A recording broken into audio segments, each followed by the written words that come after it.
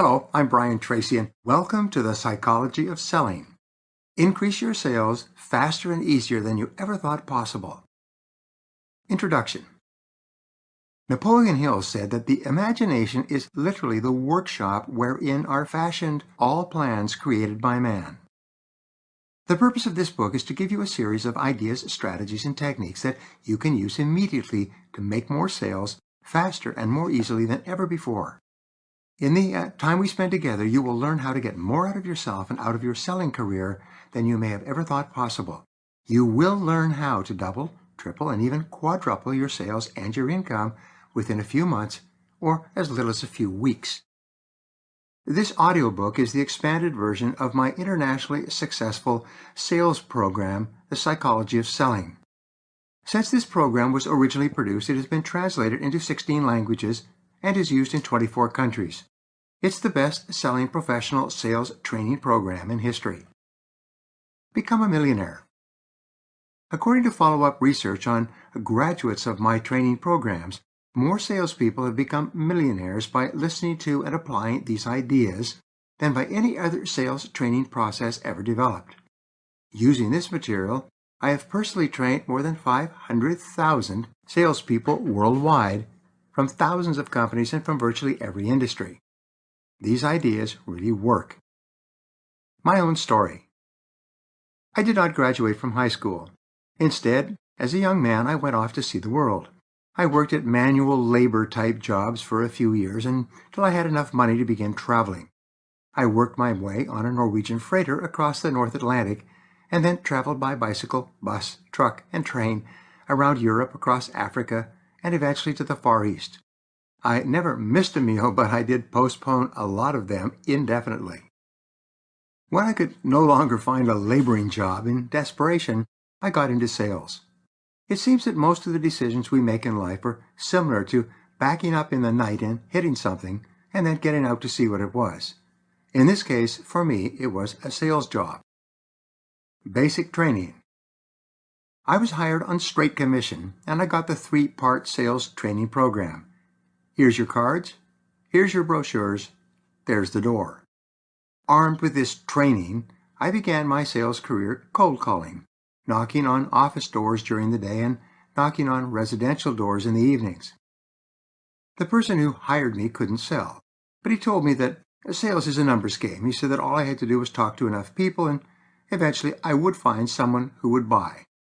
We call this the mud against the wall method of selling. If you throw enough mud against the wall, somewhere, somehow, some of it will stick. This wasn't much, but this was all I had. Then someone told me that sales was really not a numbers game, rather it was a rejection game. The more rejections you collect, the more sales you are likely to get. Equipped with this advice, I ran from place to place so I could get rejected more often. They said that I had the gift of gab, so I used it. When a person seemed uninterested, I would speak louder and faster. But even though I hurried from prospect to prospect and spoke louder and faster to each person, I was barely holding on by my fingernails. The turning point. After 6 months of struggling, making just enough sales to pay for my single room in a small guest house, I finally did something that changed my life. I went to the most successful guy in our company and I asked him what he was doing differently from me. Now, I wasn't afraid of hard work. I would get up at 5 or 6 in the morning, prepare for the day, and be waiting in the parking lot at 7 a.m. when my first prospects came to work. I worked all day long, going from office to office and company to company. In the evenings, I would knock on residential doors until 9 or 10 at night. If the light was on, I would make the call. The top salesman in my office, who was only a couple of years older than me, had a completely different approach. He would roll into the office about 9 o'clock. A few minutes later, a prospect would come in, and they'd sit and talk. After a few minutes' conversation, the prospect would take out his checkbook and write out a check for the product. The salesman would then go on that morning and make another couple of sales, then have lunch with another prospect.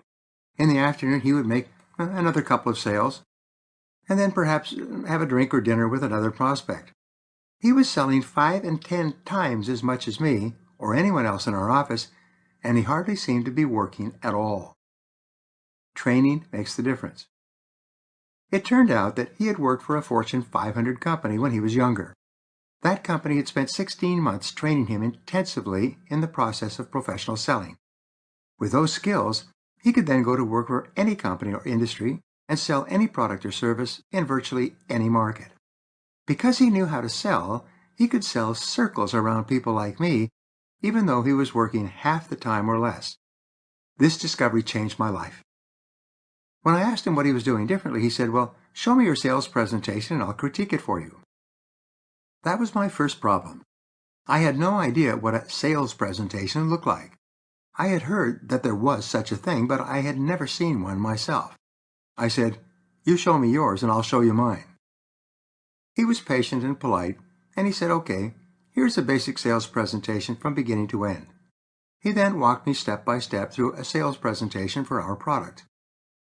Instead of using a speech or clever one-liners to get attention or to overcome resistance, he asked a series of logical questions, from general to specific, that were ideally suited to a genuine prospect.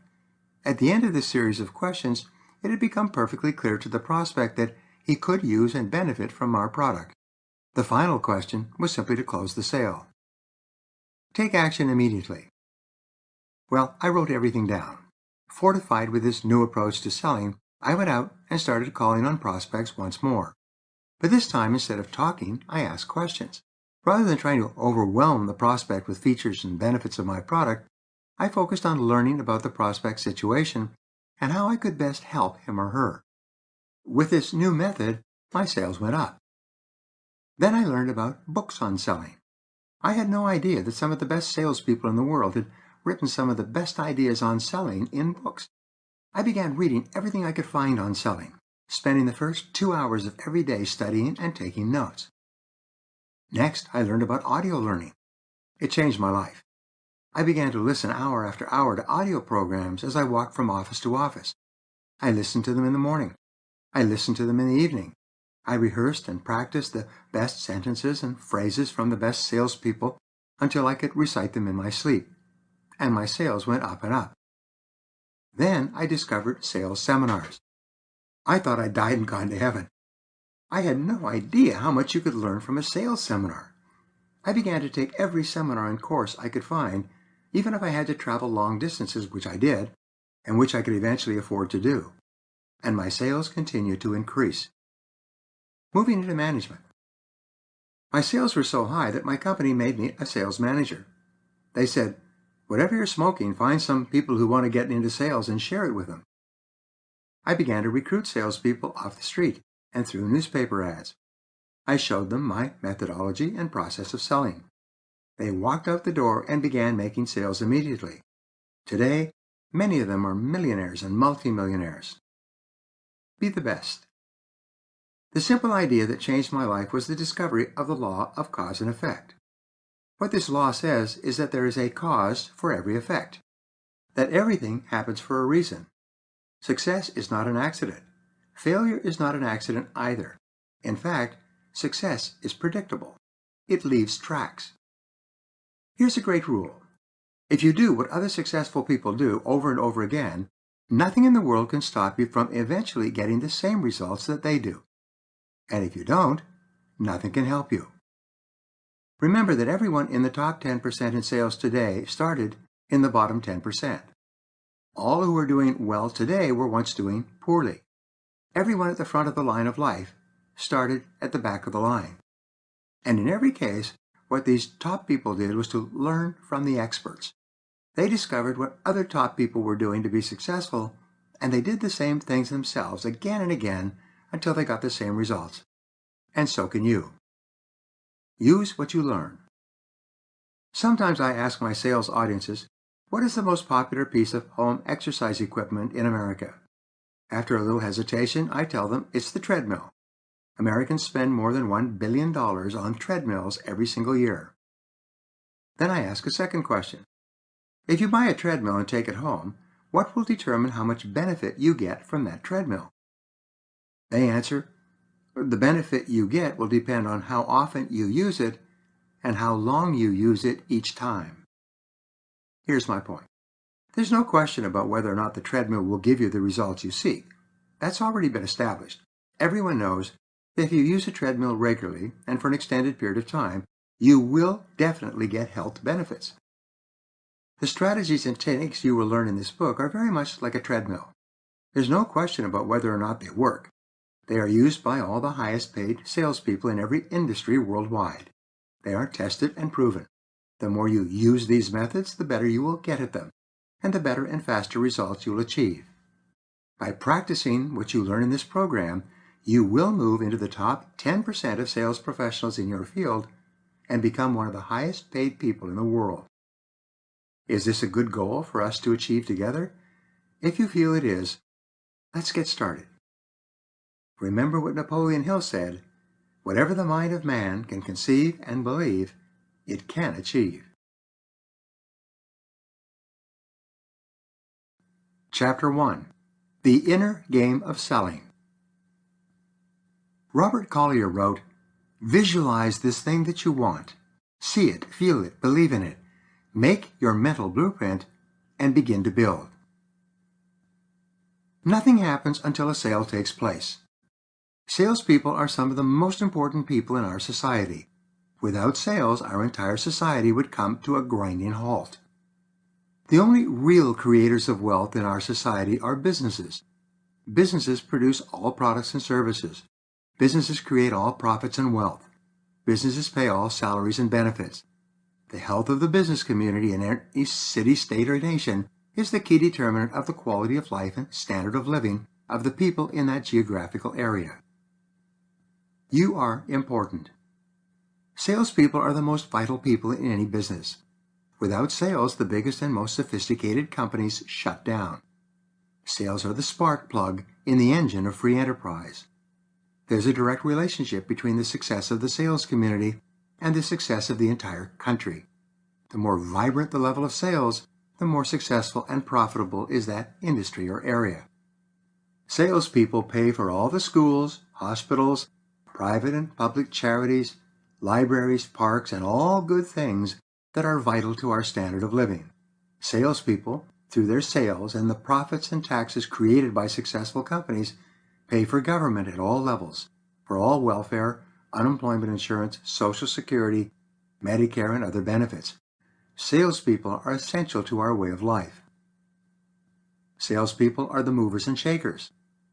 President Calvin Coolidge once said, "The business of America is business."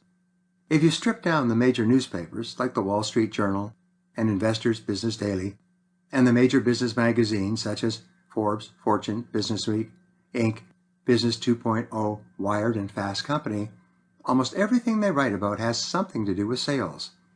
All of our financial markets, including the prices of stocks, bonds, and commodities, as well as current interest rates, have to do with sales. As a professional salesperson, you are a mover and shaker in our society. The only question is, how well do you sell? For many years, sales was considered to be a second-rate occupation. Many people were embarrassed to tell others that they were in sales. There was a general bias against salespeople. Recently, the president of a Fortune 500 company told a journalist, "Around here, we consider sales to be the sleazy side of our business." The best companies. This attitude is changing quickly. Today, the very best companies have the very best salespeople. The second best companies have the second best salespeople. The third best companies are on their way out of business. The most successful organizations in the world are all superb selling organizations. Hundreds of universities now offer courses in professional selling, a great change from a few years ago. Many young people are coming out of college and immediately seeking positions in sales with large companies. More CEOs of Fortune 500 companies have come up through the ranks from sales than from any other part of the company. The most powerful businesswoman in America at one time was Carly Fiorina, president and CEO of Hewlett-Packard. After obtaining a degree in medieval history from Stanford, she went to work at AT&T in sales and worked her way up. Pat Mulcahy, who was once the president of Xerox, also worked her way up from sales. Many of the top companies in the world are headed by former salespeople. High income and job security. You can be proud to be a sales professional. Your ability to sell can give you a high income and lifelong job security. No matter how many changes take place in the economy, there will always be a need for top salespeople. Regardless of how many companies and industries become obsolete or just go out of business, good salespeople will always be in high demand. By becoming excellent in sales, you can accomplish any financial goal you set for yourself. 74% of self-made millionaires in America are entrepreneurs, people who started and built their own businesses. They get an idea for a product or service that no one else is offering, or which they feel they can offer better than the competition, and they start their own business. And among entrepreneurs, the single most important skill for success is the ability to sell. Every other skill can be hired away from somewhere else. But the ability to sell is the key factor determining a company's success or failure. 5% of self-made millionaires in America are salespeople who have worked for other companies all their lives. Salespeople today are some of the highest paid people in America, often earning more than doctors, lawyers, architects, and persons with extensive academic degrees. Sales is a gainful profession. In sales, there's no ceiling on your income. If you're properly trained, are skilled, and are selling the right product in the right market, there's no limit to the amount of money you can make. Selling is the only field in our society where you can start with little skill or training, come from any background, and be making a great living in a matter of 3 to 12 months. The 80-20 rule in selling. When I started selling, someone told me about the Pareto principle, also known as the 80-20 rule. He said the top 20% of salespeople make 80% of the money, and the bottom 80% only make 20% of the money. Wow, I was young, and this was a real eye-opener for me. So I made a decision right then that I was going to be in the top 20%. Later I learned that this was one of the most momentous decisions and turning points of my life. Again, the top 20% of salespeople make 80% of the sales and 80% of the money. The bottom 80% of salespeople only make 20%. Your mission is to decide to join the top 20% and then to learn how to get there. The Pareto principle also applies to the top 20% of salespeople. It says that the top 20% of the top 20%, which equals the top 4%, earn 80% of the money in the top 20% of salespeople. Wow! In every large sales force, 4 or 5 people out of 100 make as many sales and earn as much money as all the rest put together. Never worry about money. There's a very good reason to get into the top 20% and then later into the top 4%. You'll never have to worry about money again or fret about job security. You'll never lose sleep over employment. The people in the top 20% or better are some of the happiest people in our society. On the other hand, the people in the bottom 80% are worried about money. One of the great tragedies of our society, the most affluent in human history, is that the majority of people worry about money most of the time. They get up in the morning thinking about their money problems. They think about how little money they have all day long. When they come home at night, they talk and often argue about money and how much everything costs. This is not a good way to live. Top people earn vastly more. The people in the top 20% on average earn 16 times the average income of the people in the bottom 80%. Those in the top 4% earn on average 16 times that of the folks in the top 20%. This is astonishing. A large American insurance company tested this 80-20 rule some years ago with their several thousand agents nationwide. They discovered that they had individual agents throughout the country who alone were selling and earning more than 20 to 30 other full-time trained professional agents, even though they were all selling the same products to the same people at the same prices out of the same offices and under the same competitive conditions. In the same year, I addressed 2 elite sales groups in 2 different industries. The people in these industries had all started off on the street, dialing for dollars out of the newspaper or the yellow pages. They all worked on straight commission, 1 sale at a time. But the average yearly income of the salespeople in these elite groups was $833,000 and $850,000. Some of the top people in these groups earned several $1 million a year on straight commission. Your goal must therefore be to get into the top 20%, and then the top 10%, the top 5%, the top 4%, and so on. The purpose of this program is to get you there. It is to take you from wherever you are today to wherever you want to go in the future. It is to make you one of the highest paid people in your industry. The winning edge. If the top 20% of salespeople in an industry earn 80% of the money, and the top 20% of companies in an industry earn 80% of the profits, what are the distinguishing factors of these individuals and organizations that make such an incredible difference possible? The conclusion is that they have developed the winning edge in their fields. This winning edge concept is one of the most important management and sales ideas of the 21st century. This principle says small differences in ability can lead to enormous differences in results. The difference between the top performers and the average or mediocre performers is not a huge difference in talent or ability. Often, it is just a few small things done consistently and well over and over again. Win by a nose. For example, if a horse runs in a race and wins by a nose, it wins 10 times the prize money of the horse that loses by a nose. Here's the question. Is the horse that wins by a nose 10 times faster than the horse that loses by a nose? Is it 10% faster? No, it's only a nose faster. But that translates into 1,000% difference in prize money. If a salesperson gets the sale in a competitive market, does it mean that he or she is 10 times better than the salesperson who lost the sale? Of course not. Sometimes it is only a small technicality that causes a customer to buy from one person rather than another. The fact is, the salesperson who wins the sale may be only a nose better than the one who loses it. Salespeople have a disadvantage over horses. There are no consolation prizes. If a horse comes in second or third, he still comes in the money. But in selling, it is a winner-take-all transaction. The salesperson who loses the sale gets nothing, no matter how many hours he or she has invested in developing the sale. Become a little bit better. In selling, you only have to be a little bit better and different in each of the key result areas of selling for it to accumulate into an extraordinary difference in income. A small increment of skill or ability, just 3 or 4%, can give you the winning edge.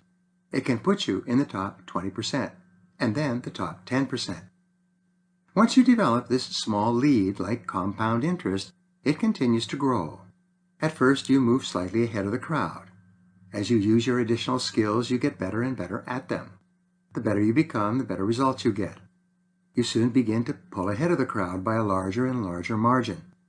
In a few years, or even a few months, you can be earning 5 or 10 times as much as others who are still performing at average levels. Characteristics of top salespeople. There are certain characteristics that separate successful salespeople from average salespeople. These qualities have been identified over the years through interviews, surveys, and exhaustive research. We also know 2 things. First, no one is born with these qualities. Second, all of these qualities are learnable through practice. You can develop the characteristics that will virtually guarantee an extraordinary quality of life for yourself. It was once believed that people were successful because they came from the right families, had the right educations, developed the right contacts, and got good grades in school and other measurable factors. But then the researchers discovered that there were people who started with none of these advantages, yet ended up at the top of their professions. Starting from nothing. One of the best proofs of this is the number of new immigrants who arrive in this country with little money, no contacts, no school or university background, limited English skills, and every other conceivable disadvantage. But somehow, in a few years, they have overcome every single difficulty and have become leaders in their field. In my seminars, I continually meet men and women from all over the world who came to this country with nothing and who are now top salespeople, highly paid, and even self-made millionaires. In every case, the reasons have more to do with what is going on inside of them than what is going on outside. Success is mental. It is what goes on inside the mind of the salesperson that makes all the difference. Some years ago, Harvard University did a study of 16,000 salespeople and found that the basic qualities that determine success or failure in selling were all mental. If a person had certain qualities, he or she would succeed, holding constant for everything else. If you develop these psychological qualities, They then form the foundation for your own personal sales success. If you want to know how tall a building is going to be, you look at how deep they dig the foundation for that building. The deeper the foundation, the taller the building. In the same way, the deeper your foundation of knowledge and skill, the greater the life that you will be able to build. Once you have built your foundation and have become absolutely excellent at selling, you can go anywhere and write your own ticket. And you can always build your foundation deeper. Use more of your potential. The average salesperson uses only a small percentage of his potential for effectiveness in selling. It's estimated that the average person in general never uses more than about 10% of his potential. What this means is that each person has at least 90% or more potential left untapped. It is when you learn how to unlock this additional 90% of your own potential that you move yourself into the income categories of the highest earners. Follow the leaders. If your goal is to be in the top 10% of salespeople in your field, the first thing you do is you find out who is already in the top 10%. Instead of following the followers, the average performers in your business, follow the leaders. Compare yourself to the top people. Remember, no one is better than you and no one is smarter than you. If someone is doing better than you, it just means that he or she has discovered the cause and effect relationships in selling success before you have. British philosopher Bertrand Russell once said, "The very proof that something can be done is that someone else has already done it." This means that if someone else is earning 5 and 10 times as much as you, this is evidence that you can earn the same amount of money if you simply learn how. Remember, everyone starts at the bottom and works his way up.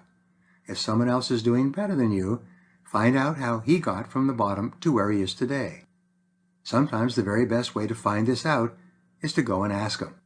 He will probably tell you. Top people are usually willing to help other people who want to succeed. Your master program.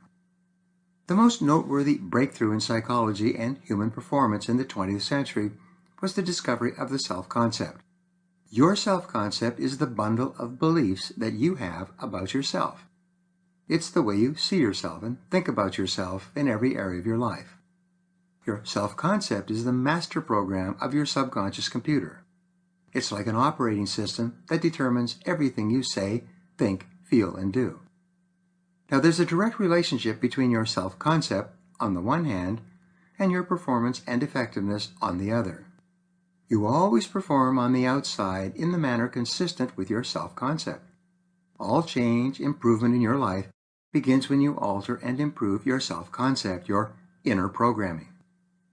Now, not only do you have an overall self-concept that determines how you think and feel generally about yourself, your life, and other people, but you also have a series of mini self-concepts.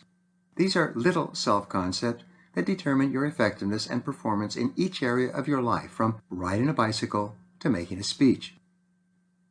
Your self-concept in selling. For example, in selling, you have a self-concept with regard to yourself and prospecting. If you have a high, positive self-concept, then prospecting is no problem for you. You get up in the morning eager to call on new people. You are competent and confident in the area of prospecting, so your sales pipeline is always full. If you have a poor self-concept with regard to prospecting, you will approach prospecting with fear and anxiety. You will avoid it whenever possible. The very idea of prospecting will make you tense and uneasy. You will do as little of it as possible and continually look for ways to avoid the activity. This is true in every other area of selling as well. What determines your income? Every salespeople already has a self-concept for the amount of money that he or she earns. Psychologists have found that you can never earn 10% more or less than your self-concept level of income. If you earn 10% more than you think you are entitled to, you will immediately engage in compensating behaviors to get rid of the money. If you have a great month and earn more than you had expected, you will have an irresistible urge to spend it on dinners, travel, clothes, or something else. It will burn a hole in your pocket. If you earn 10% or more below your self-concept level of income, you will engage in scrambling behaviors. You will start thinking about working longer, harder, smarter, better, in order to get your income back up into your comfort zone. Once you get into your comfort zone, you will relax and breathe a deep sigh of relief. Change your comfort zone.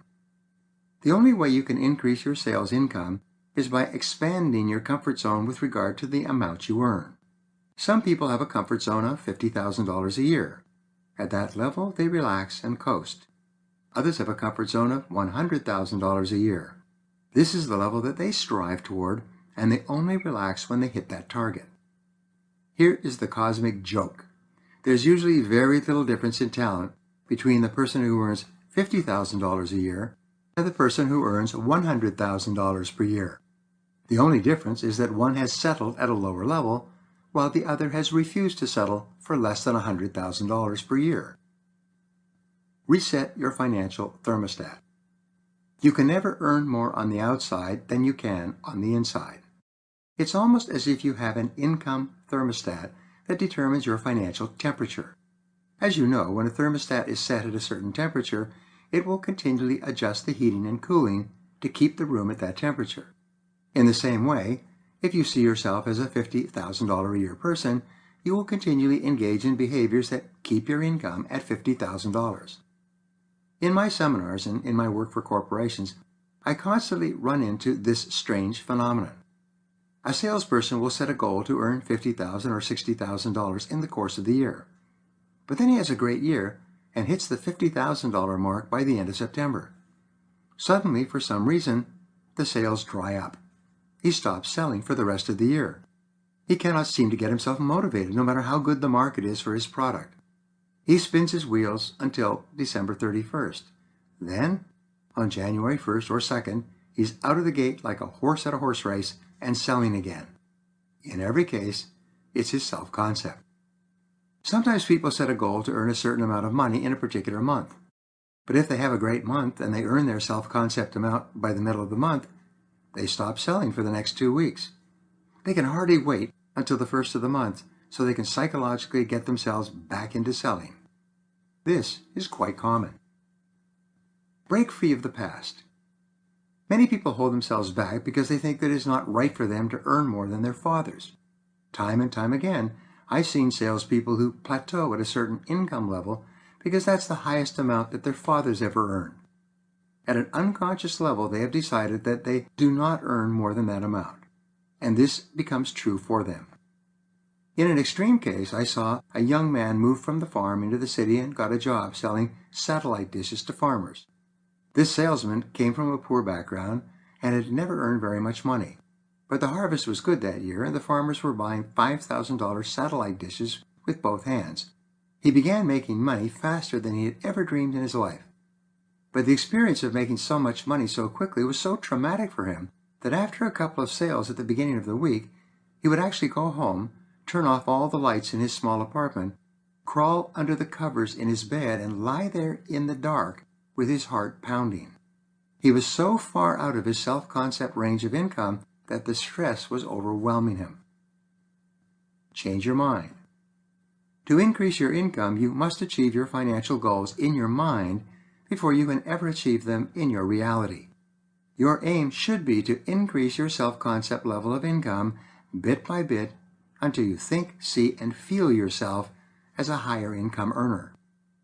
Imagine yourself as if you were already the kind of person you want to be, earning the kind of money you want to earn. Look at other people who are earning more money than you and imagine that you are exactly like them. Suppose that you are already financially independent. Picture yourself having all the money you will ever need and only making sales calls because you enjoy meeting new people. This calm, confident, relaxed attitude, as if you were already a wealthy person, will help you to perform at your very best with much less tension. Be realistic. It's important to be realistic in developing your new self-concept, especially at the beginning. When I first learned about the power of the self-concept and how my self-concept controlled my income, I was earning about $30,000 a year. I immediately set a goal to earn $300,000 a year. But instead of this big goal motivating me, it actually served as a demotivator. As opposed to my mind going to work to find a way to earn that kind of money, my mind shut down, like turning off a light switch.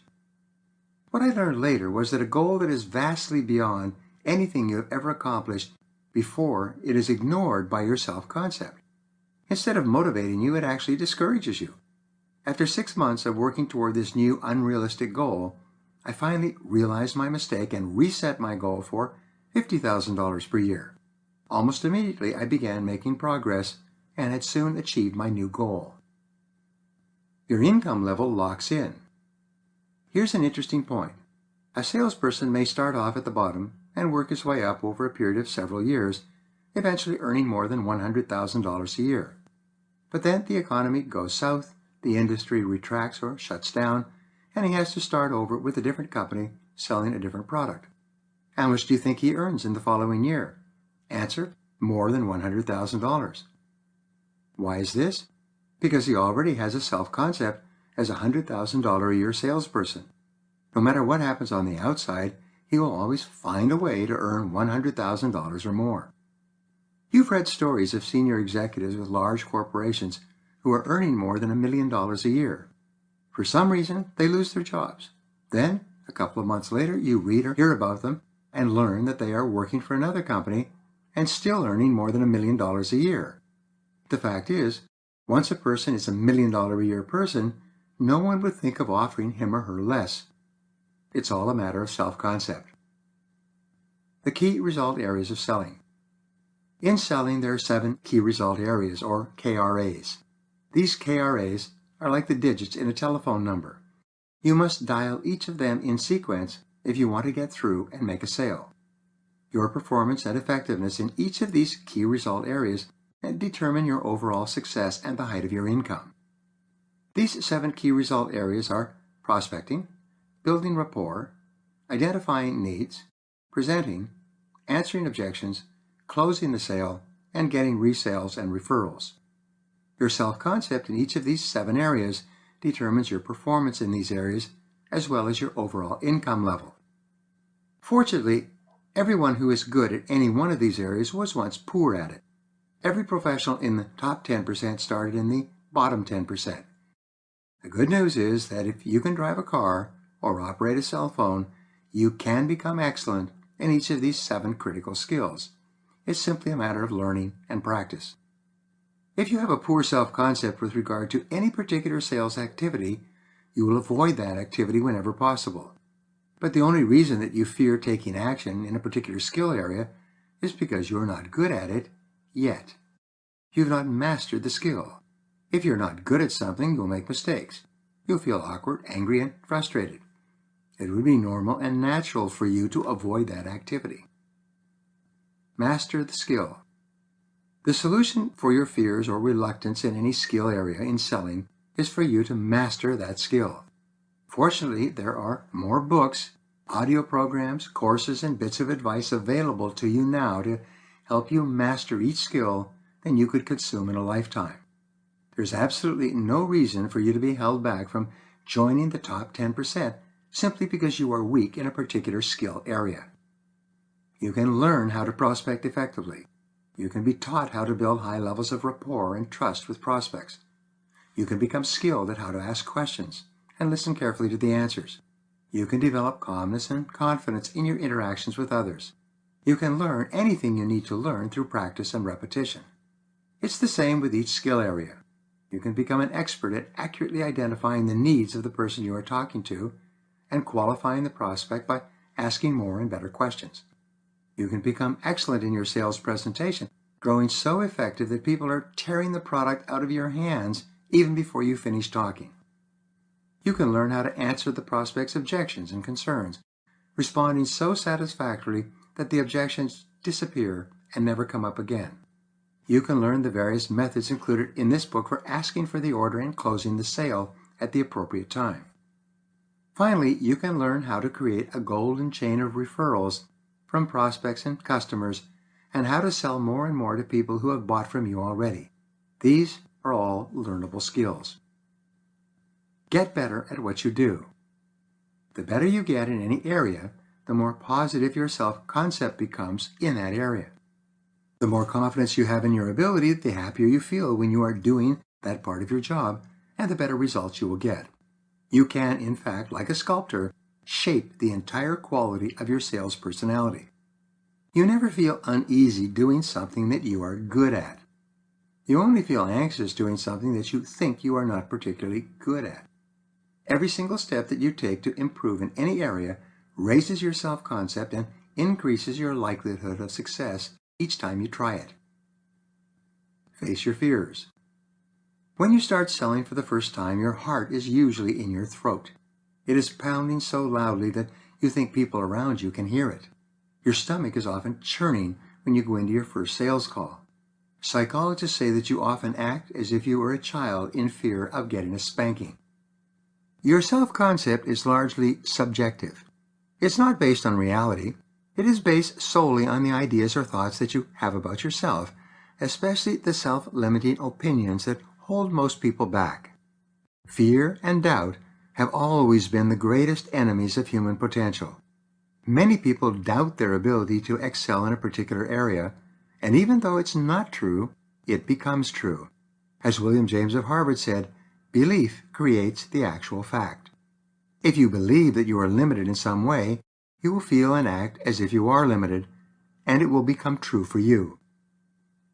Don't sell yourself short. Some people feel that they are terrible at closing sales. As long as you think that and say it to yourself, then you will be terrible at closing sales. The very act of asking for the order will cause your heart to pound, your stomach to churn, your palms to sweat, and your mind to go blank. The fact is that closing is a normal and natural end of a sales conversation, as you will learn. Once you've mastered the art of closing sales, you'll be able to ask for the order under any circumstances. Some people are convinced that they are terrible on the phone. Because of the common fear of rejection, they avoid calling people who may or may not be friendly and welcoming. They then say to themselves, I hate calling strangers. As long as you think and say this to yourself, every time you pick up the phone, you're going to stumble over your words. You'll make mistakes and perform poorly. Challenge your self-limiting beliefs. The good news is that your self-limiting beliefs are usually based on erroneous information. They're not based on fact or reality. They're very often illusions in your own mind. Because they are unreal, you can get rid of them by replacing them with new, positive beliefs of confidence and competence in any area. Self-limiting beliefs develop early and easily. Sometimes you will try something, like skiing or skating, and do it poorly the first time. You'll immediately conclude that you're no good at that sport.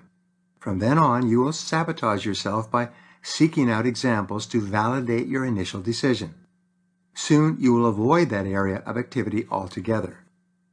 Louise Hay, the teacher and metaphysical writer, says that the core problem that each person has is the feeling of, I'm not good enough. We all have the feeling deep down inside that we are not as good as other folks. We feel that people who are doing better than us are actually better than us. If they are better than us, we unconsciously conclude we must be worse than they are. If they are worth more, then we must be worth less. This false conclusion is the fundamental cause of most unhappiness in our society. The reactor core of your self-concept. The most important discovery of all in self-concept psychology is the central role of your self-esteem. Your self-esteem is best defined as how much you like yourself. How much you like yourself is the critical determining factor of your personality and of everything that happens to you. The degree to which you like yourself in any area is the key determinant of your performance and effectiveness in that area. It determines how much money you make, how you dress, how well you get along with other people, how much you sell, and the quality of your life. A person who really likes himself or herself has high self-esteem and, therefore, a positive self-concept. When you really like yourself in a particular role, you perform at your best in that role. The more you like yourself, the more you like other people. The more you like other people, the more they like you in return. The more you like your customers, the more your customers like you, and the more willing they are to buy from you and to recommend you to their friends. High self-esteem people meet and marry other high self-esteem people. High self-esteem parents raise high self-esteem children. High self-esteem bosses build high self-esteem salespeople and employees. High self-esteem men and women set higher standards for themselves and practice higher levels of self-discipline. They have better friendships and get along better with the people they meet. They are generally happier and more fulfilled than people who don't like themselves very much. self-esteem, and sales performance. The more you like yourself in prospecting, building rapport, identifying needs, presenting your product or service, answering objections, closing the sale, and getting resales and referrals, the better you will be in each of these areas. A person who doesn't like himself or who feels badly about himself in a particular area performs poorly in that area. Low self-esteem salespeople who don't like themselves don't like other people very much either. As a result, they have a hard time building high-quality relationships with customers. For some reason, customers don't particularly like or trust them and prefer to buy from someone else. How much you like yourself is the key determinant of your success in sales and of your income. As a matter of fact, it determines how successful you are in every part of your life. The Great Discovery. Because of the power of your mind in determining your life and destiny, one of the greatest discoveries in history is that you become what you think about most of the time. Happy people think happy thoughts. Successful people think successful thoughts. Loving people think loving thoughts. Wealthy people think wealthy thoughts. They become what they think about most of the time. In addition, you become what you say to yourself most of the time. Successful people control their inner dialogues. They talk to themselves positively and confidently as they go through their days. Perhaps the most powerful words you can say to yourself to build your self-esteem are, "I like myself." Each time you say, "I like myself," your self-esteem goes up. When you repeat the words, "I like myself," over and over throughout the day, you actually cause a chemical change in your brain. You release endorphins that give you a general feeling of confidence and well-being. The more you say, "I like myself," the more confident you feel, and the more competently you perform. Be your own cheerleader. When I learned this affirmation many years ago, I used to repeat it to myself 10, 20, and even 50 times per day. I would say it in the morning and in the evening. I would say it as I drove along and before every sales presentation. I would keep repeating it until I drove the message deep into my subconscious mind where it locked in and took on a power of its own. You can do the same thing. Every time you say, "I like myself," your overall self-concept improves. Your ability to perform and your level of effectiveness increase immediately. You do everything, including selling, better when you have a high level of self-generated self-esteem. The best time to make a sale. Here's a question for you. When is the best time to make a sale? Answer: right after making a sale. Why? Right after you make a sale, your self-esteem soars. You feel terrific about yourself as a salesperson. You like yourself more. You feel like a winner. When you walk in to speak to the next prospect, feeling terrific about yourself, you will perform at your very best. There will be something about you that has a powerful effect on the customer. Your positive attitude and confident bearing will trigger a desire at a subconscious level to buy from you. Sometimes a salesperson will make a sale first thing in the morning, and then another, and then another, and then another, and another, and sell more in a single day than he or she might have sold in a week or two. This spike in sales performance has nothing to do with the product, the market, or the customer. It happens because the seller's self-concept has gone up like the mercury in a thermometer on a hot day. As a result, he or she is performing at an exceptional level of effectiveness. Perform at your best. Immediately after you have made a sale, you like yourself more as a salesperson. You feel more confident, competent, and effective in selling. If you've been working on a difficult prospect and you have just closed a sale, get in your car and drive straight over to that tough customer and attempt to make the sale. You will be amazed at how many times this turns out to be an effective strategy. You will be more persuasive right after having made a sale than at any other time. It will not be the customer who has changed. It won't be the product or service, or the price, or the market, or the competition. The only thing that has changed is you. Nothing will stop you. One of the things we know in sales is that success breeds success. The more you sell, the better you become at selling. Your self-concept as a salesperson gets better and better. You finally reach the point in your own thinking where you know that nothing can stop you. If you continue to sell long enough, you'll begin to have repeated success experiences. As you sell more and more, your self-concept improves to the point at which you become convinced that you are an excellent salesperson and that you can make a great living in sales wherever you go.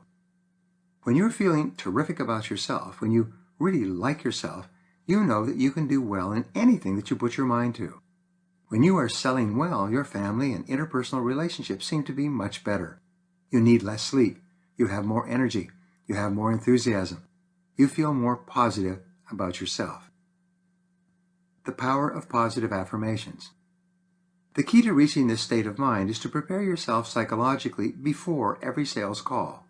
Stop and take a couple of seconds, and then say to yourself, I like myself. I like myself. I like myself. Talking to yourself positively is like pumping yourself up. Just like pumping up a tire, you pump up your self-esteem. First thing in the morning when you get out of bed, start talking to yourself by saying, I like myself and I love my work. I like myself and I love my work. Whatever you say to yourself with feeling is accepted by your subconscious mind as an instruction, a command.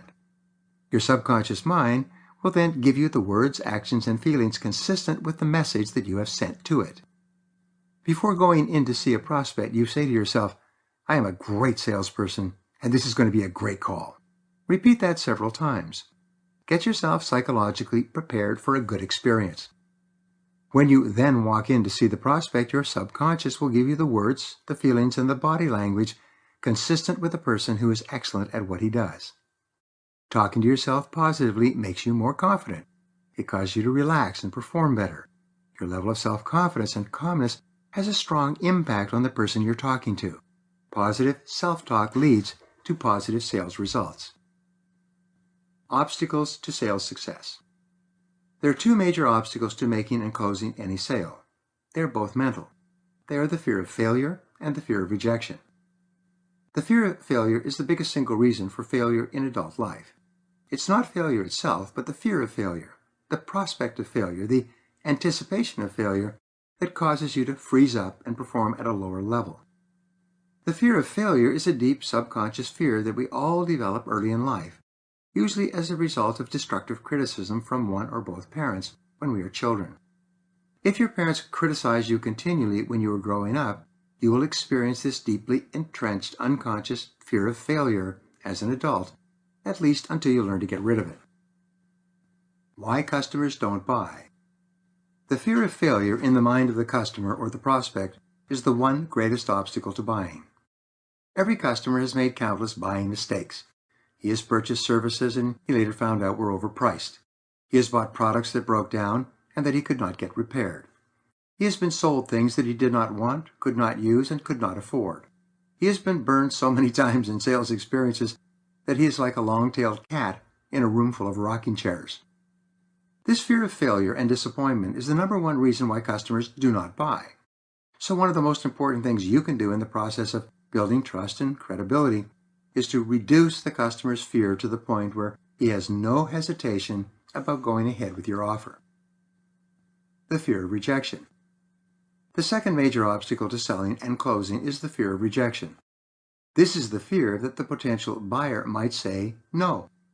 The fear of rejection is triggered by the possibility of rudeness, disapproval, or criticism toward the salesperson by the prospect.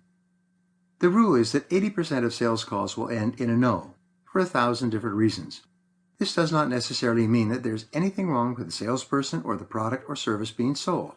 People say no because they simply do not need it, do not want it, cannot use it, cannot afford it, or some other reason. If you're in sales and you fear rejection, you've picked the wrong way to make a living. The fact is that you are going to get a lot of rejections. As they say, it goes with the territory. Every experience of failure or rejection affects your self-esteem. It hurts your self-image. It makes you feel bad about yourself and triggers your worst fear, I'm not good enough. If it were not for the fear of rejection, we would all be terrific salespeople. We would all make twice as much and maybe even 5 or 10 times as much. The salesperson's average day. In a study at Columbia University a few years ago, they found that the average salesperson works approximately 1.5 hours per day. They also found that, on the average, the first sales call is not made before 11 o'clock in the morning. The final sales call is usually made at about 3:30 in the afternoon, and the average salesperson quits working shortly after that. He goes back to the office or heads for home. Most people spend half the morning getting warmed up, drinking coffee, chatting with coworkers, reading the paper, shuffling their business cards, and surfing the internet. Then they go out and make a sales call just in time for lunch. The second sales call isn't made till about 1 or 2 p.m., after which the average salesperson begins winding down for the day. The total amount of time spent face-to-face with customers works out to about 90 minutes a day. That's the average. Half are above, half are below that average. The break on sales performance. Why is it that salespeople work so little and avoid getting face-to-face with customers so much? Simple: fear of rejection. The fear of rejection acts like a subconscious brake that holds people back and causes them to underperform. Of course, they always have a wonderful selection of excuses and rationalizations, but the real reason is fear of rejection.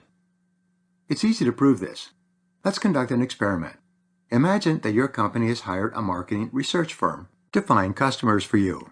This firm has developed a sophisticated way of identifying ideal prospects.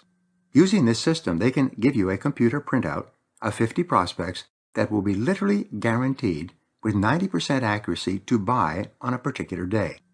This list of hot, qualified prospects is so precise that it's only valid for 24 hours. Imagine that they call you in and give you this list of 50 top prospects for the following day. If you received a list of 50 highly qualified prospects, 90% of whom were guaranteed to buy, if you could call on them within that one-day period, what time would you start in the morning? How much time would you take for coffee breaks or lunch during the day? How long would you spend chatting with your colleagues and reading the newspaper? If you were guaranteed a sale to virtually every single person you spoke to in a one-day period, you would probably start at the crack of dawn and keep on going till midnight if you possibly could. If you had no fear of rejection and were guaranteed a high level of success, you would be calling on prospects every single waking moment. Rejection is not personal. All top salespeople have reached the point where they no longer fear rejection. They built their self-esteem and self-concepts up such that if someone says no to them, it doesn't hurt them or put them off. It does not send them dejected back to their offices or cars. Here's the key to dealing with rejection. You must realize that rejection is not personal. It's not aimed at you. Rejection has nothing to do with you. Instead, it's just like the rain or the sunshine. It just happens from day to day. When you can rise above yourself, stop taking yourself so seriously, and recognize that rejection simply goes with the territory, it will have no more fear for you. You will ignore it like water off a duck's back. You will expect it in the normal course of things, shrug your shoulders, and move on to the next prospect. There is a sales motto: some will, some won't, so what? Next. This should be your motto as well. Never give up. Perhaps the two most fundamental qualities for success in sales are boldness and persistence. It takes courage each day to constantly get up and face the fears of failure and rejection. It takes persistence to keep coming back day after day in spite of continued difficulties and disappointment. But the good news is that courage is a habit. Like a muscle, the more you practice courage, the stronger you become. Eventually, you reach the point at which you are virtually unafraid. After that, your career takes off like a rocket. 5 calls or closes. A fully 80% of sales are never closed before the 5th meeting or closing attempt. It's after the 5th time that you ask the prospect to make a buying decision that you make most of your sales. These numbers turn out to be valid, especially when you are trying to get your prospect to change from buying from one company to buying from your company. At least 8 out of 10 of all first purchases from a new supplier take place after the 5th call or visit. It seems that only about 10% of salespeople make more than 5 calls or attempts to close the sale. Half of all salespeople or more make only 1 call before they give up. When you're selling to a company that you want to switch from their existing supplier to you, remember that it usually takes about 5 visits to break down the prospect's natural skepticism and resistance. This does not mean that you have to spend 5 hours. It just means that you have to make 5 visits or more. You have to make an appointment, go and see the prospect, talk to him, tell him that you and your company are available to serve him. It's usually after the 5th visit that the prospect starts to become really interested. Most people quit early. In a recent study, it was discovered that 48% of all sales calls end without the salesperson trying to close even once.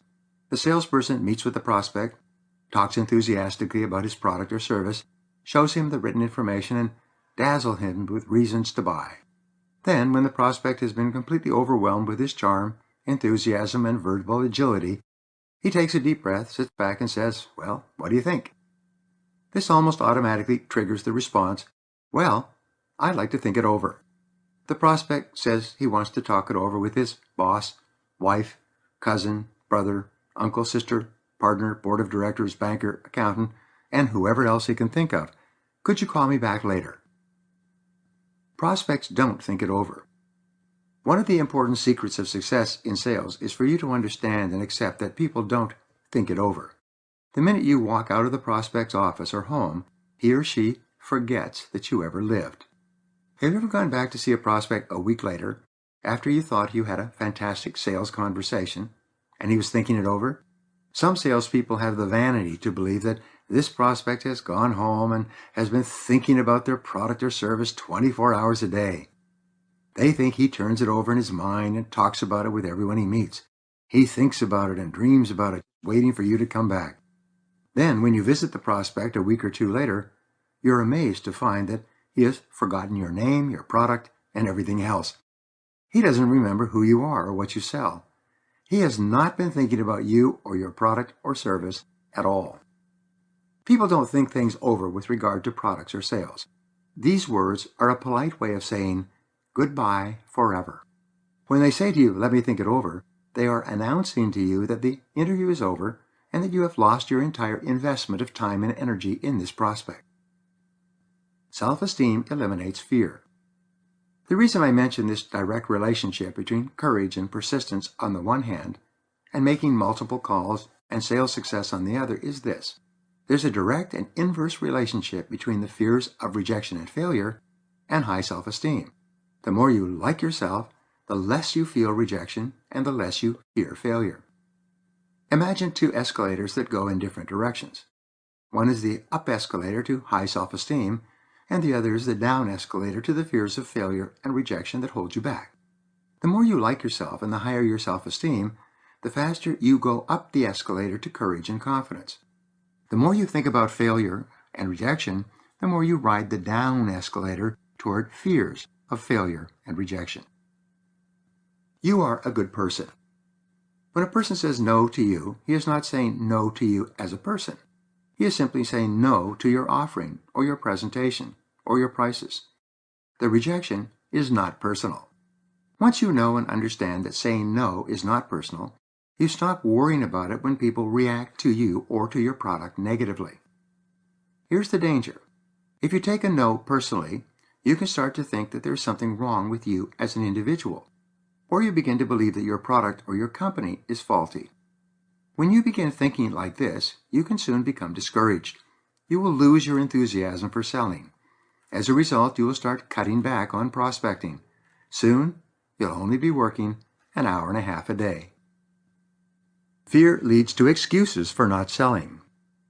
As your fears increase, you will begin to rationalize and justify your non-selling behavior. You'll make excuses and create all kinds of make-work at the office. You'll convince yourself that you have to read the newspaper so that you will be fully informed when you call on prospects. You have to shuffle your business cards and check the office to see if there have been any phone calls. You have all those people out there who are thinking it over. Maybe one of them has called and ordered something. You go into the office and plan your first hour or two around a couple of cups of coffee. After all, you have to wake yourself up in the morning so that you are sharp and alert when you go out to see customers. You chat with your coworkers and talk about business, especially how tough the business is. You kill most of the morning. Then you realize that you had better go out and call on somebody, anybody. So you rush out and make a call just before it's time for lunch. An unproductive day. You wouldn't want to interrupt prospects when they're going for lunch, therefore you don't make any calls after 11:30 a.m. You go and have lunch with your friends, go shopping, get your car washed, or kill time. Time passes. You certainly don't want to call on people immediately after they get back from lunch. It might disturb their digestion. So you make up a few more excuses and rationalizations, and you don't make your next call until 2 or 3 p.m. Soon it's 3:30, then 4, and of course, everybody's on their way home, aren't they? You don't want to go out and bother people late in the afternoon while they're preparing to wrap up for the day. Instead, you go back to the office to commiserate with the other salespeople who are gathering there like survivors after an accident and talk about what a tough day you've had. There's the story of the two salesmen who go back to the office at the end of the day. One says, "Boy, did I ever have a lot of good interviews today." The other one says, "Yeah, I didn't sell anything either." Can you identify with any of these behaviors? They are the favorite practices and excuses of salespeople in the bottom 20% of money earners in their field. Increase traveling time. Another way that salespeople avoid the possibility of failure and rejection is by spreading out their sales calls geographically. Such a salesperson makes one call at one end of town and makes her second call in the afternoon at the other end of town. This gives her a nice solid hour of driving in between, which allows her to pretend that she's working, when in reality she is just putting off getting face-to-face with the prospect. The fears of failure and rejection, which lower your self-esteem, quickly become the major obstacles to success in sales. Build your self-esteem, increase your income. Everything you do to raise your own self-esteem, including positive self-talk, affirmative visualization, positive motivation, enthusiasm, and individual training, improves your personality and increases your effectiveness in selling. As we said before, there is a direct relationship between your self-esteem and how much money you earn. The more you like yourself, the more sales you make, and the higher your income will be. When you organize your life so that you become a perpetual self-esteem generating person, that alone will contribute more to your income than any other factor. The friendship factor. Customers today are spoiled. They are demanding. They are disloyal. They insist on being treated extremely well before they buy anything. More than anything else, customers will only buy from people they like. We call this the friendship factor. The friendship factor in selling simply says that a prospect will not buy from you until he is genuinely convinced that you are his friend and that you are acting in his best interests. For this reason, the first thing you do in a sales interview is create a bond, make a friend. Sales expert Heinz Goldman once wrote a book with a title that summarized this process perfectly. It was called How to Win Customers. Your job as a sales professional is to win people over to your side by making it clear that you care about them and want the best for them. Build a bridge. You can only begin selling after you have convinced the prospect that you are his pal and that you want what is best for him. In fact, if you begin talking about your product or service before you have built a bridge of friendship to your prospect, the customer will lose all interest in buying from you. If you don't genuinely care about the customers, why should the customer care about you or what you're offering? Healthy personality. An excellent definition of a healthy personality is this: your personality is healthy to the degree to which you can get along with the greatest number of different types of people. You have an unhealthy or problem personality to the degree to which you cannot get along with most other people. People at the highest level of healthy personality have developed the ability to get along with the greatest variety of different people, especially in selling. The point is, the level of your self-esteem corresponds directly with the health of your personality. Again, the more you like yourself, the more you enjoy others, and the more they like you. The more you like yourself, the easier it is for you to get along with a great variety of people. Making friends. The individual with high self-esteem is the one who has the greatest facility for making friends wherever he goes. Because he likes himself, he is naturally and spontaneously fond of others. When people feel that someone genuinely likes them, they are more open to listening to that person and to buying what he is selling. Have you ever had an experience where you wanted to buy a product or service, but you didn't like the salesperson? In most cases, you will walk away, even if the product and the price are ideal. Think of your very best customers today. The people you enjoy selling to, and the people who enjoy buying from you, are invariably the people that you like the most and who like you the most in return. Your self-esteem determines your income. Everything you do to improve your level of self-esteem increases and enhances the quality of your relationships with your customers. Self-esteem building actions trigger the friendship factor and make you a more successful salesperson. Your level of self-esteem in selling determines the amount of money that you earn. The very best salespeople have a natural capacity to make friends easily with prospective customers. Unfortunately, everything that happens to lower your self-esteem will lower your sales effectiveness as well. If you are tired or unwell for any reason, your effectiveness will decrease. If you have arguments with your boss or your spouse, this will lower your self-esteem, sometimes to the point at which you can't sell anything at all. The catalyst for sales success. The primary emotion in sales success is enthusiasm. Enthusiasm accounts for 50% or more of all sales ability. One of the very best definitions of a sale is a transfer of enthusiasm. When you transfer your enthusiasm for your product or service into the mind and heart of your prospect, like an electrical connection, the sale takes place. When your emotional commitment and belief in the goodness of what you are selling transfers into the mind of the prospect or customer, all hesitation to buy disappears. Once again, there's a direct link between how much you like yourself, your self-esteem, and your level of enthusiasm. The more you like yourself, the more enthusiastic you are. The more enthusiastic you are about your company and your product, the more enthusiastic the customer will become. Anything you do to raise your self-esteem will increase your ability to sell. Emotions are contagious. In the inner game of selling, it's essential that you understand that emotions are contagious. Each person is affected by the emotions of other people. When you are positive, confident, and enthusiastic about your goods or service, the prospect picks up these emotions from you and becomes positive and enthusiastic as well. Here's the key. You cannot give away something that you don't already have. You cannot convey enthusiasm if you don't have it yourself. This is why top salespeople love their merchandise or service and love the field of selling. Their enthusiasm is heartfelt and genuine. Prospects pick it up at an unconscious level and want to participate in whatever is making them feel so good about themselves and their work. Because of their confidence and passion, prospects want to buy from them and recommend them to their friends. Failure is not an option. It's critical that you back your sales efforts with willpower and determination. Decide now that you will not give up. When you resolve in advance that you will never give up, you will be mentally prepared to bounce back from failure and rejection. When you continue to persist, no matter how difficult the situation, you will eventually succeed. You will ultimately make sales. You will finally win customers. Whenever you make a sale, you feel like a winner.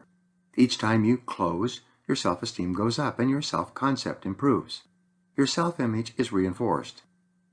The more you like yourself, the better you will do in sales and every other part of your life. Your ability to perform and your level of effectiveness increase in your non-business activities. The reason so many people fail in sales is simply because they do not persist long enough and work hard enough to get those first few winning experiences. Once you begin to make sales and feel like a winner, you become even more motivated to sell even more of your product or service. But if you don't have those first successful experiences, you can easily lose heart and begin thinking that selling is not for you.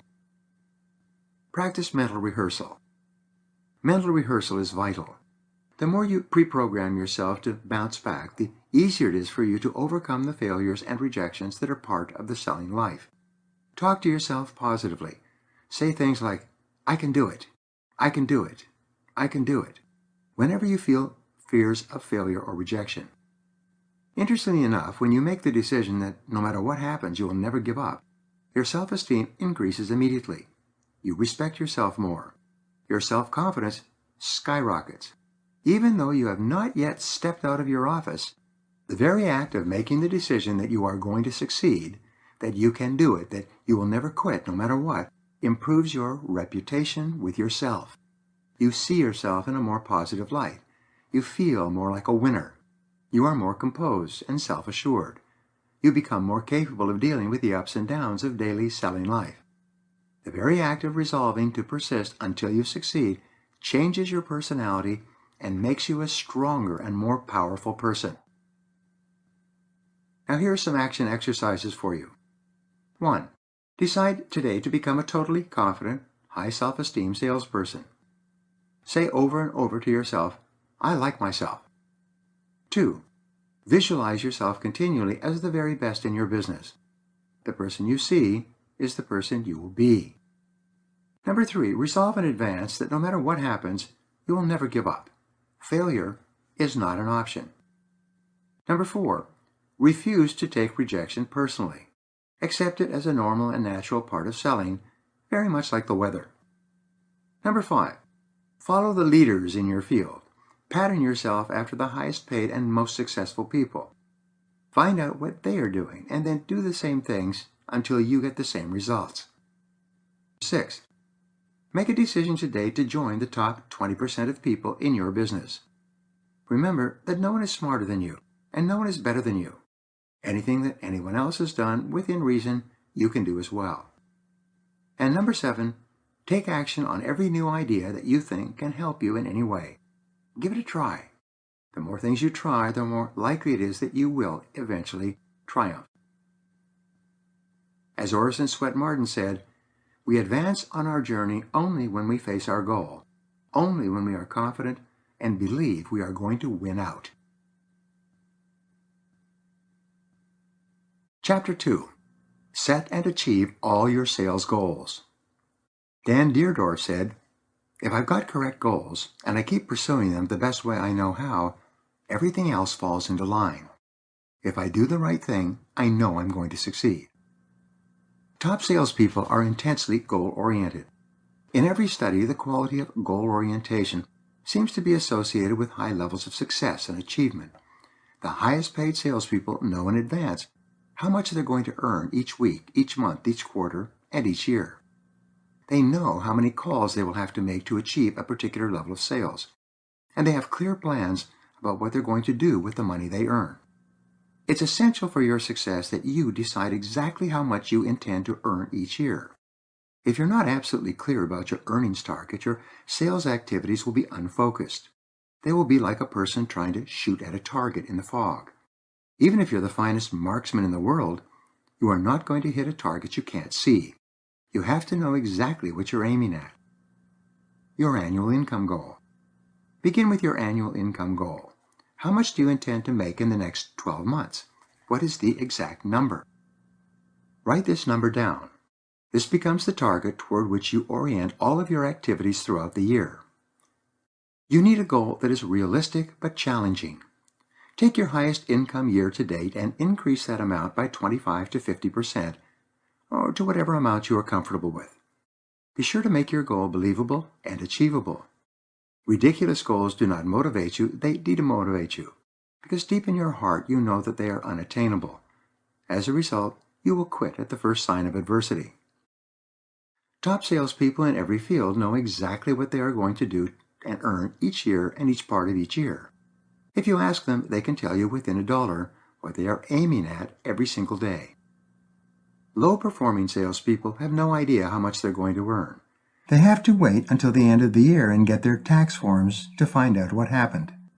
For them, every day, month, and year is a new financial adventure. They have no idea where they're going to end up. Put them in writing. To be effective, your goals must be in writing. Sometimes people are reluctant to write their goals down on paper. They say, what if I don't make it? You don't need to worry. The very act of writing your goals down increases your likelihood of achieving them by 1,000%, 10 times, and usually far faster than you expected. Even if you don't hit your goal on schedule, it's still better for you to have a written goal than to have no goal at all. Your annual sales goal. The second part of goal setting is for you to ask yourself, how much am I going to have to sell this year to achieve my personal income goal? This should not be too difficult to calculate. Even if you work on a combination of base plus commission, you should be able to determine the exact sales volume required for you to earn the amount of money that you really want. Monthly and weekly goals. Once you've decided your annual income and sales goals, break them down by month. How much will you have to earn and sell each month to achieve your annual goals? Once you have your annual sales and income goals and your monthly sales and income goals, break them down to weekly sales and income goals. How much will you have to sell each week in order to achieve your long-term goals? Daily sales goals. Finally, determine how much you have to sell each day to earn the amount that you want to earn each day. Let's say that your annual income goal is $50,000. If you divide $50,000 by 12, you get approximately $4,200 per month. If you divide 50,000 by 50, the number of weeks that you work in an average year, it comes out to $1,000 per week. Now you have definite, specific targets to aim at. Set clear activity goals. The final step in setting sales goals is for you to determine the specific activities in which you must engage to achieve your desired sales level. How many calls will you have to make to get how many appointments with prospects? How many presentations and callbacks will you have to generate to achieve a specific level of sales? When you keep accurate records day by day and month by month, you'll soon be able to predict with considerable accuracy exactly what you will have to do each day and each week to achieve your monthly and annual income goals. Let us assume that you'll have to make 10 prospecting calls a day to get sufficient appointments to make enough sales to achieve your goals. Make it a game with yourself to make your 10 prospecting calls before noon each day. Set this as your daily activity target, and then discipline yourself to follow through on your plan. Get on the phone by 8 or 8:30 in the morning, or get out and cold call if you have to. Whatever you do, force yourself to make your 10 calls before noon every single day until it becomes a habit. You control your sales life. The most important part of planning your activities is knowing that sales activities are controllable. You cannot decide or determine where a particular sale will come from, but you can control the inputs, the activities that you must engage in to achieve the sales in the first place. And by controlling your activities, you indirectly control your sales results. Some days and weeks will be better than others. Sometimes you will make a lot of sales, and sometimes you won't make any. Sometimes you will have dry periods and sales slumps. Other times you will sell 2 or 3 times as much as you expected. But the law of averages is at work. It is inexorable. If you just keep on making the necessary calls, you will eventually make your sales on schedule. Your results may amaze you.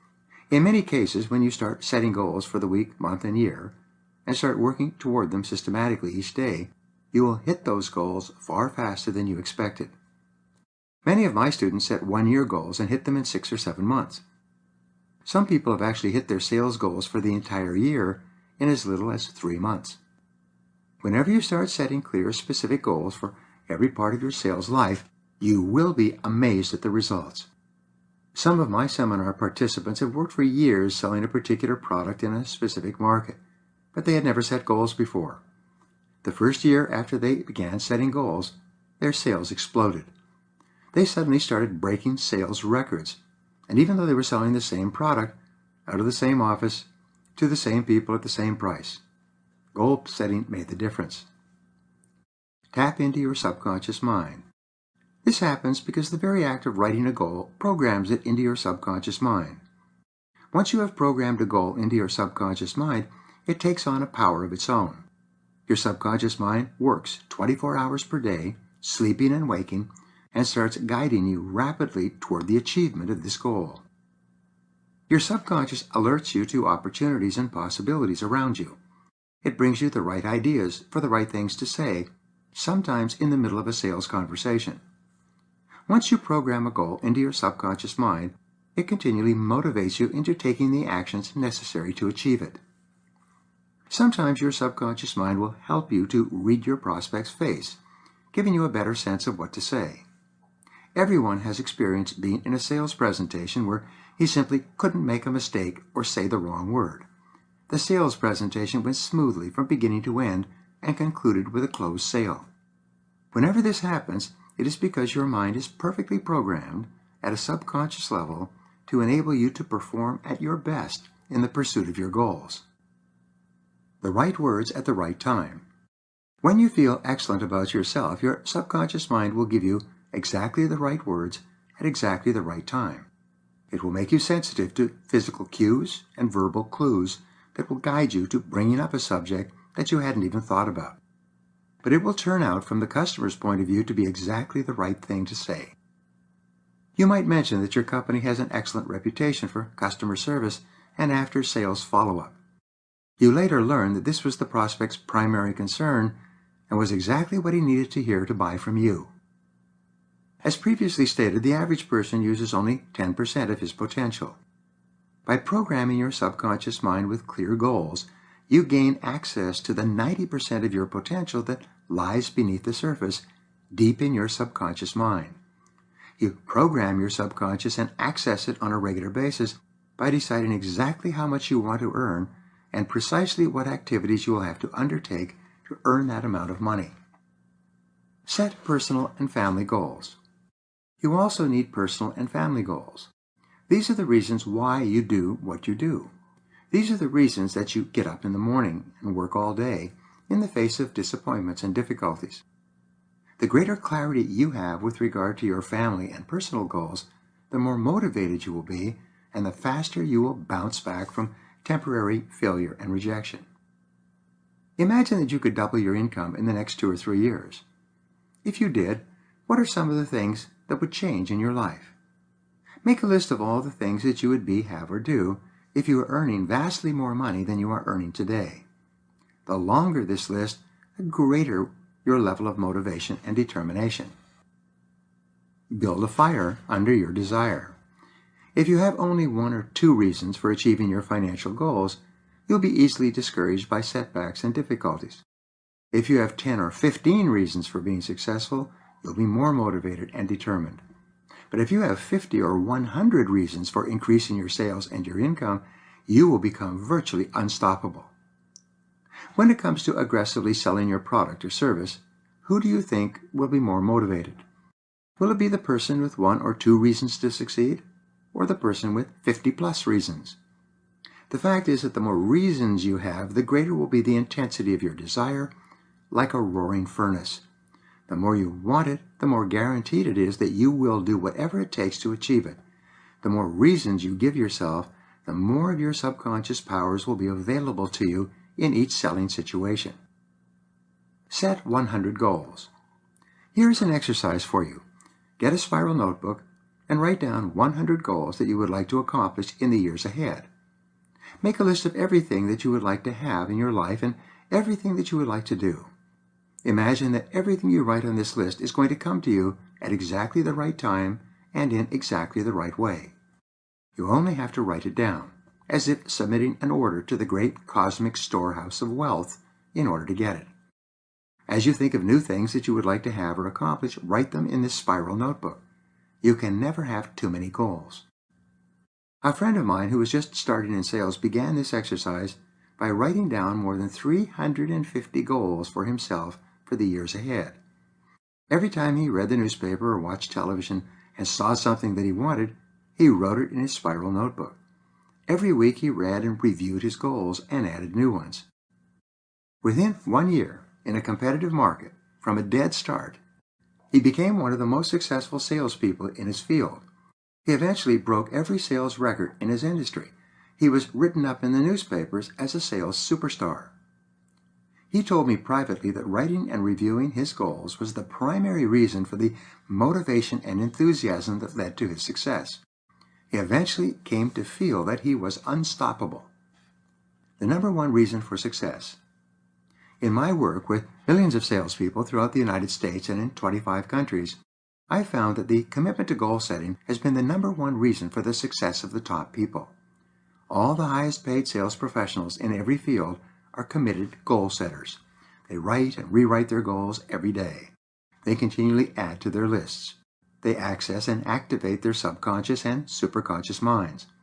They begin to attract into their lives people and circumstances that help them to achieve their goals. Visualize your goals as realized. When used with goal setting, visualization is perhaps the most powerful skill that you can develop. There's no more powerful way to program your subconscious mind than for you to create a clear mental picture of the person you want to be and the goals you want to accomplish. The power of visualization is the most awesome power possessed by human beings. It's said that all improvement in your life begins with an improvement in your mental pictures. When you visualize, see yourself as calm, confident, and powerful. Envision yourself as successful and influential. Picture yourself as capable and competent in every part of selling. See yourself as absolutely excellent in prospecting, presenting, and closing sales. Before you go into a sales meeting, imagine the prospect responding to you in a positive, enthusiastic way. See him or her smiling and engaged in the sales conversation. Picture especially the prospect signing the sales order or writing out the check. You'll be amazed at how often your visualization will turn into reality when you are with the customer. Say it and see it. Your subconscious mind is activated both by pictures and by strong affirmative statements. Each time you say something strongly to yourself, your subconscious mind accepts these words as a command. It then goes to work to bring that command into your reality. The very best all-purpose affirmation is, I like myself. I like myself. I like myself.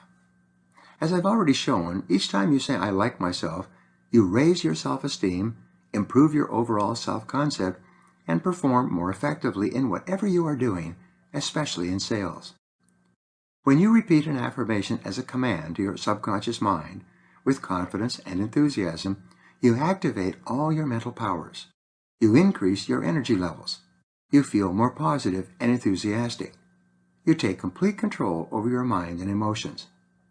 Say to yourself, I feel happy, I feel healthy, I feel terrific. Repeat this over and over again as you go through your day. Every time you repeat these words, you will feel happier and more confident. Then see yourself as if you felt this way. From the bottom to the top. At a seminar recently, a sales manager told me a story. She said her company had hired a young salesman with limited experience. They were not sure whether he would be successful, but they decided to give him a chance. Within 6 months, however, he was the top salesman in the entire country for that company. They sat him down and asked him why he felt he was doing so well, considering that he had never worked in this industry before. How was he outperforming and outselling professional salespeople who had been in the industry for 10 or 15 years? His secret? He was using affirmations and visualization every day. He said, every morning when I get into my car, I repeat to myself, I'm the best. I'm the best. I'm the best. I then say, I'm the best salesman in this company. I'm the best salesman in this industry. I'm the best salesman in the business. Before every sales call, I sit in my car and pump myself up by repeating these affirmations. I'm the best in this company. I'm the best in this industry. I'm the best in the country. Create a clear mental picture. This inspiring salesman went on to explain that while he was talking to himself positively, he would create a clear mental picture of himself selling and interacting with the customer exactly as if he was the top salesman in the nation. He imagined the prospect responding to him positively and confidently. He would relax, smile, and enjoy the feeling that he anticipated having when he gets face-to-face with a customer. When he went in to see the prospect, he radiated confidence. He was warm, friendly, and self-assured. He was courteous and respectful. He created instant rapport with everyone in the company, especially the customer. And customers bought from him in record numbers. Choose your words and pictures. Here is an interesting discovery. Everyone visualizes and talks to themselves continually as they go about their daily business. The difference between top salespeople and average salespeople is the content of their inner dialogue and their mental pictures. Top salespeople think and talk about their best selling experiences in the past. They then imagine that they're going to repeat those excellent experiences in the upcoming sales call. Mediocre salespeople visualize and affirm as well. Unfortunately, they think about their most recent negative experiences. They think about wasted time and energy on people who didn't buy, customers who were rude or indifferent, and how disappointed they felt. In either case, by visualizing and affirming, the salesperson is setting himself up mentally to repeat the previous experience. When you create a positive, exciting picture of your very best previous sales experience, your subconscious mind projects that experience like a picture on a screen onto your next sales call. With this clear picture, your subconscious organizes and orchestrates your thoughts, feelings, and actions so that you do and say the same things that you did and said before to be so successful. You control your subconscious mind. Your subconscious mind is neutral. It is like clay. You can shape it any way you want. Your subconscious mind does not think or decide. It merely obeys your mental commands. When you take full control of your conscious mind and discipline yourself to think and talk about only the things you want, you send clear commands to your subconscious mind to give you the thoughts, words, and actions that will make you successful. Selling like Columbus. Many salespeople are what we call Columbus salespeople. When Columbus set off seeking a route to India, he didn't know where he was going. When he arrived in the Americas, he didn't know where he was. And when he got back to Spain, he didn't know where he had been. Many salespeople are like this. They set off in the morning with only a vague idea of where they are going. When they arrive at the customer's home or place of business, they say the first thing that falls out of their mouths. And when they arrive back at the office, they are not sure where they have been or what happened. Plan your calls in advance. Top salespeople are different. They think through their sales calls in advance. They go over what they are going to say mentally before they get face-to-face with the prospect. They practice mental rehearsal, a peak performance technique used by all top athletes, including sales athletes. They prepare themselves mentally for the upcoming meeting. If you were an athlete going into competition, you would never think of arriving at the field or court and then walking straight into the competition. A professional athlete always warms up before going onto the field. By the same token, professional salespeople warm up as well by mentally rehearsing so that they can perform at their very best when they get face-to-face with their customer. 2 ways to visualize. There are 2 ways that you can use visualization to mentally rehearse your upcoming sales performance. The first is direct, whereby you see the customer and the sales situation through your own eyes. You see the customer smiling and responding to you in a positive way. You see him or her agreeing with you and enjoying your company and the sales presentation. This is very effective. The second way you can use visualization is indirectly. With this method, you actually stand outside of yourself and see yourself and the customer in the sales situation exactly as if you were a third party watching from the side. When you use both of these methods alternately, see yourself from both the inside and the outside, you dramatically improve the quality of your sales presentation and your personal performance. See yourself as the best. Continually imagine yourself as the very best in your field. See yourself as one of the highest money earners in your business. Model yourself after the highest paid salespeople in your industry. Walk, talk, and treat others as if you were already a sales superstar. Whenever you see someone else driving a new car or dressed in expensive clothes and wearing an expensive watch, say to yourself, "That's for me." You decide that whatever anyone else has accomplished, you can achieve as well. There are no limits. Now, here are 7 action exercises for you. 1. Think big. Set an income goal for yourself for the next year that is 25 to 50% more than you ever earned before. Number 2. Determine how much of your product or service you will have to sell over the next year to achieve your ideal income. Number 3. Break your income and sales goals down by month, week, and day. Determine the activities you will have to engage in each day to earn the money that you have decided that you desire. Plan every day in advance. Determine exactly the number of prospects you will have to call, the number of people you'll have to see, and the number of sales you will have to make. 5. Set big, exciting goals for your family and your personal life. Make a list of 50 to 100 things that you want to buy and do with the extra money that you're going to earn. Number 6. Make a written plan to achieve each of your goals and work on your plans every day. And number 7. Determine the price you will have to pay in terms of additional work and sacrifice to achieve your most desired goals, and then begin paying that price. As W. Clement Stone said, you too can determine what you want. You can decide on your major objectives, targets, aims, and destinations. Chapter 3. Why People Buy. As Galileo Galilei once said, you cannot teach a man anything. You can only help him discover it within himself. There are many different reasons why someone may buy your product or service. What you must appreciate is that people buy for their reasons, not for yours. One of the biggest mistakes amateur salespeople make is asking people to buy for their own personal reasons, not for the reasons that actually motivate the customer to take action.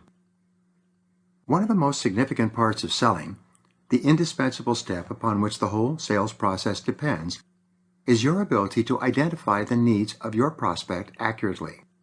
You must take whatever time is necessary and ask as many questions as possible to find out exactly why this particular prospect needs to buy your product or service at this time. If you fail to identify the prospect's needs accurately, the entire sales process will grind to a halt. The basic motivation. As a fundamental principle, every human action is aimed at an improvement of some kind. People buy products and services because they feel they will be better off as a result.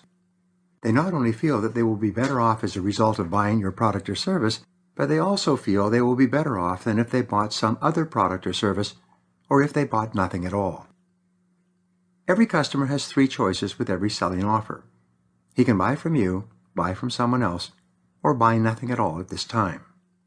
Your job is to get the customer to understand that he needs your product enough to overcome any buying resistance that might derail the sale. In addition, the customer must be substantially better off with your product or service than he is without it. It cannot represent a small increment in value or benefit. The improvement in the prospect's life or work must be great enough to justify the amount of money you are charging, plus the amount of time and energy it will take to implement your solution.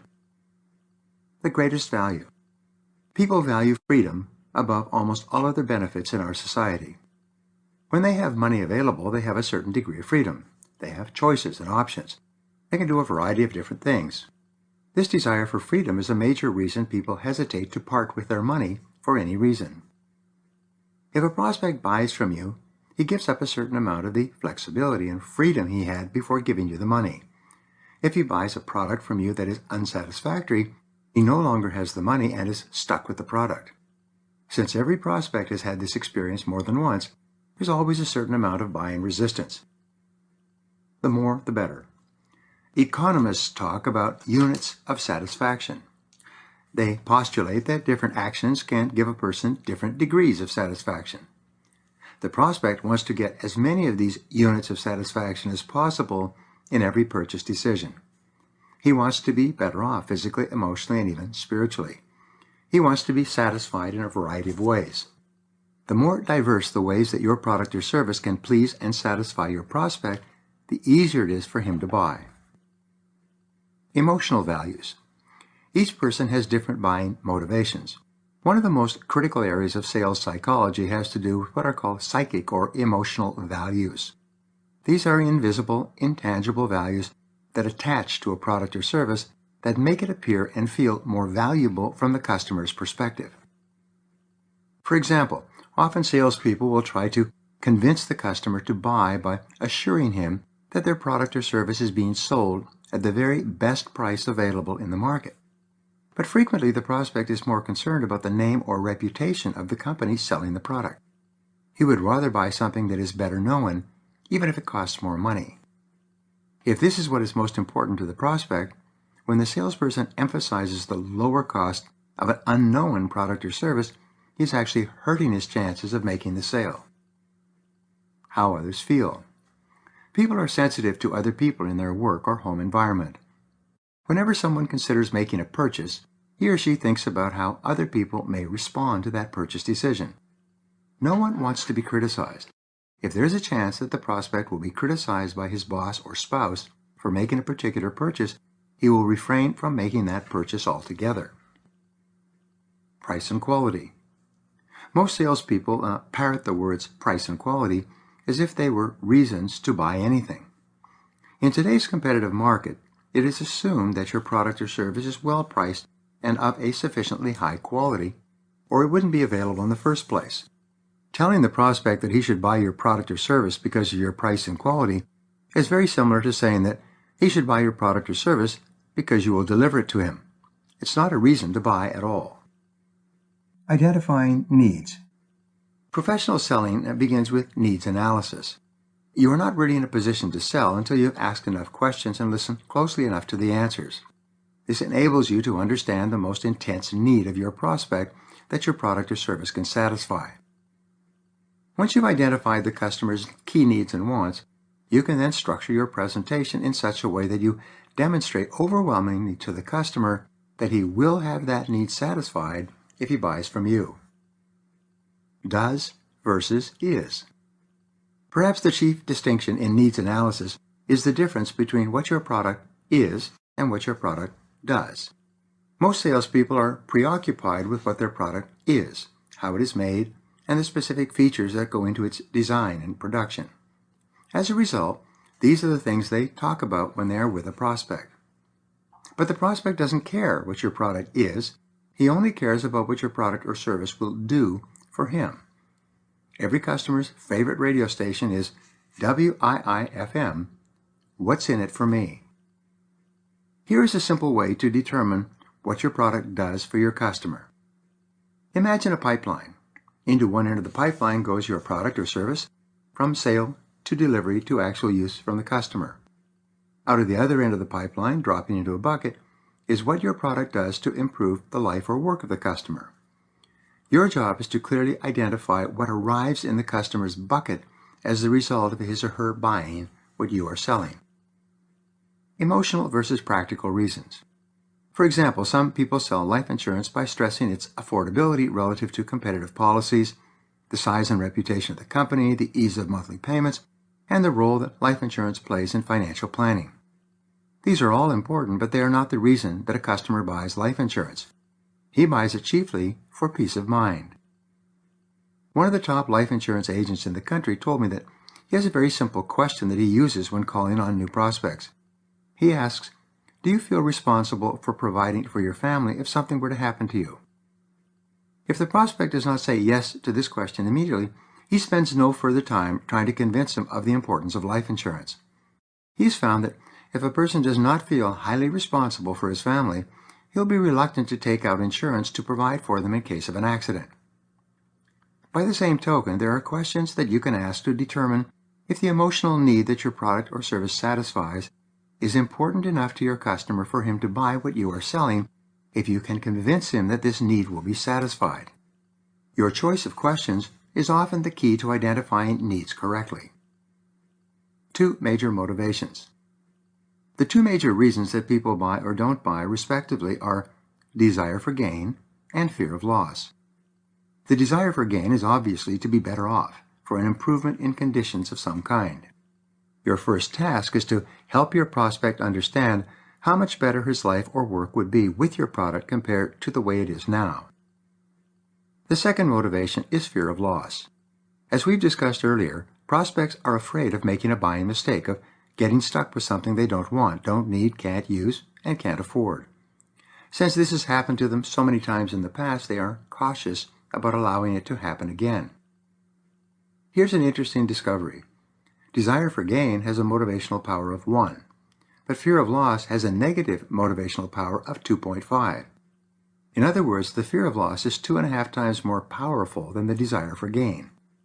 People are much more motivated to buy if they feel they are going to lose something by not buying than they are in anticipation of the benefits that they will enjoy if they do buy. Demonstrate both. Of course, the best sales presentation shows the prospect how much better off he will be if he buys, and simultaneously how much worse off he will be if he neglects to buy. For example, in selling a car, you could show what a wonderful automobile it is, how beautiful it is, and how well it drives.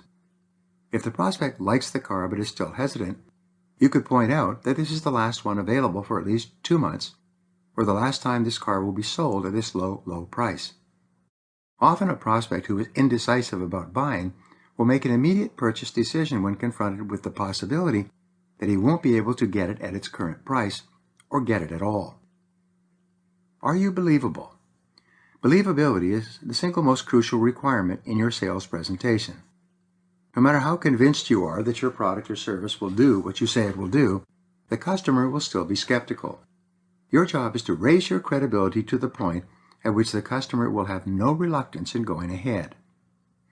Just imagine if a prospect was absolutely convinced that he would be far better off as a result of purchasing your product and was absolutely convinced that you would stand behind the product or service 100%, virtually nothing would stop him from buying. Increasing your credibility to this point is your main mission in the sales process, and this requires that you identify needs accurately. Appealing to customer needs. Each customer has certain basic human needs that motivate him or her to take action, including buying action. You must identify the most important needs that your product or service can satisfy for each particular customer to whom you speak. You must then convince him overwhelmingly that this particular need will be fulfilled by your product or service better than by anything else available in the market at this time or at this price. Number 1, money. Everyone wants to have more money. This is a basic need. Money makes the world go round. Whenever you can link your product or service to making or saving money for the customer, you will have his total attention. 2, security. Each person has a fundamental need for security. Most people feel that if they had enough money, they would be completely secure. So although money is hard and cold, the need for security is warm and personal. According to a University of Chicago study, people buy because of the way they anticipate feeling as a result of owning and using your product or service. It is this sense of emotional anticipation that you must trigger if you want to make a sale. It is not the features or benefits of your product as much as it is the feeling of pleasure or fulfillment that the customer feels he or she will enjoy in buying from you. The need for security, whether financial, emotional, or physical, for ourselves and our families, is such a deep and powerful need that any appeal to greater security will arouse interest on the part of the prospect. Just as no one ever feels he has too much freedom, very few people ever feel that they have too much security. They always want more. Security products and services. Today, there is a booming market for every kind of security service or device for net servers and computers. Home security systems are a billion-dollar industry. Various forms of insurance to provide security against accidents or unexpected reversals sell in the hundreds of billions of dollars each year. Anytime you can show a customer that he or she can be safer and more secure as a result of owning your product or service, you can create buying desire. 3, being liked. Everyone wants to be liked by others. We need to feel accepted and respected by the people around us. We want to be admired by our friends, neighbors, and associates. Achieving these goals satisfies our deep need for belonging and self-worth. How does your product or service increase the amount that your prospect is liked and respected by others? 4, status and prestige. One of the most powerful motivations for people is status or personal prestige. We want to feel and be perceived as important and valuable. We want people to look up to us and praise our possessions or accomplishments. When you pay up to $50 for a watch, you are buying a timepiece, something that tells you what time it is throughout the day. But once you pay more than $50 for a watch, you are buying jewelry. You are buying a personal decoration that tells other people in a subtle way that you are successful. Perhaps the deepest of all needs is the need to feel important, valued, worthwhile, both to ourselves and in the eyes of other people. When you can structure your product offering to enhance the status, respect, and prestige of another person, you can touch on this deep human need and can often trigger buying desire. Emotions distort evaluations. When you can appeal to a basic emotion, you can trigger buying desires so intense that the concern about price becomes secondary or even irrelevant. For example, it's been demonstrated that some men who are anxious to please a particular woman for romantic reasons lose almost all ability to make rational spending decisions. This is why they purchase expensive jewelry, perfume, gifts, bouquets of flowers, and even costlier items when they are under the influence of the strong emotions of love or desire. Number 5, health and fitness. Everyone wants to live a long time and enjoy great health. Economists predict that health products such as vitamin, mineral supplements, and physical fitness equipment will soon be the next trillion-dollar industry. We all want to be healthier and to be thin and fit.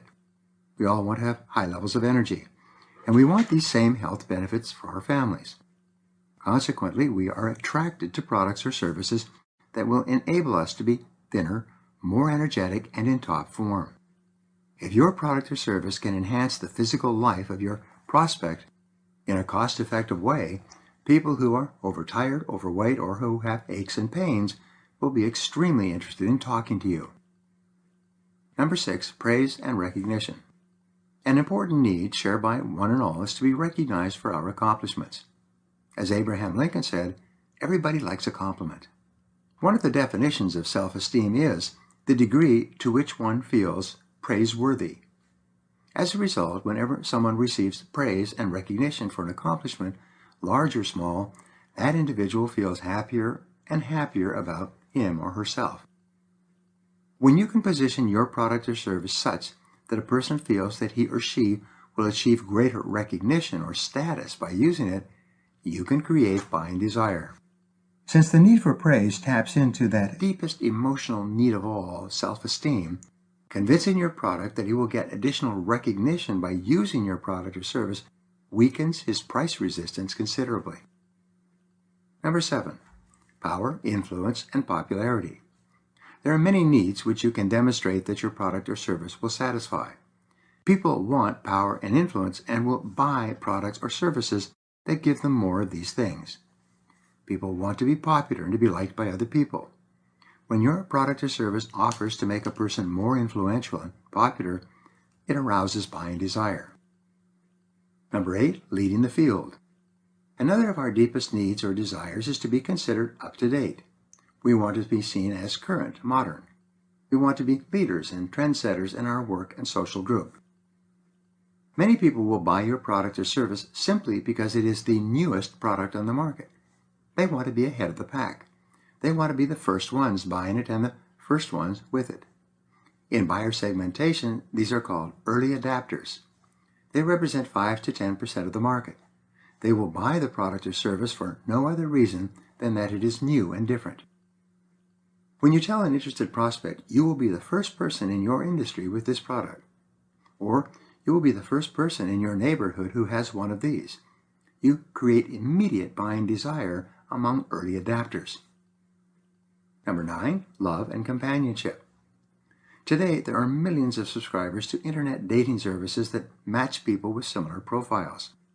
This is because people crave companionship and good relationships. An enormous number of people join clubs and associations to meet other people, especially those of the opposite sex.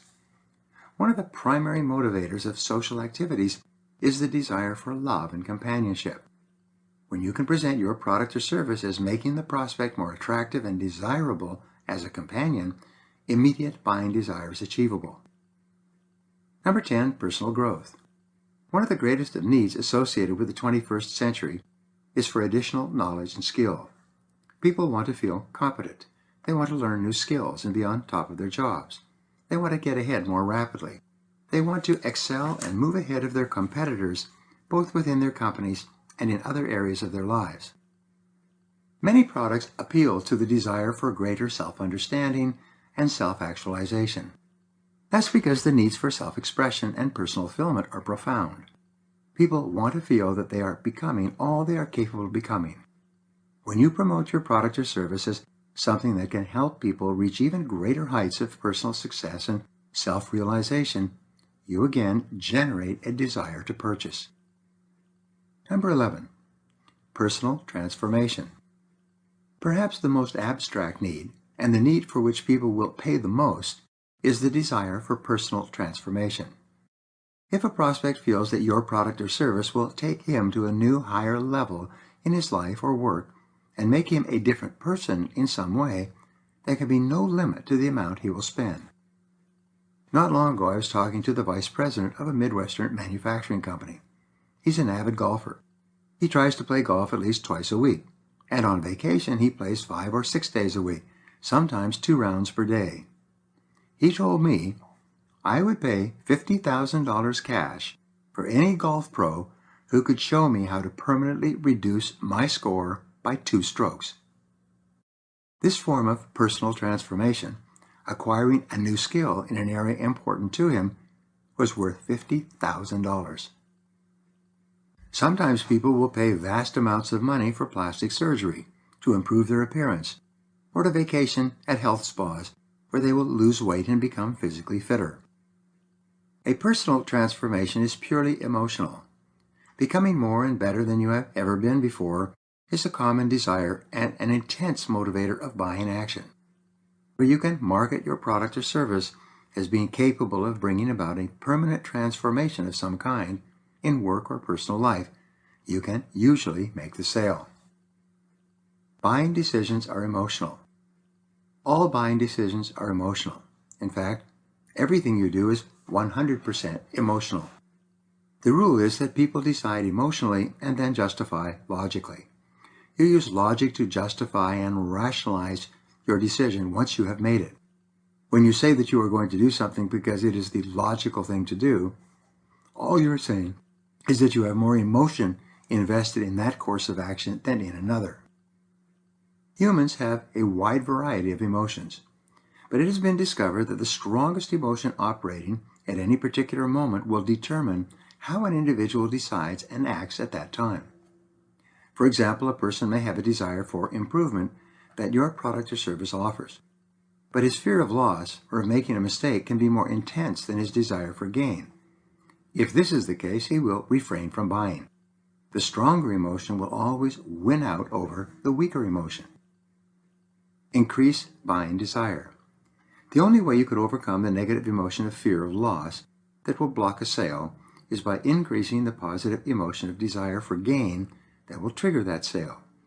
Everything you do or say that increases the intensity of buying desire moves you closer to the sale. Simultaneously, everything you do that lowers the fear of making a mistake or loss moves you toward the sale as well. Reducing fear of loss. Marketing guru Jay Abraham has helped companies sell hundreds of millions of dollars worth of products by convincing them to offer unconditional guarantees of satisfaction on everything they sell. He's famous for recommending that you give a better than money back guarantee. In this type of offer, the customer is promised that not only will he get his money back if he's not satisfied, but he will also receive or be able to keep certain special bonuses and gifts that have considerable perceived value. In one of our businesses, we offer a complete one-year personal and professional development program on entrepreneurship and financial success. The course runs over 52 weeks. We guarantee that participants will be delighted with the results or they will get their money back. In addition, they'll be allowed to keep the more than $3,000 worth of books, audio programs, and video training materials that accompany the course. This is a very powerful offer. Wanting to think it over. When a prospect says that he wants to think about it for a while before deciding, he is really saying one of two things about what you have offered him. First, he could be saying that he has no real desire to own and enjoy what you are selling. For some reason, you have not connected with him at such a level that he is convinced he will be better off with your product or service than he would be with the money that it would cost. The second reason that a person may hesitate and put off a buying decision is because he is not sufficiently persuaded that he will actually get what you are promising. He is saying that you have not given him enough emotional reasons for him to make a buying decision. His fear of loss or of error is still greater than the potential benefits from your offering. Focus on value. In the process of value selling, you put all your emphasis on repeating and explaining the values and benefits that the prospect will receive if he buys what you are selling. Instead of reducing the price or offering a special deal of some kind, you focus your efforts on building value. It's only when the customer feels that the value he receives is greatly in excess of the cost he will have to pay that a buying decision takes place. Always focus on greater value rather than lower price. Selling to small businesses. Many people sell to small and medium-sized businesses. They deal with the entrepreneur who actually started and built his or her business. If these salespeople are not careful, they can easily slip into talking about the features and benefits of their products and services without taking the time to realize exactly what type of a customer they are talking to. Entrepreneurs are successful because they focus most of their energies on sales and satisfying customers. They have very little patience for detail. They consider bookwork, accounting, and finance as necessary evils, things that they have to do in the process of selling and delivering their products, Therefore, talk about sales and profits. If a salesperson visits with a business owner and tries to sell her computers and software that will improve her accounting department, her eyes glaze over. She loses interest immediately. Because she does not associate accounting with profitability, she is the wrong person for you to be talking to. Entrepreneurs are interested in sales and cash flow. They are concerned with communicating with customers and delivering their products and services satisfactorily. They focus on the performance and reliability of what they sell, and they are attracted to revenues, profits, and growth. They're not interested in the internal details of their operations. To sell the very most of your products or services, you must focus your time, attention, and energy on finding out exactly what will cause this customer to buy. The more time you focus on clearly identifying the specific needs that you can satisfy for a customer, the easier it is for you to structure your presentation and make a sale. Selling to retail businesses. Business people who buy products for resale are only concerned about one thing: net profits. If you're selling to businesses who are buying your products or services to sell in the course of their business operations, they're still only concerned with one thing: net profits. They're not concerned with what the product is. They're only concerned with what the product does and how it affects their bottom line. The most important benefit that product or service can offer a retail business customer is an increase in net profits. Selling to larger businesses. Businesses only buy products that help them to improve performance and productivity, cut costs and expenses, or boost cash flow and profits. You must be clear about the most advantageous results that your product or service can achieve for your business prospect in one or more of these areas. What you sell may help the company to cut costs in some area. It may increase or improve productivity. It might enhance the performance of either equipment or people. Perhaps your product helps the customer to get greater sales or increases buyer satisfaction. If you can convince a business prospect that what you are selling can make or save time or money in excess of what you are charging for your product, you can make a sale. This is your key job in selling to businesses. Emphasize the ultimate benefit. Once upon a time, a woman in one of my seminars who was selling office automation systems said to me, "I just can't seem to get appointments. I call them up and tell them that we do office automation consulting, and they always tell us that they are not interested." She told me that because of her company's experience, they can usually save their clients a good deal of money if they have a chance to examine their facilities and make recommendations. I asked her exactly how she went about approaching likely prospects. She said, "I telephone and I say, 'Hello, I'm Betty Dean from Office Automation Services, and we'd like an opportunity to come in and show you how some of our products can increase your efficiency and the smoothness of your administration.' But they always say things like, 'No, thank you, I'm too busy. We don't have the time right now. We can't afford it. We don't have it in the budget,' and so on." Reword your approach. This sales professional was making the mistake of trying to sell on the phone rather than just getting an appointment to sell. I suggested that she try prospecting a little differently. The next time you make an appointment, call up and ask to speak to the person in charge of administration. When you get through to him or her, say these words: "Hello, my name is Betty Dean and I'm with ABC Company. We've developed a process that can save you 20 to 30% of your office administration costs. It would take me about 10 minutes to show you how it works, and you could decide for yourself if it's the sort of thing that you're looking for." She told me later that this simple change in her approach enabled her to get all the appointments she needed. Her sales doubled and tripled. She was soon making more money than she had ever earned before. Talk about what they want. The reason for this result, which thousands of salespeople enjoy once they understand this principle, is simple. People are not interested in office automation products, computers, servers, wireless communications, cell phones, or anything else. Business people are interested in making or saving money or time.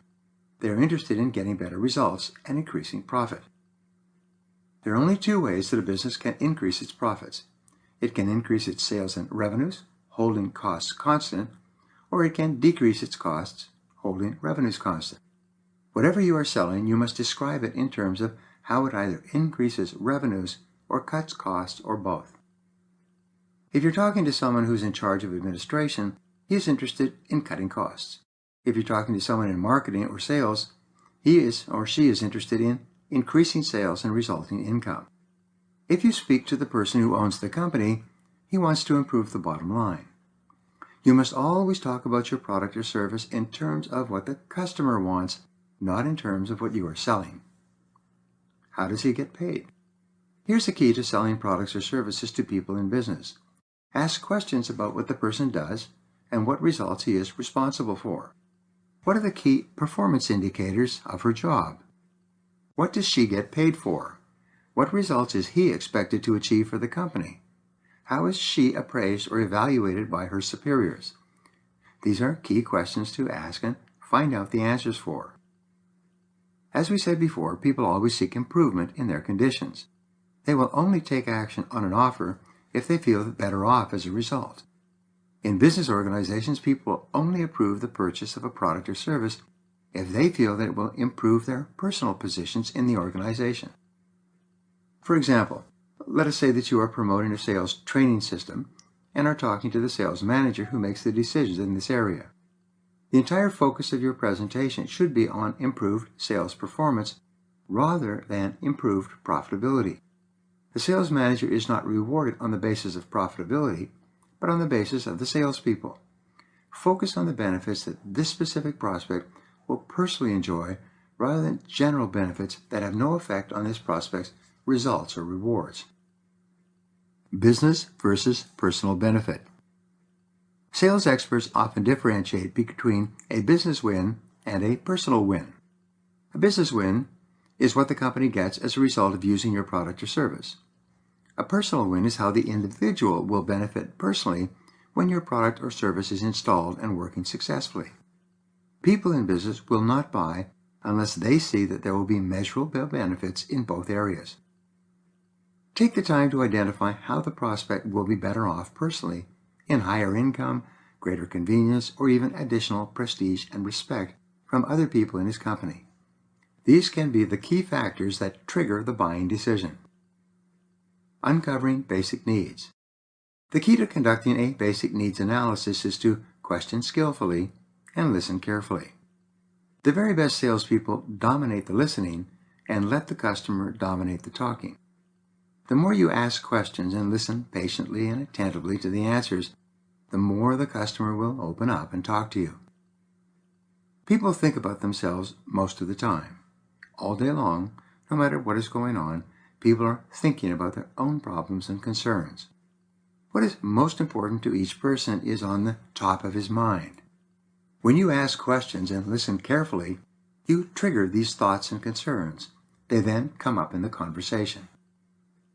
The Freudian slip. In psychoanalysis, this is called a Freudian slip. Psychologists have found that if you allow a person to talk about himself freely, eventually he will slip.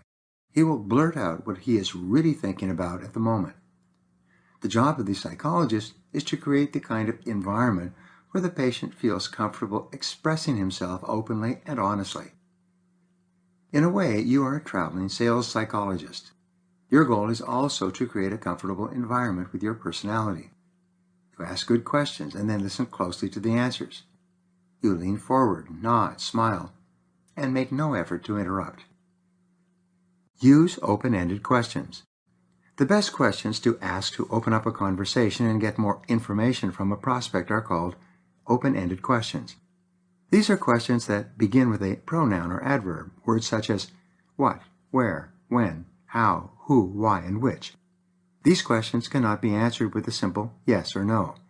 They require a more expanded answer, which gives you a greater opportunity to understand the true needs of the prospect that can be satisfied by your product or service. There's a rule that says telling is not selling. Only questioning is selling. It takes no creativity to talk about your product or service. It takes a good deal of thought, however, to phrase your information in the form of a series of questions from the general to the particular. Today, people do not want to be sold. They may want to buy, but they don't want to feel that they are being sold. The moment a prospect feels that he is being pushed to make a certain buying decision, he shuts down and loses interest. The person who asks questions has control. As a rule, the person who asks questions has control. The individual who's answering the questions is controlled by the person who is asking them. Whenever you ask a question and listen attentively to the answer, you are controlling the directional flow of the sales conversation, which is as it should be. Whenever you're talking in response to a question from the prospect has taken control of the conversation. If a prospect asks you a question, rather than answering automatically, which most people do, pause, take a breath and say, "That is a good question. May I ask you something first?" In other words, you acknowledge the question, but you then ask a question of your own and take back control of the conversation. When you do this a couple of times, it will become so natural and automatic that the prospect will never even know what happened, and you will be back in control. Position yourself properly.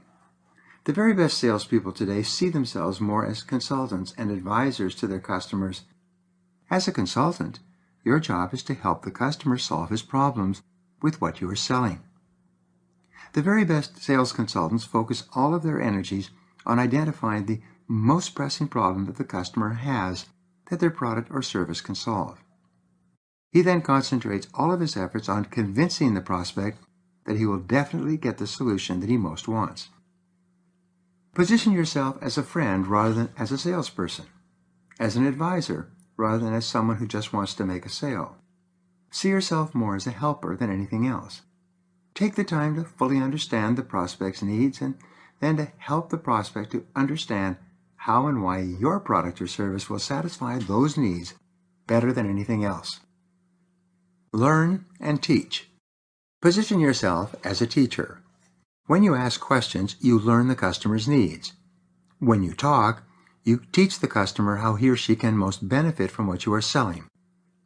When you approach every sales situation as a friend, an advisor, and a teacher, you'll dramatically lower the stress involved in competitive selling.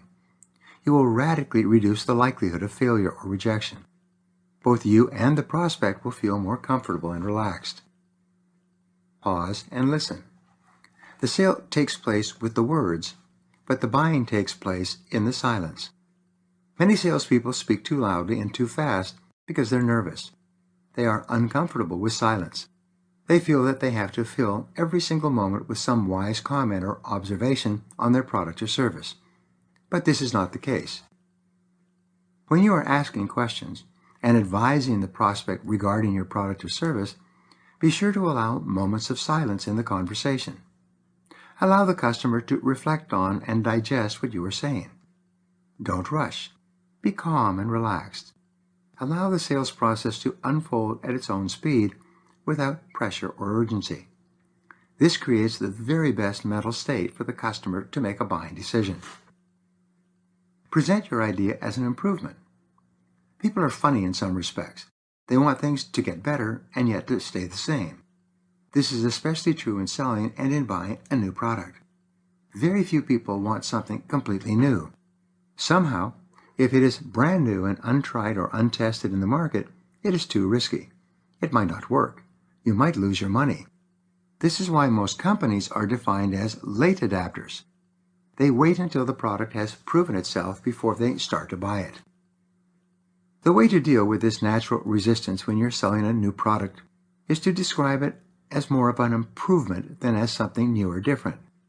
Explain new features as advancements in the technology, as forward steps, as developments that your company has added to make it even better and more useful for your customer than before. Tell the truth. Customers want the simple truth about a product or service. They want honest information about how it can help them improve their lives and businesses. At the same time, they resist and resent any kind of high pressure. The more you relax and focus on the needs of the customer and helping him to satisfy those needs, the more relaxed both of you will be. The more you concentrate on explaining the simple truth about what your product can do for the customer, the easier it will be for the customer to buy. Quality is not enough. Many salespeople get stuck on the subject of quality. Their main argument for buying is that they are selling a quality product. But quality is never the primary reason for buying anything. Quality is a logical argument. People buy things emotionally, but quality is always based on logic. What is more important than quality is utility. When a person says, "My product is the highest quality machine in the business," it doesn't matter. The only thing that the prospect is interested in is, will it do the job for me? Will it do what I need done? Is it adequate for my purposes? You can say that a Rolls-Royce or a Mercedes is a high-quality automobile, but if all you need is a car to go back and forth to work, you don't need to buy one of them. Quality is not an argument. Quality and price comparisons. The only time you can use quality as an argument is when you are comparing your product at a higher price to another product at a lower price. You have to show the prospect that there are definite reasons why he should opt for higher quality rather than lower price. You have to prove that the customer will be much better off with your product because it is of higher quality than he might be with another product of lower quality, even if it's cheaper. If you're selling a snowmobile to an Alaskan, quality performance is a more important argument than price. If he drives the snowmobile out on the polar ice cap and the machine breaks down, he's going to freeze to death before he gets back. In this case, the cost of higher quality is more than justified by the benefits. If you're selling a vehicle to someone who's going to drive it across the Sahara, it's very important that it be a high-quality vehicle. If it breaks down in the Sahara, where there are no people and no water, the traveler will die before he gets help. Explain why your quality is important. If additional quality is not necessary to get the job done for the customer, then it is not an important benefit. In explaining quality features in your product or service, you must always explain how they directly benefit the customer. The customer must see the direct relationship between paying more for higher quality and getting back more as a result. All customers ask the same question in their minds: so what? Whatever you say to a prospect about your product or service, imagine that he is looking at you and saying, so what? What the customer really wants to know is, what's in it for me? What is the benefit to me of the feature that you are explaining? Why is this particular quality improvement so important to me? Make sure everything you say to a prospect about your product has a definite benefit in it for the customer, and make sure that the customer clearly understands this benefit. Suitability comes first. The product you sell must always be the most suitable for what the customer needs at the time before quality enters the equation. An example of suitability before quality is the popularity of Japanese automobiles. Everyone knows that they are well made and they last for several years. Because they sell at reasonable prices, they tend to be ideal and appropriate for a large number of drivers. They also happen to give good fuel economy. And in addition to this suitability factor, they are of good quality. But the quality always comes after the appropriateness and the utility have been demonstrated. This is why it is so important to ask questions and identify the needs of the customer in advance before you begin explaining why your product or service is the ideal one for him at this time. Everything counts. In selling, one of the foremost principles of all is this: everything counts. Everything you do helps or hurts. It adds up or takes away. It moves you toward the successful conclusion of the sale, or it moves you away from it. Nothing is neutral. There is a halo effect in selling and in all human relationships. Prospects assume that if one part of your presentation or work is of high quality, the rest of your product or service is probably of high quality as well. One good impression often enables you to create a halo of quality and professionalism, and everything counts. Your appearance counts a lot. In this respect, your personal appearance and grooming extend to the quality of your product itself. Most of the contact that your company will have with a customer will be with you personally. For this reason, the way you appear and behave is a critical factor in the buying decision. It satisfies the prospect's need for assurance. A whopping 95% of the first impression that you make on a customer is determined by your clothes. This is because, in most cases, your clothes cover 95% of your body. When you are well-dressed, properly groomed, shoes polished, and looking professional, the prospect unconsciously assumes that you are working for an excellent company and that you sell an excellent product or service. Further, When you are punctual, polite, and fully prepared, you make a positive impression that spreads like a halo to everything you do and to the product or service you sell. On the other hand, if the salesperson is late, unprepared, and poorly organized, the customer immediately assumes that what you see is what you get. He or she takes for granted that the company is second-rate and the product or service being offered is of poor quality. And all that comes from clothes and appearance. The best companies. The very best companies have the best trained and best-looking salespeople. Companies like IBM and Hewlett-Packard interview prospective salespeople several times to be sure in advance that these are the right people to represent them in a competitive marketplace. They take prospective salespeople out to dinner to see how they use their utensils and how they handle themselves in social situations. They meet their families to assure the positive or negative dynamics between and among spouses. They interview these prospective employees both individually and in groups. They know that an enormous portion of the buying decision is going to be determined by the person who is actually selling the product. Identify the basic and secondary needs. Be able to identify the basic and secondary needs that your product can satisfy, and then demonstrate this to the customer. You do this by asking questions skillfully and listening carefully to the answers. Sooner or later, the prospect will become interested by asking you questions about what the product does and how it works. This becomes your selling opportunity. For example, in selling computers and software to businesses, amateur salespeople usually spend a good deal of time talking about all the different functions that their equipment will perform. But the customer doesn't care. He wants to know if the product will pay for itself and how long it will take before it pays for itself. The customer wants to know how certain he can be that the product will pay for itself. He needs to know if this is an intelligent design decision or not. Put him in the spotlight. Instead of thinking about yourself, focus all of your attention on the customer. Since you can only think about one thing at a time, the more you focus on the customer rather than yourself, the more relaxed and confident you will become, and the more positive and animated he will become. Whenever you start to feel tense in a sales situation, immediately ask the customer a question about himself or his business, and then listen to the answer. Imagine that you are in a darkened room with a customer. There's a single spotlight on a swivel above the customer's desk. This spotlight is voice-activated. Whoever is speaking causes the spotlight to swivel around and focus exclusively on him. So who is supposed to be in the spotlight, you or the customer? Since the customer is the most important person, the spotlight should be on the customer most of the time. Whenever the customer is talking and replying to your questions, the spotlight is on him. Whenever you are talking about him and his needs, problems, or objectives and requirements, the spotlight stays on him.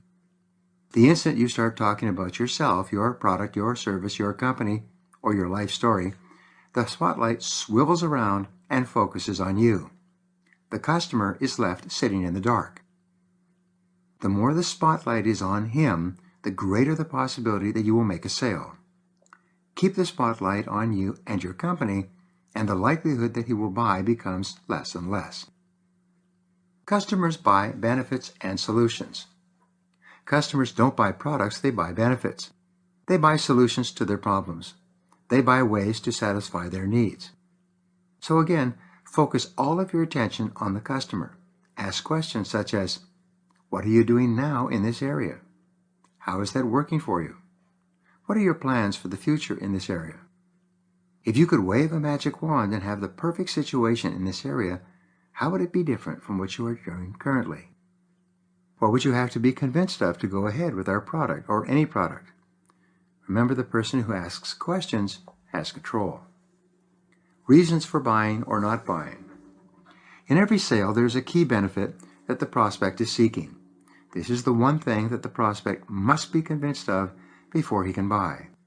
Your job is to uncover this key benefit and then to convince the customer that he will enjoy this benefit if he buys your product or service. At the same time, there is a key objection to every sale, the major reason that the customer will hesitate or decide not to buy.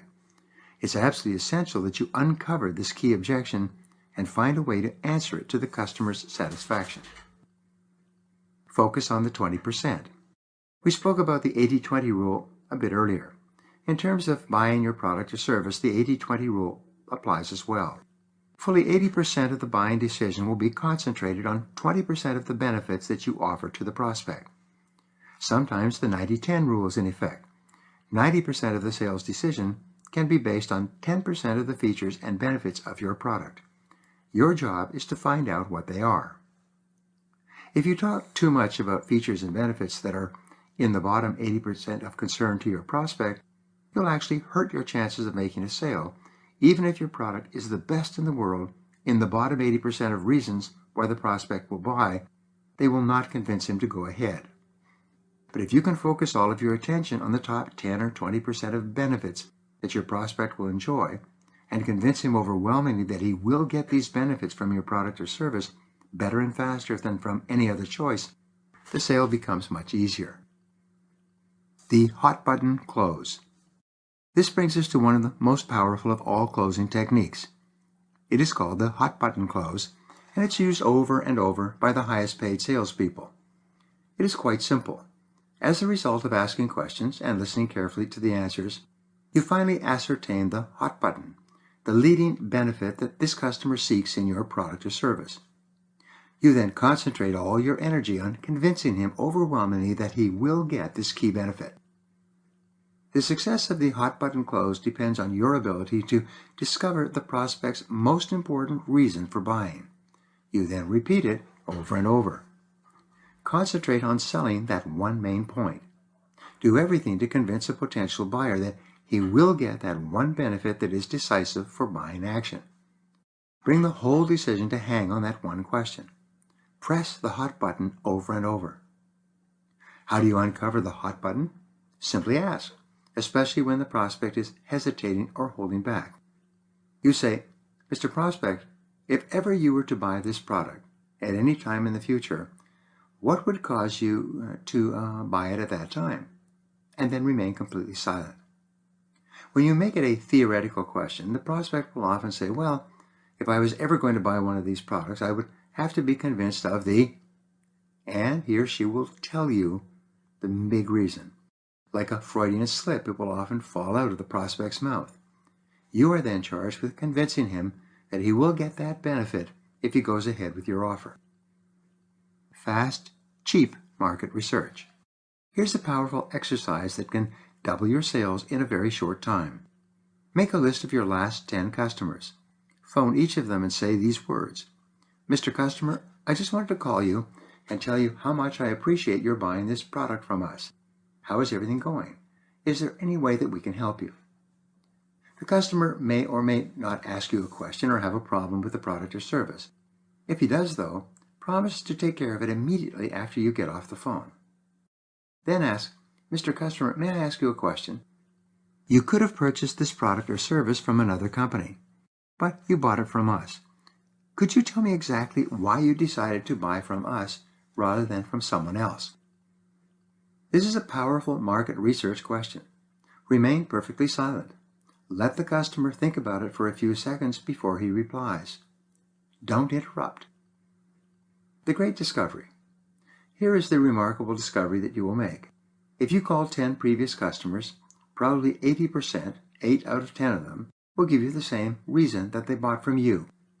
Very often, you were completely unaware that this was the real reason for the purchase decision. Whatever the answer, write it down. From that day forward, whenever you meet with a new prospect, be sure to tell him, "Most of our best customers say that the reason they decided to buy from us was..." The hot button. Is this important to you? The flowering cherry tree. There's a story about a real estate agent who takes a couple to show them a house.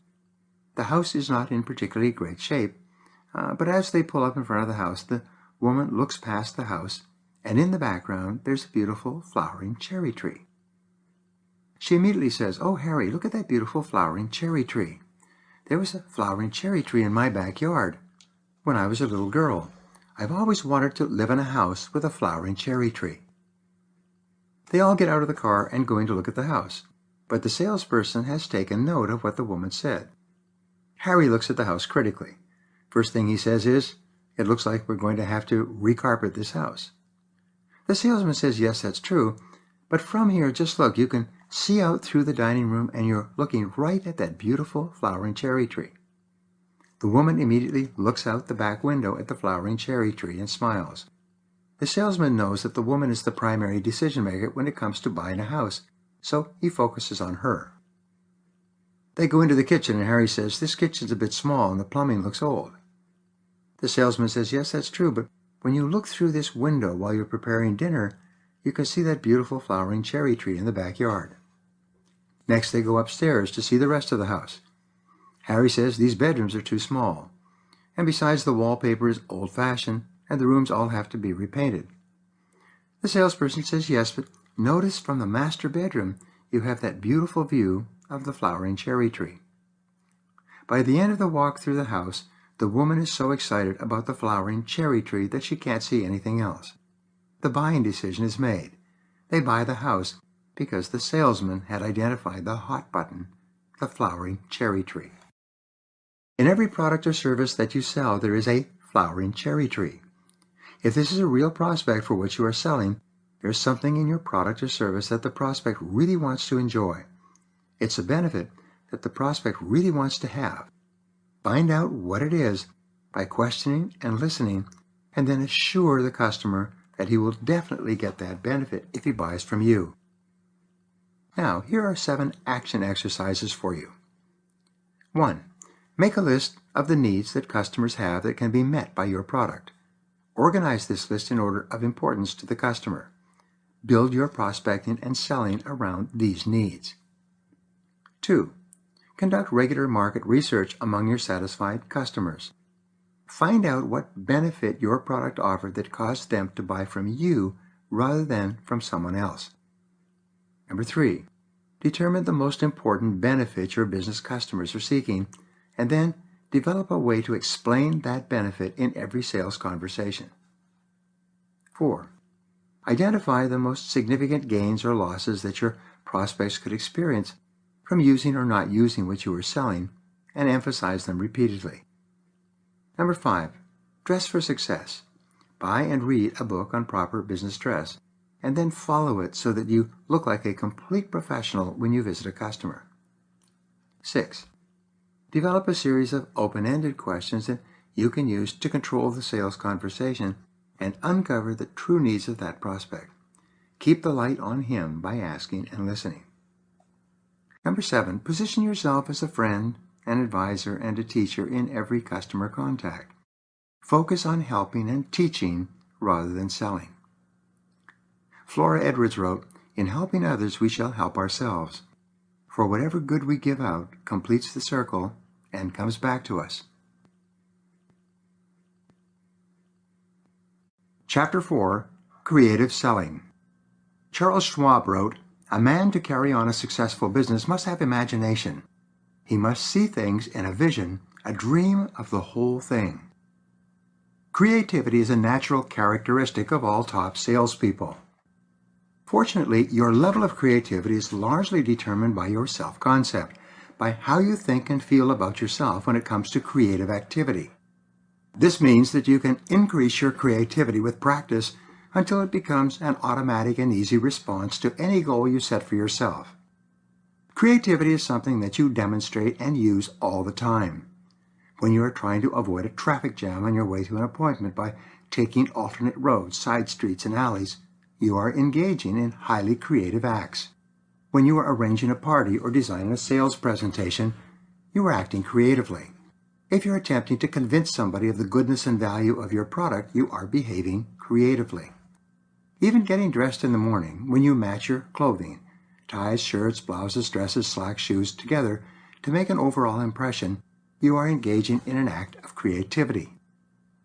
Your beliefs become your reality. The sad fact is that most people do not think that they are particularly creative. They associate creativity with writing great pieces of literature or painting great works of art. However, creativity can best be defined simply as improvement. When you improve anything by doing things differently, you are using your creativity, sometimes at a high level. Because of the central role of your self-concept, the more you believe yourself to be creative, the more you will generate creative ideas. In selling, you are essentially creating a business where no business existed before. By the process of prospecting, building rapport, identifying needs, presenting solutions, answering objections, closing the sale, and getting resales and referrals, you are engaging in extraordinary, complex, creative acts that are the wellsprings of our free enterprise society. 3 ways to stimulate creativity. Creativity is stimulated by 3 key factors. 1. Clear goals. 2. Pressing problems. And 3. Focused questions. You must use all 3 as often as possible. The more intensely you desire to achieve a clear, specific goal, the more creative you will be in finding ways to accomplish it. The more determined you are to solve a pressing problem, the more resourceful you will be in coming up with different solutions. The more focused and specific the questions that you ask yourself or that others ask you, the more innovative you will be in developing answers. You should use all 3 of these continually to keep your mind functioning at its highest level. Practice thinking creatively. In selling, there are several areas where you can increase your creativity with regular exercise and practice. The more creative you become in these areas, the more money you will make. The first area where creativity is important is in prospecting. Your success in prospecting largely determines your income, and your ability to find more and better prospects is only limited by your imagination. The second area where creativity is essential is in uncovering buying motives. You must be creative in questioning to find out exactly what the customer needs and what will cause this customer to buy. This is a real test of your intelligence and brain power. Prospects have automatic buying resistance to any sales approach. They don't want to tell you why they might not buy your product. They know from experience that if you find out what they really want, you will probably be able to convince them that they will get it, and they will be too weak to resist your offering. Discover new product uses. Your creativity is essential in discovering new product uses and applications. You have to use your brain power to discover new ways to use your products and to create sales where no sales exist. Bringing together all the ingredients of a business transaction, including you, your company, the customer, the product or service, the price and terms, the delivery and installation, and everything else, is an extraordinarily creative act and requires creativity at a high level. Your ability to use your creativity to overcome buyer resistance and answer objections is essential to your success. Finally, your ability to close the sale and get the customer to take action is critical in determining how much you sell and how much you earn. Know what you're talking about. Creative selling begins with a thorough understanding of your product or service. The better you know and understand what you are selling, the more creative you will become in selling it. The more knowledgeable you are about why and how your product is superior to that of the competition, the better you will be in explaining it to customers and in overcoming their buying resistance. Read, study, and memorize your product information. Find out what your competitors are selling, what they emphasize, and how much they charge. Become an expert in your market. Become excellent at prospecting. The fastest way to increase your income is simple. It is the key to success in selling. Spend more time with better prospects. This 6-word formula is the recipe for high income in every market. Creative prospecting is essential to your success. It begins with thorough planning and analysis and starts with 3 questions. 1. What are the 5 to 10 most attractive features of your product? 2. What specific needs of your prospective customer does your product satisfy? And 3.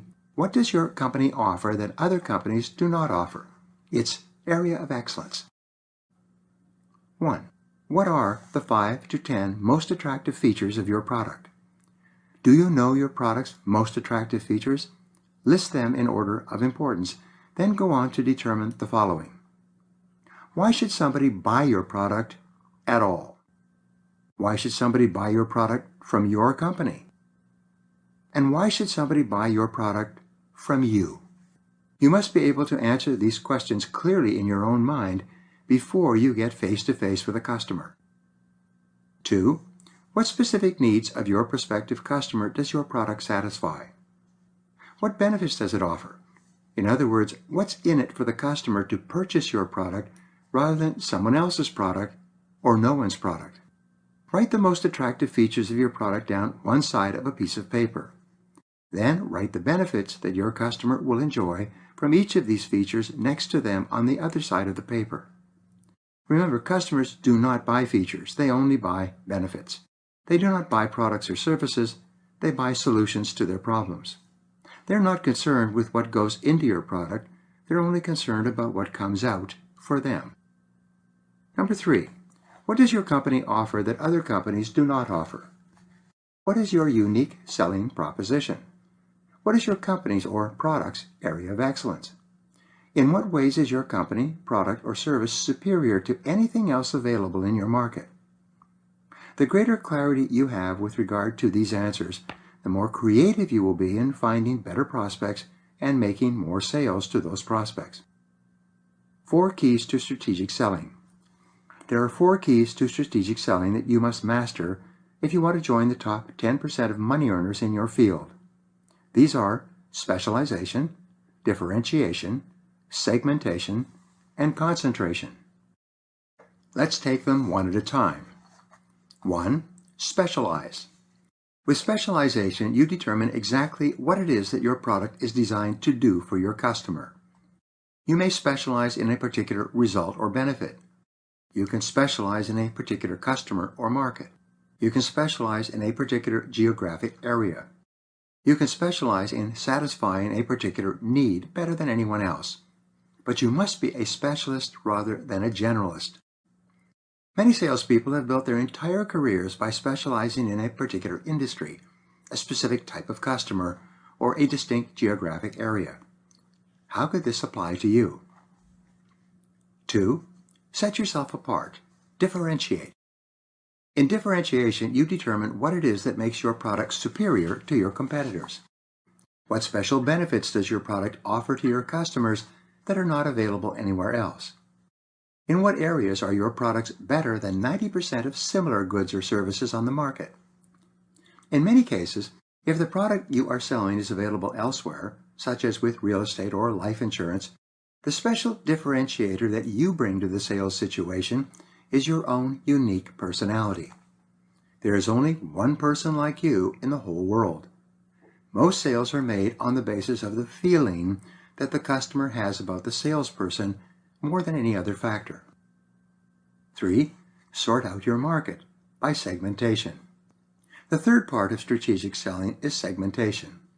Once you have determined your area of specialization and what it is that differentiates your product from your competitors, your next goal is to determine exactly which customers can most benefit from what you do better than anyone else.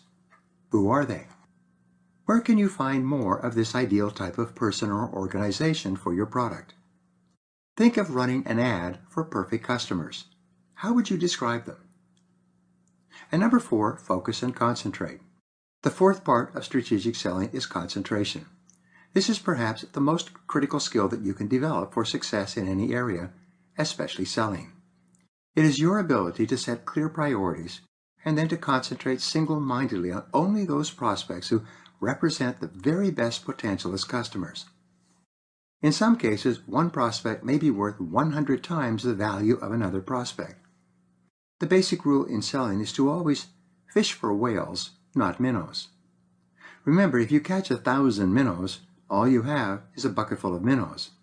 But if you catch one whale, it can sink your whole ship.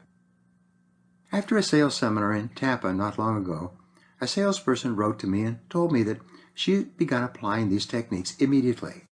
Within 1 week, she closed a sale that represented 58% of her quota for the entire year.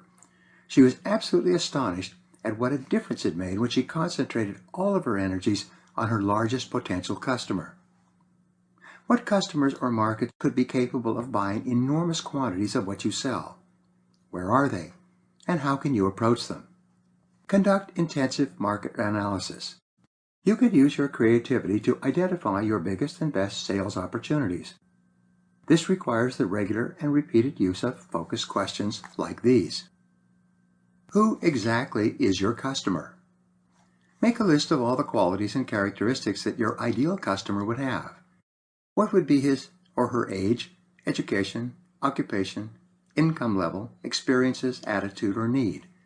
The greater clarity you have in identifying your ideal customer, the easier it will be for you to find more of these customers to talk to. Who buys your product or service right now? Apply the 80-20 rule. Who are the 20% of your customers who represent 80% of your business? What do they have in common? How could you find more customers just like the very best customers you serve today?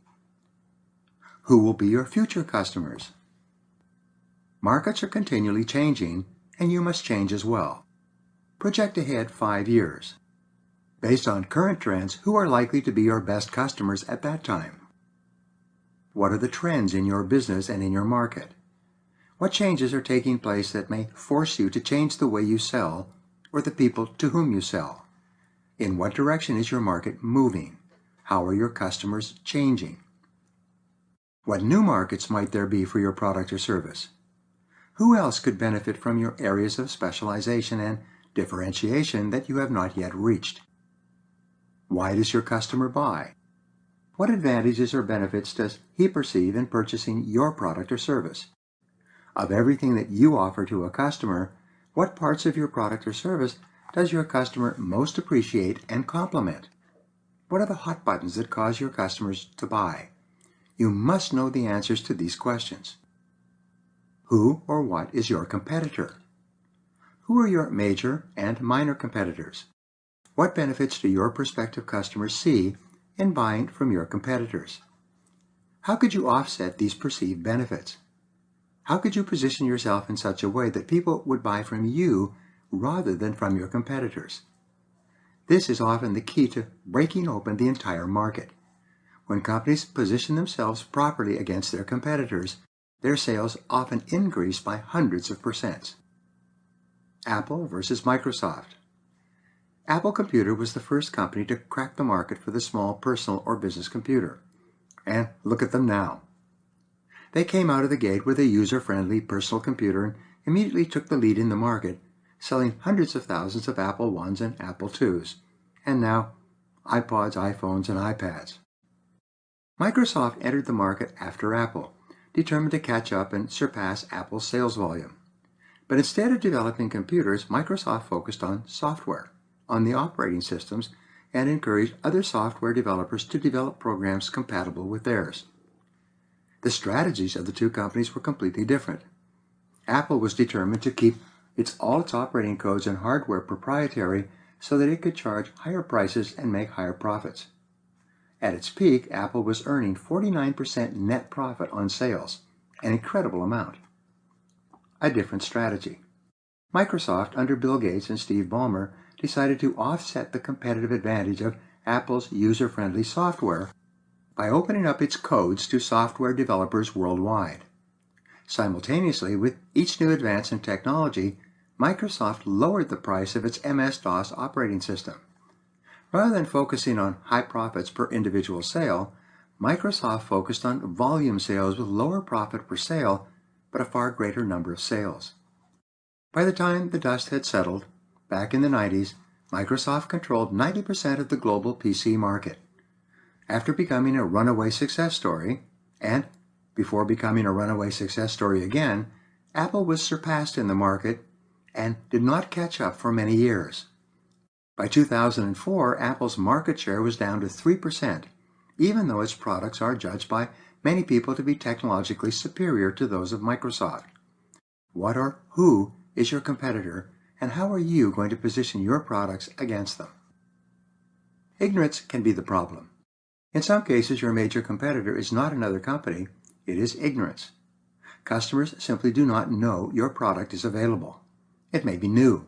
It may not be well known. It may not be well advertised. Sometimes the greatest obstacle you have to overcome is unawareness of what your product can do for a customer.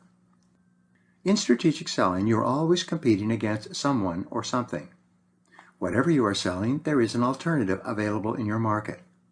What you have to find out is what your prospective customers are considering, and then position yourself in such a way that your customers conclude that your offering is superior to anything else available. Selling in some respects is similar to warfare. Decisions in warfare are always made in consideration of what the enemy is doing or likely to do. Many of your most crucial decisions in selling will be determined by what your competitors are doing or what they are likely to do. What is your competitive advantage? This is your area of differentiation that we discussed earlier. In what way do you have an advantage over your competitors? How and why are you superior? As Jack Welch of General Electric once said, if you don't have competitive advantage, don't compete. Your competitive advantage is invariably the most important reason that a customer would choose your product over that of your competitor. Fully understanding the nature of your competitive advantage is the key to developing an effective and creative sales presentation.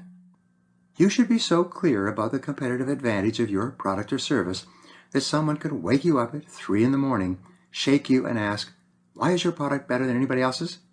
And you should answer this question right out of a sound sleep. Your area of superiority.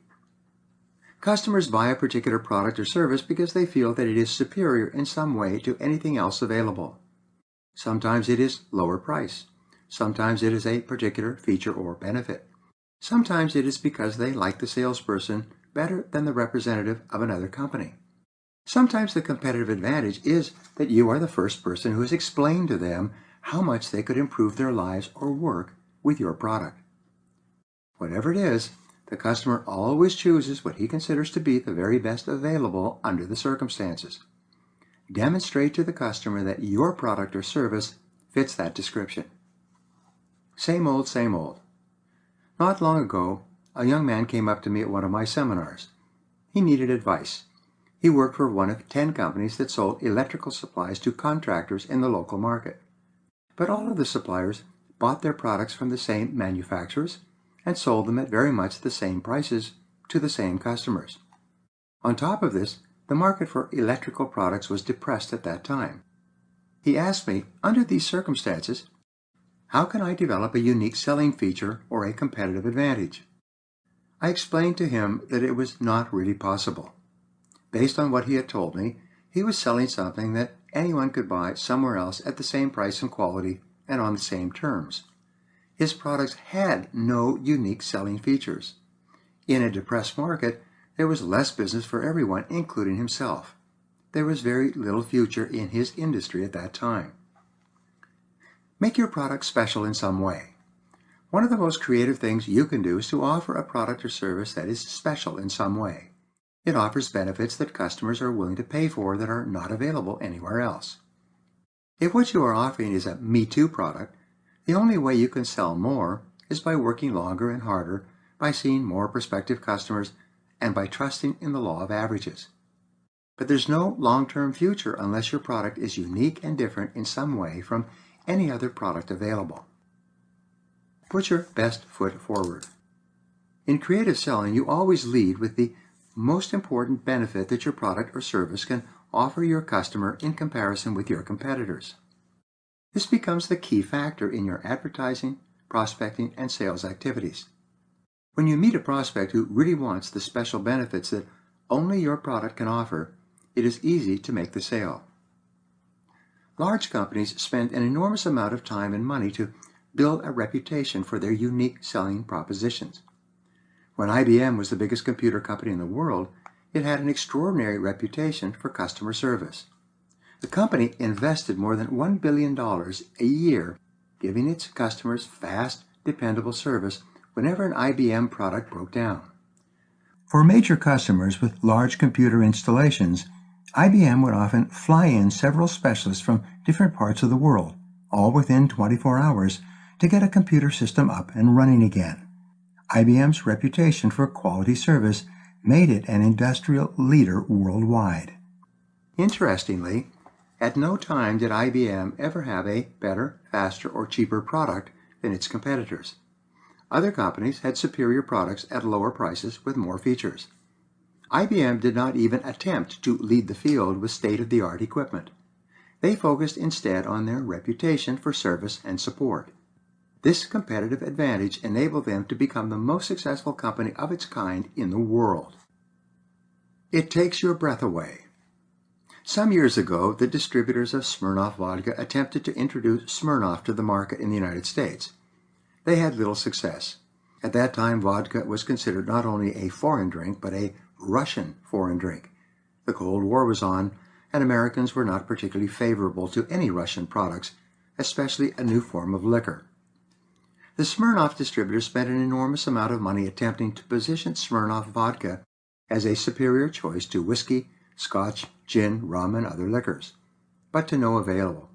Finally, they identified the unique selling feature, USF, of Smirnoff. After drinking Smirnoff, no one could smell it on your breath. They instantly created an advertising campaign around this unique selling feature with 2 lines. Smirnoff, it takes your breath away. And Smirnoff, it leaves you breathless. In no time at all, Smirnoff became a $50 million product and eventually a $500 million and $1 billion product. It broke the market open for vodka sales, which are now well in excess of several $1 billion a year. By identifying the competitive advantage of the beverage, that people could drink at lunch without folks back in the office knowing, they were able to create a great marketing success. How could you describe or position your product in a similar way? What is your unique selling proposition? Who are your non-customers? Who are the people who could use your product or service but buy neither from you nor from your competitors? These are people who are not even in the market at all. In reality, the non-customers are the greatest untapped market for your products or services. If you can identify them and find a way to get through to them, you can often create sales where no sales exist and where there is little competition or price resistance. A huge untapped market. Often these people are the late adapters in the market, those who wait until a new product or service has been tested and proven by the majority of buyers before they risk buying. When a company finds a way to tap into this huge late adapter market of non-customers, it can often surpass all of its competitors. 3 examples come quickly to mind: the fax machine, the personal computer, and the cell phone. In each case, only a few people were willing to take a risk on this new technology. In the earlier versions, they were often large, clumsy, and inefficient. The first cell phones often required a briefcase to carry them around. But once these 3 innovations had been accepted by business people and used in offices, the dam began to crack. Suddenly, the non-customer entered the market by the millions, and today, by the tens of millions. Today, even children have computers, fax machines, and cell phones, which they are constantly upgrading with newer, better, faster, and cheaper versions. What were once early adapter markets have become multi-billion-dollar worldwide markets. How might you apply this to your product or service? The non-voter. Here's another example. The biggest non-customer in our society today is the person who does not vote. The non-voter, if he could be motivated to vote for a particular candidate or party, could determine the outcome of virtually every election in the country. 40% of qualified voters never go to the polls. They are the largest single voting bloc in the country. Why don't they buy? The people who are not now buying your product or anyone else's product are the greatest source of new customers.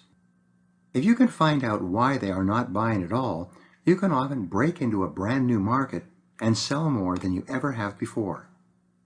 Keep asking with regard to non-customers, why don't they buy?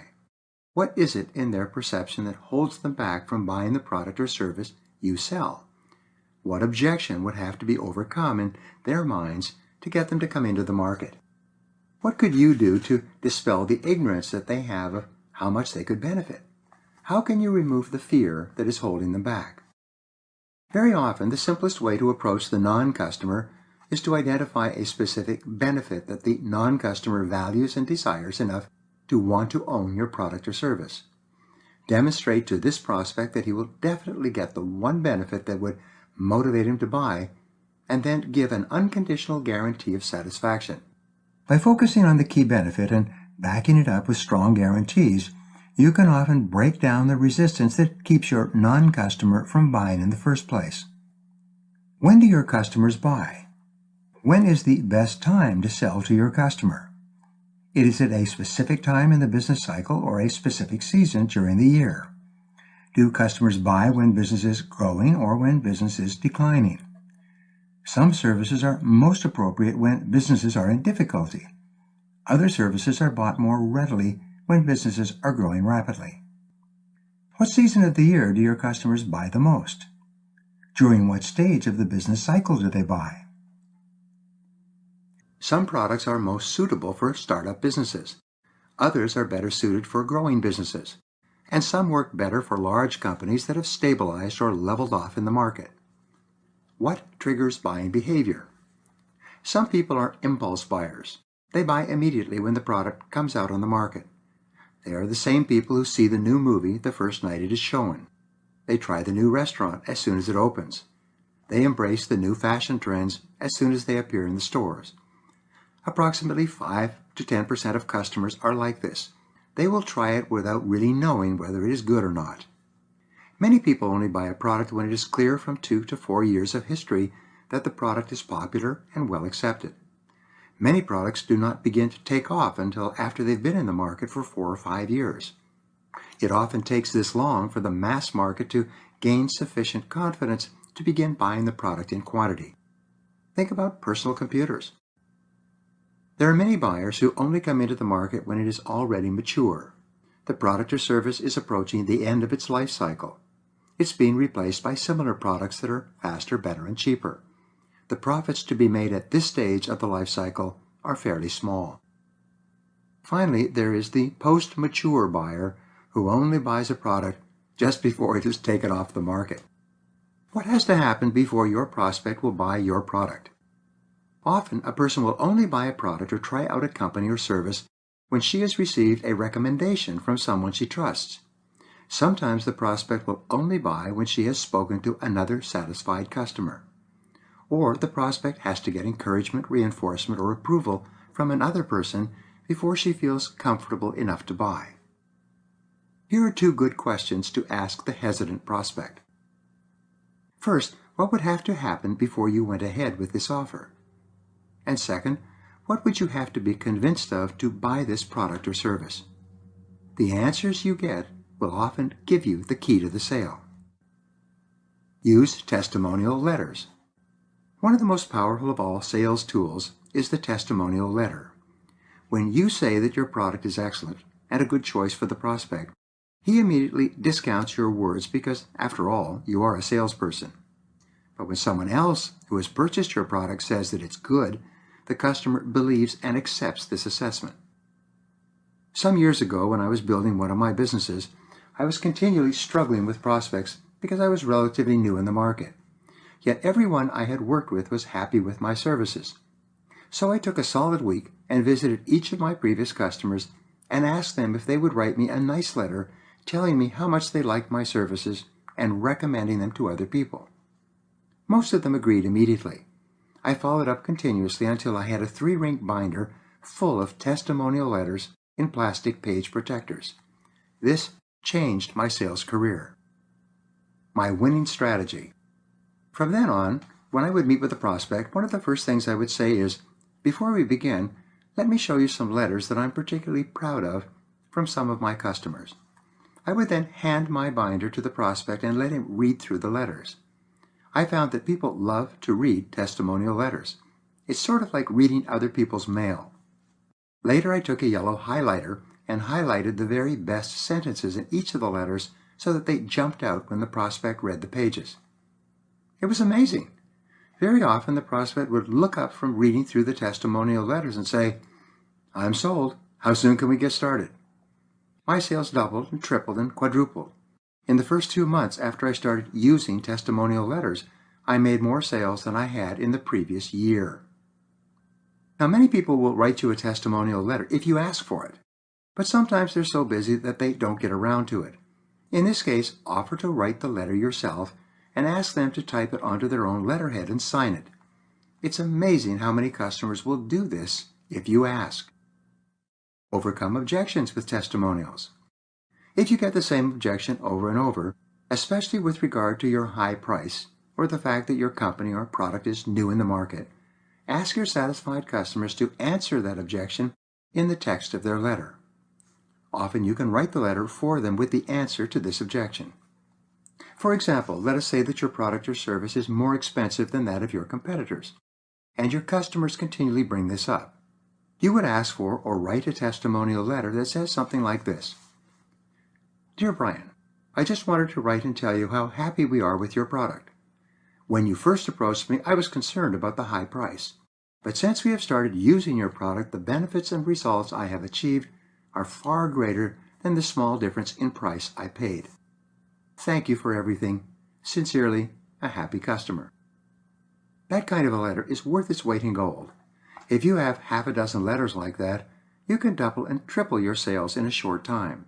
Soon you'll be selling to almost everyone you speak to. The best advertisement. The most powerful of all forms of advertising in our society is word of mouth.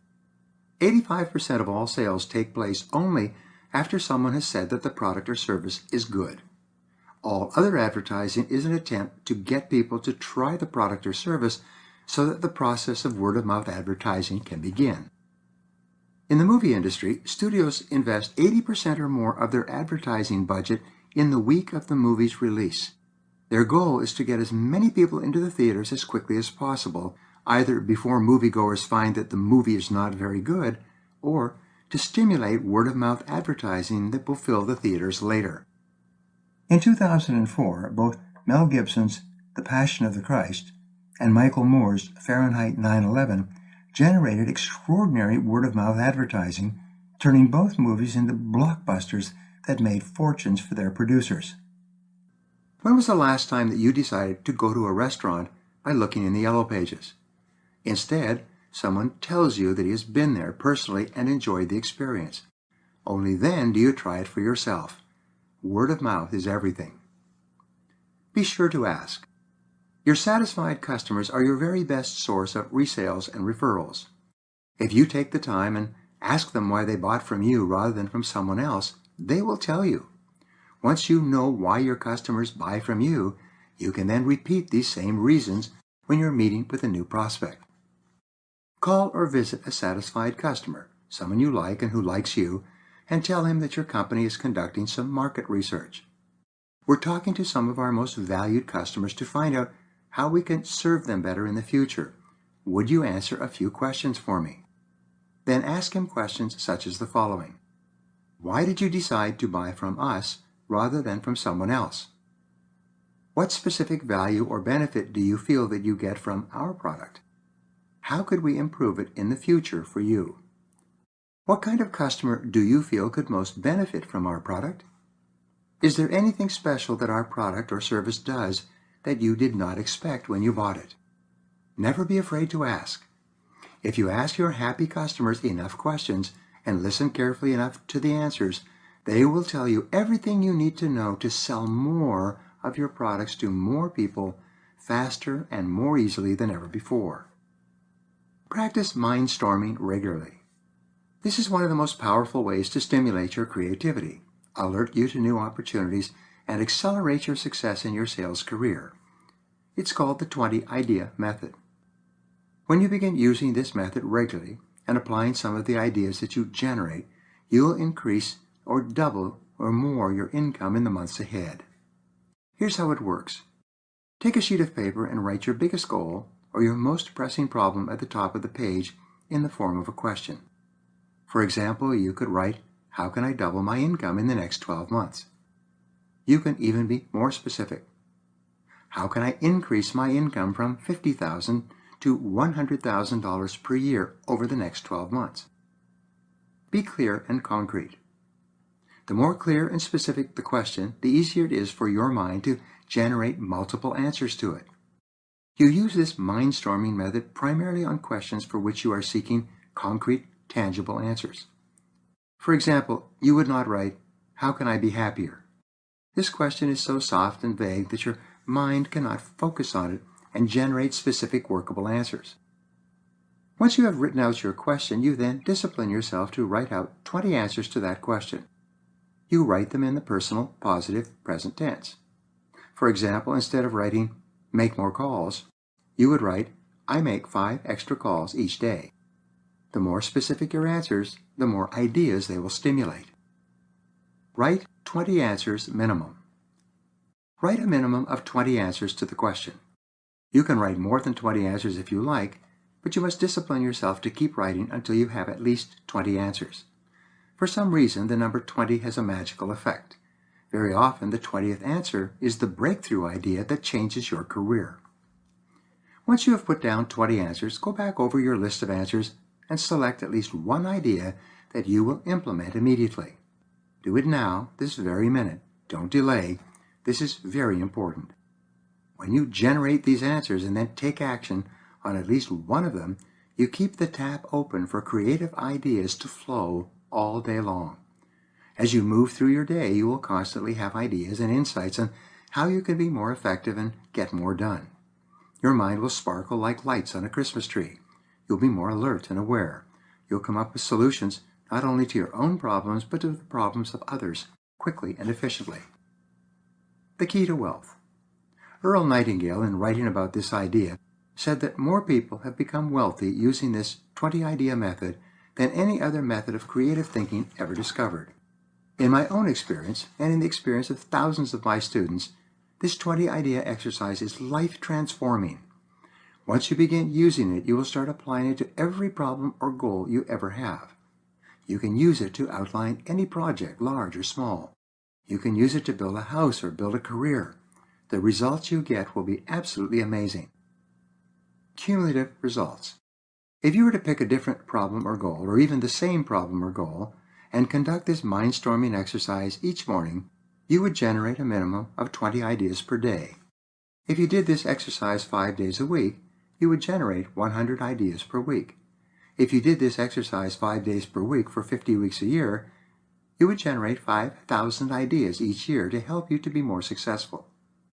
If you then selected one idea each day and took action on it immediately, that would come to 250 ideas per year that you would be implementing in your life to help you move faster towards your personal and career goals. The big question. If you were to implement 250 new ideas each year to be more successful, do you think this would have any impact on your life? Would your income increase? Do you think that one self-improvement idea per day might change your life so dramatically that it would be unrecognizable a year from now? Marshall McLuhan once wrote that all you need is an idea that is 10% new to make $1 million or much, much more. It does not have to be the discovery of relativity or a major scientific breakthrough.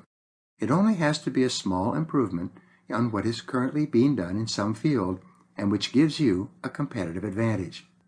One small competitive advantage is enough to separate you from everyone else and put you onto the fast track to success. When you begin using this idea and developing 20 ideas each day, you will be astonished. You'll become one of the most creative salespeople in your field. As a result, you'll become one of the highest paid people in your profession. Once you develop the regular habit of thinking creatively and applying your creative ideas, there will be no product that you cannot sell successfully and no goal that you cannot achieve. Now here are 7 action exercises for you. 1. You are a genius. Resolve today that you will use your inborn creativity to solve any problem, overcome any obstacle, and achieve any goal you can set for yourself. 2. Write your most important goal at the top of a page in the form of a question. Write out 20 answers to that question, and then take action on at least one of them. Do this every day. 3. Identify your areas of excellence and superiority in your product or service. What makes what you sell better than any competitive alternative? 4. Determine why your customers buy from you rather than from someone else. Which prospects can most benefit from what you do best? 5. Where are your very best concentrations of prospective customers? Decide how you are going to spend more time with them. 6. Differentiate your products or services in a meaningful way. Find out why people buy your product and then show them why your product is the best choice, all things considered. And 7. Get written testimonial letters from your satisfied customers. Highlight the best sentences and then place them in plastic pages in a 3-ring binder. Show these letters to every prospect. Theodore Roosevelt said, "Far and away, the best prize that life offers is the chance to work hard at work worth doing." Chapter 5. Getting More Appointments.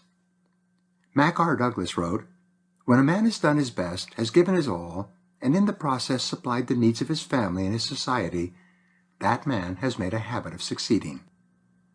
The most important rule for selling success is spend more time with better prospects. This rule contains just 6 words, but it summarizes your complete strategy to selling. The more time you spend with better prospects, by the law of probabilities, the more sales you will make and the more successful you will be. Finding new people to talk to and then approaching them for the first time is one of the most challenging parts of selling. All advertising, promotion is designed to speed up this process or to make it easier. Prospecting is also the part of selling that causes the most stress and frustration. More salespeople lose heart and give up what might have been a successful career because of their inability to master the skills of prospecting than for any other reason. You can learn any skill. Fortunately, prospecting is a skill that you can learn. If anyone else is good at prospecting, that is proof that you can be good as well. You simply need to learn the strategies and techniques used by other top people and then adapt them to your own work until you feel comfortable with them. After that, your sales success is guaranteed. By now, you have done your creative thinking and analysis of your market. You've identified your major competitive advantages and your unique selling proposition. You know exactly the very best type of people to talk to, what to say, why they should buy from you rather than from anyone else. You have loaded your gun and cocked it. Now you have to aim and fire. This is the hard part. Now you have to contact, either by phone or face-to-face or by internet, a real live prospect who has never seen you before. This is one of the most fearsome parts of selling until you master it. The process of prospecting. An ongoing analysis of your product and your market will give you a continuous stream of new prospects and prospect groups to call on. Your first contact with the prospect will begin the process, which will or will not conclude with the sale. Therefore, every word of your approach or introduction must be planned in advance to accomplish the following goals. Break preoccupation. Your approach must break the preoccupation of the prospect. Everyone you call on is busy and thinking about other things. They're completely involved in their own problems, work, family, health, business, or bills. Unless you can break through this preoccupation with your opening words, you never get a chance to make a sales presentation. Some salespeople phone, introduce themselves, and begin talking about their product or service immediately. A better way is to introduce yourself and then ask, "I need about 2 minutes of your time. Is this a good time to talk?" Only when the prospect has confirmed that he has a couple of minutes to listen to you do you ask a question aimed at the result or benefit of what you are selling. Sell the appointment, not the product. Never talk about your product or price on the phone unless you can actually make and conclude the sale without seeing the prospect personally. This is an important rule. Young salespeople, in their eagerness to get appointments, often blurt out details about their product in the first couple of sentences.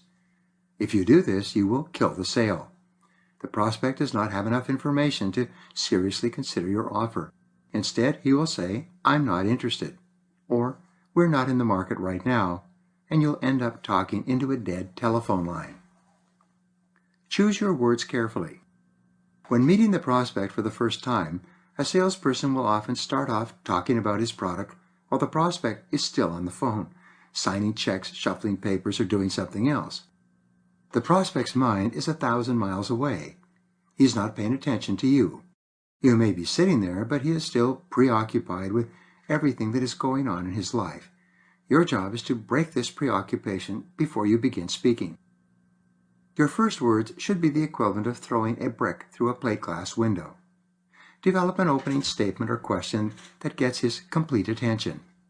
This sentence should always be aimed at the result or benefit that the prospect will receive from your product or service, but does not mention the product or service itself.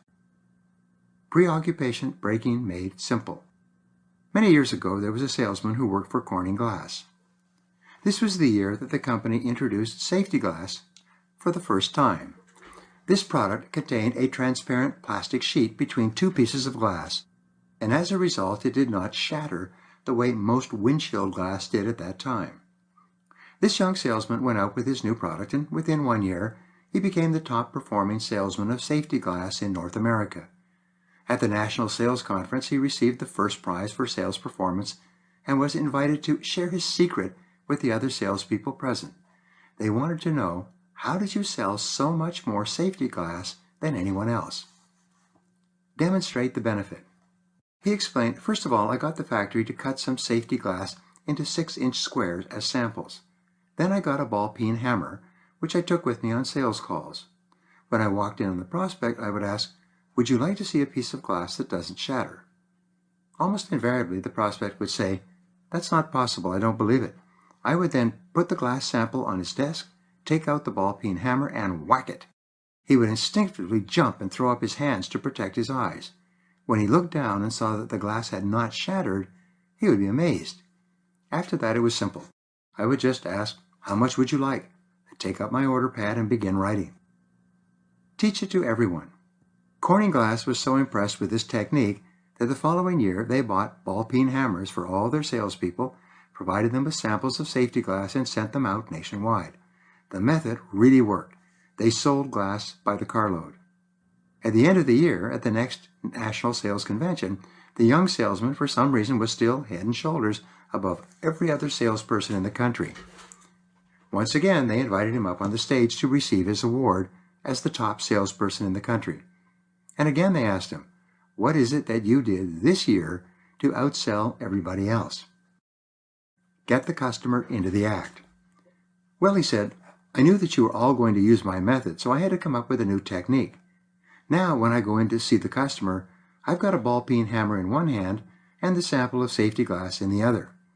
I ask him, would you like to see a piece of glass that doesn't shatter?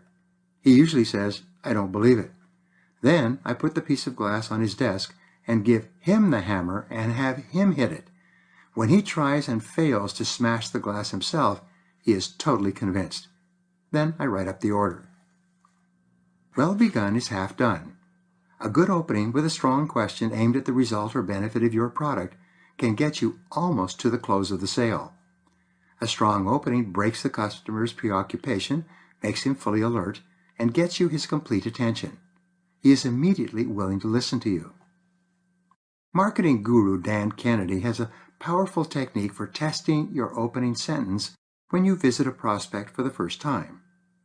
He says that your opening words should trigger the response, really? How do you do that? For example, we can provide you with glass that doesn't shatter. Really? How do you do that? Your statement should immediately grab undivided attention if he or she is a genuine prospect. Your time is limited. You only have about 30 seconds at the beginning of your meeting to get the prospect's complete attention. In the first 30 seconds, the prospect decides whether or not he is going to listen to you. If you wander or make general conversation, the prospect will grow impatient. Within 30 seconds, he will have turned off and tuned out. It is then hard to get him back.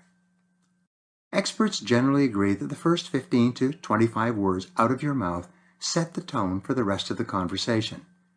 You should select these words carefully and rehearse them regularly. They should not be left to chance.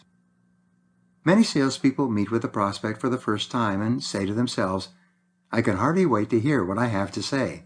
I wonder what's going to fall out of my mouth next. This is not for you. Plan it word for word. Your opening question or statement should be planned word for word, rehearsed in front of a mirror over and over, and memorized. You must go out and say it to a real live prospect. See what kind of response you get. If your prospect does not respond with interest and complete attention, it's back to the drawing board. You have to rework your opening question or statement until it gets the kind of reaction you want. Really, what is it? Cold calling for appointments. I learned about the importance of this from my own experience. When I was selling sales training, I would call people on the telephone and say something like, I would like to talk to you about training your salespeople. This automatically triggered responses such as, we can't afford it. We don't have the time to train our salespeople. We have our own sales training program. Our people don't need training. Sales are down right now, and we can't pay for it. Business is bad. We don't have any training money in our budget. With some variation, these are the same things that prospects tell us all the time. Rewrite and reword your opening words. When I found that I wasn't getting anywhere with my approach, I sat down and studied it. I spent several hours working and reworking my opening comments, trying to determine how I could cold call on prospects in sales organizations more effectively. I finally realized where I was going wrong and developed a strategy to compensate for it. The first thing I decided was that I had to be sure that I was speaking to the right person before I made any attempt to set up an appointment. Who is the prospect for sales training in a business organization? It was obviously the person who was responsible for making decisions about sales training for the salespeople, the owner or sales manager. My second question was, what is the basic need or concern of my ideal prospect? This too was obvious. My ideal customer was not interested in sales training. He was interested in higher sales volume, in increasing sales results. I realized that I had to ask a question that focused on that specific need, the result or benefit that my ideal prospect was seeking. Back to the phone. I began prospecting by telephone once more. My first question was to the receptionist. Who is the person in your organization that is responsible for sales and sales training? That would be Mr. Brown, our sales manager. Could I speak to Mr. Brown, please? And the receptionist would put me through. When I got through, I would say, Mr. Brown, my name is Brian Tracy. I'm with the Institute for Executive Development. I was wondering if you would be interested in a proven method that could increase your sales by 20 to 30% over the next 12 months. What kind of response do you think I got? Almost every prospect answered, of course. What is it? Repeat the key benefit. I would then repeat the key benefit or hot button. Mr. Brown, we've developed a method to increase your sales by 20%, 30%, and even 50% over the next few months. My prospect would often say, really, how do you do that? My response would be, that is exactly why I'm calling you. I just need 10 minutes of your time to show you this system, and you can decide for yourself if it applies to your company and your salespeople. From failure and frustration in telephone prospecting, I began getting appointments with 4 out of 5 and even 9 out of 10 people that I called cold out of the phone book. With this simple change in my approach, I did more business in the next 2 months than I had done in the previous year.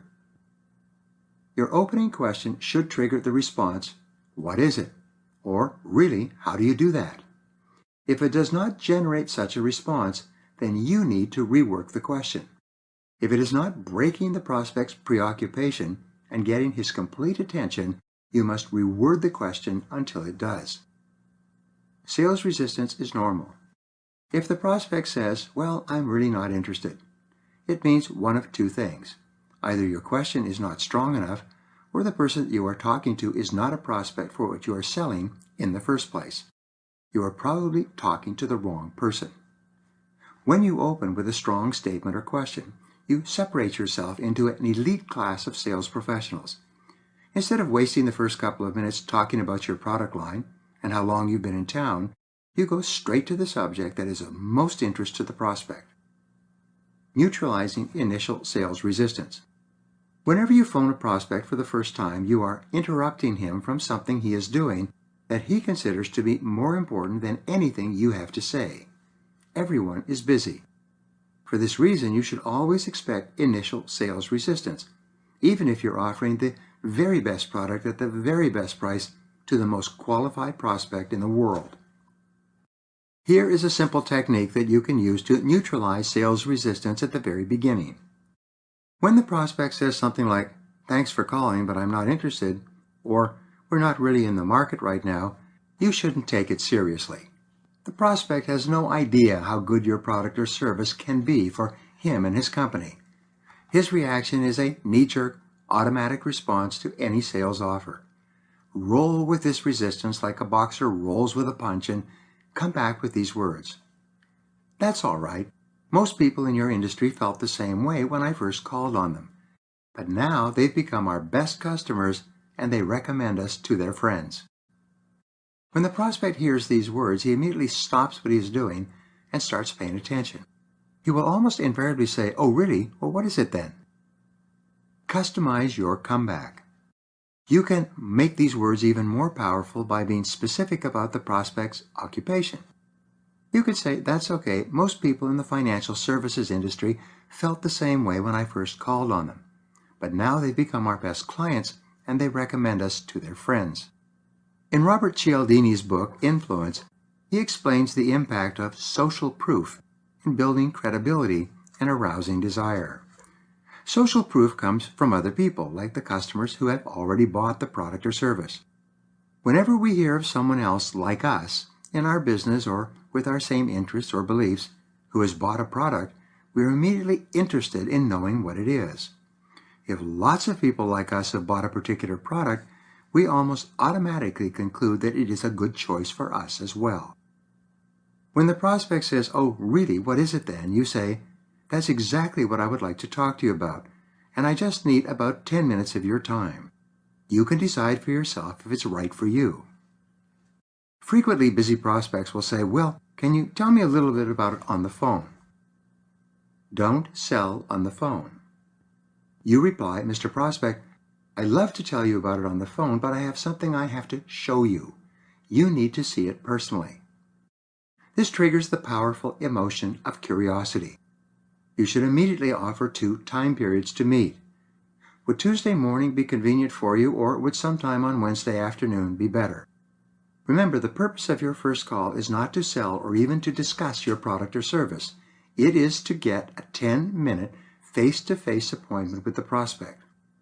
Do not talk about anything else but this appointment, and absolutely refuse to discuss your product or service on the phone.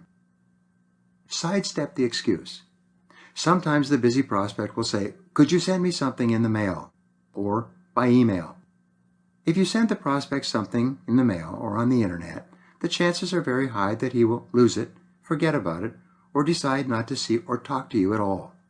He will feel that he has enough information to make a decision and that he doesn't have to tie up his time with a salesperson. Sending things via email or in the post is usually a complete waste of time and money, unless you are selling from a distance. When the prospect asks you if you could mail something, respond by saying, "I would love to mail it to you, but you know how undependable the mail can be today. Why don't I drop it off to you personally on Tuesday afternoon when I'm in the area? Will you be available around that time?" Don't be put off. The prospect may now make a last-ditch effort to avoid committing. "All right, why don't you call me on Monday and we can set up a specific time to get together next week?" If you accept this put-off, then when you call on Monday, the prospect will be in a meeting from which he will probably never emerge. Instead say, "Mr. Prospect, I've got my calendar here in front of me. Do you have your schedule handy?" Prospect will always agree that he has his schedule near at hand. You then say, "Let's set up a specific time right now. If something comes up and this time doesn't work for you, you can give me a call and we can reschedule. Would Tuesday afternoon at around 3 o'clock be convenient for you?" When the prospect agrees to meet with you at a specific time, you have made your first sale, the sale that makes the real sale possible. You then confirm by repeating the time, day, and date of the meeting, plus you give the prospect your telephone number in case something comes up. Once this has been done, thank the prospect, repeat the time, date, and place of the meeting, and say, "Thank you. You are really going to like what I have to show you." Face-to-face with the prospect. Your first selling task is to get the prospect to listen to you. Before the prospect will relax and listen to you, she wants to be sure of 5 things. She may not say it or ask for these 5 factors by name, but they are essential if you want to get a fair hearing. First, she wants to be sure that you have something important to communicate. That is why you go straight to the result or benefit of what you sell in the first sentence. If what you are offering is relevant to her life or work, you will have her complete attention. Second, she wants to be sure that you are talking to the right person. Since your product or service usually solves a problem of some kind, she wants to be sure that she is the one with the problem or need that you can solve or satisfy. Fortunately, you've already qualified this prospect when you got through to her via the receptionist. You already know that you are talking to the right person. But if you have any doubts at all, ask her, are you the person that I would talk to about increasing sales in your organization? Are you the one with whom I should speak about cutting your costs of information processing? Or are you the person to talk to with regard to the specific need or problem within your organization? Remember, you do not sell a product or a service, you sell a solution to a problem or the satisfaction of a genuine need. You must initially find the person who has the problem or the need. Only then can you begin talking about helping her get the benefits of what you are selling. There is no point in doing a wonderful sales presentation to someone to whom your product is of no interest or who is not in a position to make a buying decision. Always be sure you are talking to the right person. Third, at least initially, the prospect wants to be assured that your visit will be short. People are extremely busy today. They're often overwhelmed with problems and responsibilities. They become nervous and negative if they think that someone is going to take up a lot of their time. You must therefore assure them right away that you are only going to take up a couple of minutes to tell them about the benefit that you have mentioned in your opening question. Fourth, the prospect wants to be sure that she will be placed under no obligation if she meets with you. This is why you say, I have something to show you, and you can judge for yourself.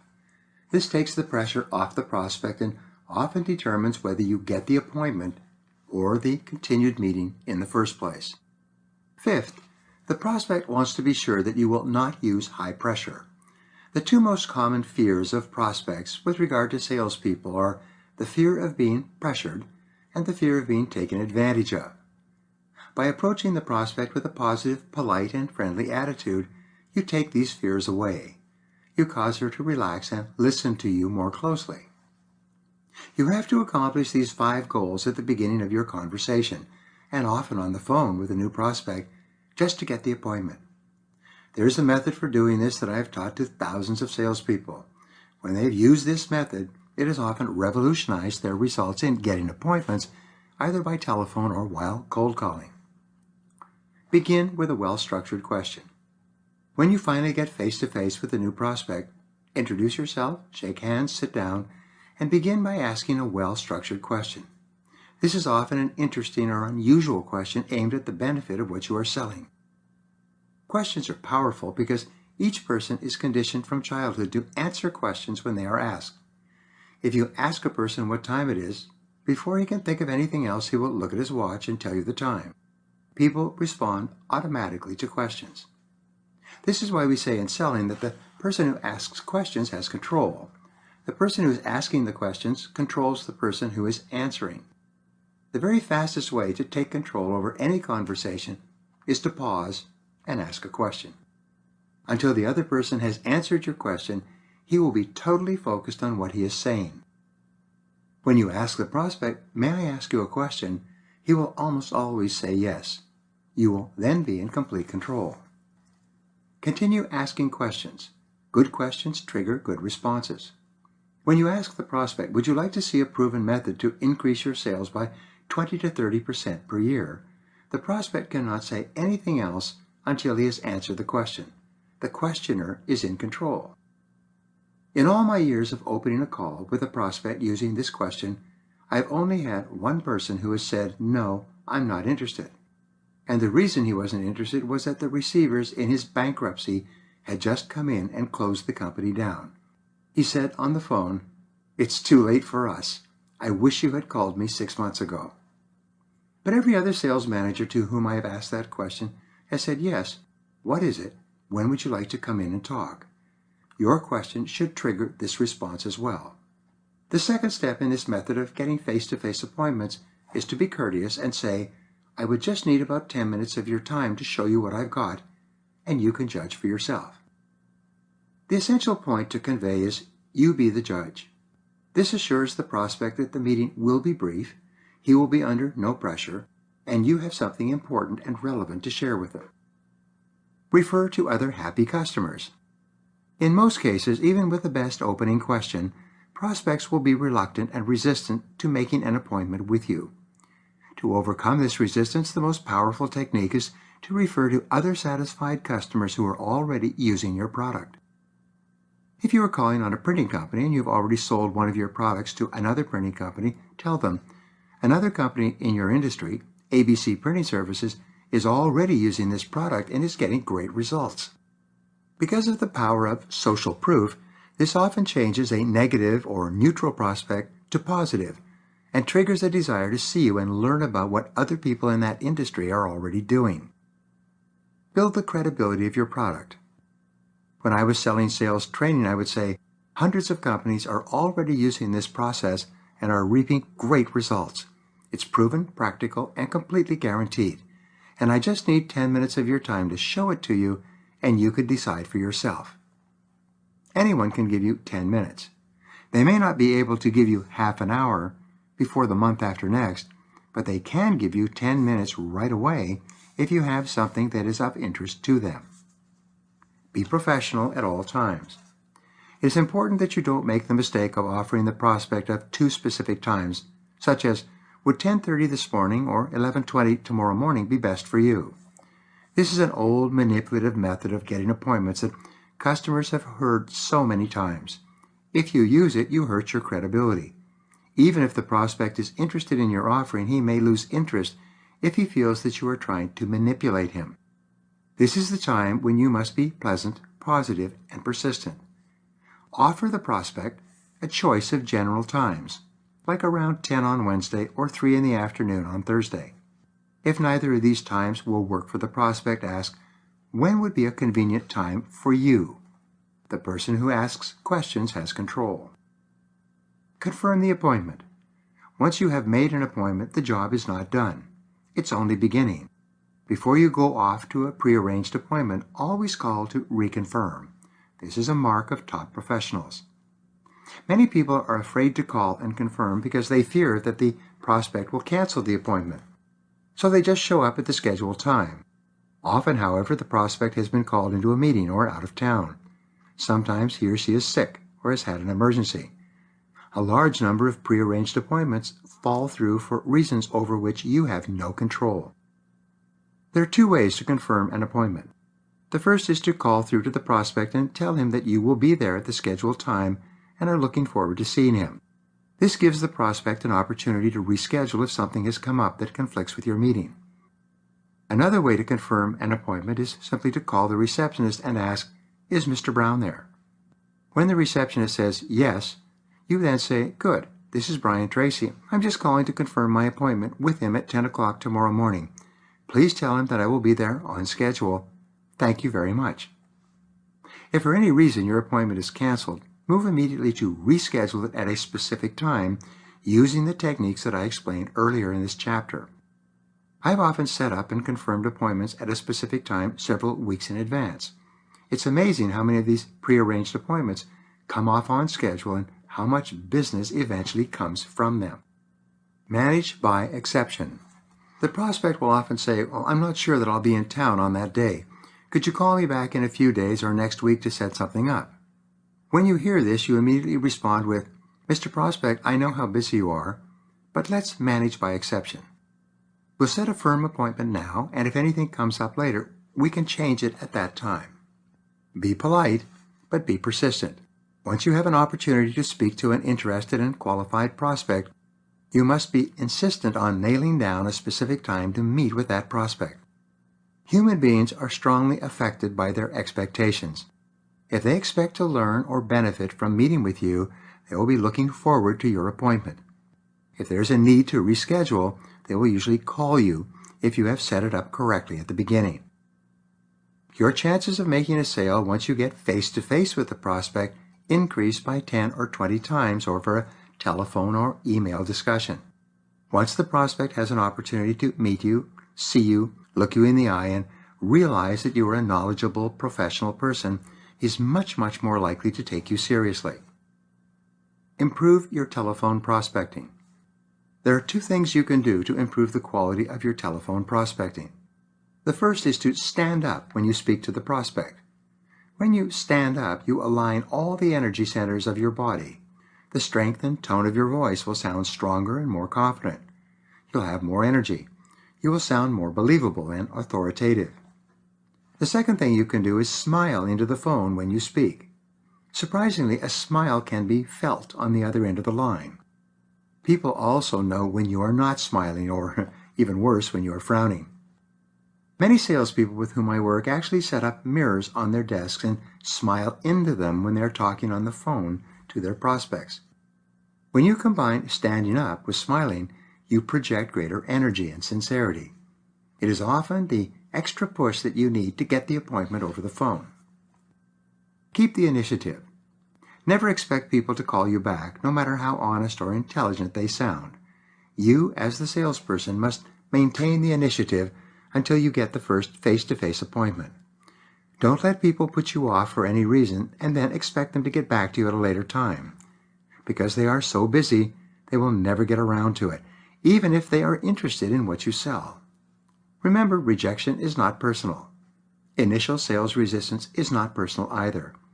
When the prospect says that he is not interested or that he is already satisfied with his current situation, it doesn't mean anything. It is a normal and natural response to your call. Don't take it personally. Practice mental rehearsal. Here's one of the most important success secrets of all in the psychology of selling. It involves the way you prepare mentally immediately before going in to see the prospect, especially for the first time. Stop for a few seconds and create a clear mental picture of yourself as completely relaxed, calm, positive, smiling, and in complete control of the interview. Then inhale deeply, filling up your lungs and putting pressure on your diaphragm. Hold this breath for a count of 7, and then exhale for a count of 7. While you are breathing deeply, continue to hold a picture of yourself as the very best salesperson you could possibly be. Create a clear mental picture. Then, just before you go in to see the prospect, create a picture in your mind of the prospect responding to you positively. See him or her nodding, smiling, agreeing, and enjoying your presence and your conversation. You can increase the power of mental rehearsal prior to a sales meeting by remembering a previous successful sales call. Think about the best sales call that you have had recently. Think about how much you enjoyed talking to the prospect, how positive the prospect was, and especially the presentation ending with the sale. Remember the feelings of happiness and satisfaction that you got from that transaction. Then transfer the same feeling to the mental picture that you have created for yourself and the prospect you're about to see. This exercise will amaze you. It will smooth out your whole personality. By breathing deeply, relaxing, and visualizing, you'll be fully prepared to perform at your best. Talk to yourself positively. Don't forget to use the technique we covered earlier, the use of positive affirmations. Especially if you feel a little tense, repeat to yourself strongly and emphatically the words, "I like myself, I like myself, I like myself." Say, "I love my work, I love my work, I love my work." Help yourself warm up and prepare mentally by repeating, "I feel happy, I feel healthy, I feel terrific." It's not possible for you to talk positively to yourself using words like this without immediately feeling happier and more confident. When you walk in to see the prospect will feel the positive energy coming from you. Always prepare for a sales meeting by breathing, visualizing, and affirming in advance. It will make all the difference in the world. Set the stage immediately. When you meet with a prospect, shake hands firmly and say, "Thank you very much for your time. You're really going to enjoy what I have to show you." When you build positive expectancy, you get him interested and make him curious. He begins saying to himself, "I wonder what it is." When you are smiling, confident, and positive, you project this to the prospect and create a high level of anticipation in what you have to say. Expect to be welcome. Sometimes your prospect has had a bad morning. Ever since she arrived, she has been deluged with phone messages, emails, and complaints. The coffee was cold. Her employees are sick or unhappy, and her boss is mad. Then you come in. The prospect thinks, "Thank heavens, here's a nice, pleasant, intelligent, positive-looking person who's got something interesting to tell me." Many people feel this way. You could be the highlight of the entire morning or afternoon. When you are pleasant and smiling, they will be happy to see you. Refuse to talk standing up. When you arrive at your appointment, sometimes a busy prospect will come out to meet you in the reception area and ask you to tell him about your product. But you should refuse to make your presentation standing up. If you do, you run the risk of devaluing your product or service. No one buys a product or service standing up. Refuse to sell it that way. Remember the adage, everything counts. Unless you sell in a showroom, nobody considers a product or service of any value if you're willing to talk about it and try to sell it standing up. Instead say, what I have to show you is really important and I just need about 10 minutes of your time. If the prospect does not invite you to sit down to discuss your offering, say, if you don't have the time right now, perhaps we could schedule 10 minutes at a later date when it would be more convenient for you. But refuse to discuss your product or service standing up. The basic rule is this. If the prospect cannot buy your product standing up, don't try to sell it standing up. Respect your product. The same is true for the telephone. If your prospect cannot buy what you are selling over the phone, don't try to make it an over-the-phone sale. If the prospect cannot buy and pay for it through the mail, don't try to sell it through the mail. If selling your product requires your being there physically, then insist on being there personally to make the sales presentation. People don't make buying decisions standing up. They make buying decisions sitting down, where they are comfortable, in their offices or their homes. They make buying decisions after listening, considering, reflecting, and looking at your material. They only buy after they have evaluated, reviewed, and decided that the benefits you offer are worth more than the price you charge. Now here are 7 action exercises for you. Number 1, determine exactly the number of prospects you must call on each day and each week to achieve your sales and income goals. Number 2, spend 80% of your time prospecting until you have so many people to see that you do not have time to call anyone else. 3, write out your script for telephone prospecting, memorize it, and practice it continually until it sounds natural and relaxed. 4, ignore initial sales resistance when you prospect. Focus on the result or benefit of what you sell and refer to other happy customers who already use it. 5, keep the initiative. Nail down the exact time and date of your first appointment with the prospect. 6, refuse to talk about your product or service or the price on the phone. Focus single-mindedly on getting a face-to-face meeting, nothing more. And 7, prepare thoroughly for every sales meeting. Do your homework, on the internet if possible, so that you look and sound like an absolute professional when you meet the prospect for the first time. As Mark Cain said, meticulous planning will enable everything a man does to appear spontaneous. Chapter 6, The Power of Suggestion. Earl Nightingale said, whatever we plant in our subconscious mind and nourish with repetition and emotion will one day become a reality. Human beings are greatly influenced by the suggestive elements in their environments, especially the human elements. The suggestive influence of a calm, confident, relaxed salesperson is very powerful. This is why the most successful salespeople are usually those who are the most tranquil and easygoing. They're usually well-dressed, well-groomed, and professional-looking in every respect. Top salespeople have a calming, soothing effect on customers. They have confidence in themselves and in their product or service. As a result, we feel confident in listening to them. We feel convinced about the things they say and about the product or service they offer. The external environment. Each person is strongly influenced by his physical environment as well. Your environment has a tremendous impact on how you think, feel, and behave. Small changes in your environment can bring about immediate changes in the way you react and respond to what is going on around you. For example, normal room temperature is about 70 degrees Fahrenheit. But if you raise or lower this temperature by 5 degrees, it can dramatically change your level of comfort and the amount of attention you give to what is being said. If you are too hot or too cold, your discomfort will lead you to be irritable and demanding and impatient. The people around you. In your suggestive environment, perhaps the most powerful influence of all is the people that you deal with. You are very strongly influenced by the way people respond to you and behave when you are around them. Much of your reaction to other people is initially subconscious. Everyone has experienced meeting a person and instantly having a negative or positive reaction to him or her, even before a word has been exchanged. The reason for this instant assessment is that your previous experiences with many other people are stored in your subconscious mind as part of your permanent memory bank. When you meet a new person, your subconscious connects the dots and gives you an instant assessment of that person based on your previous experiences. You respond subconsciously to other people. Customers respond subconsciously to you.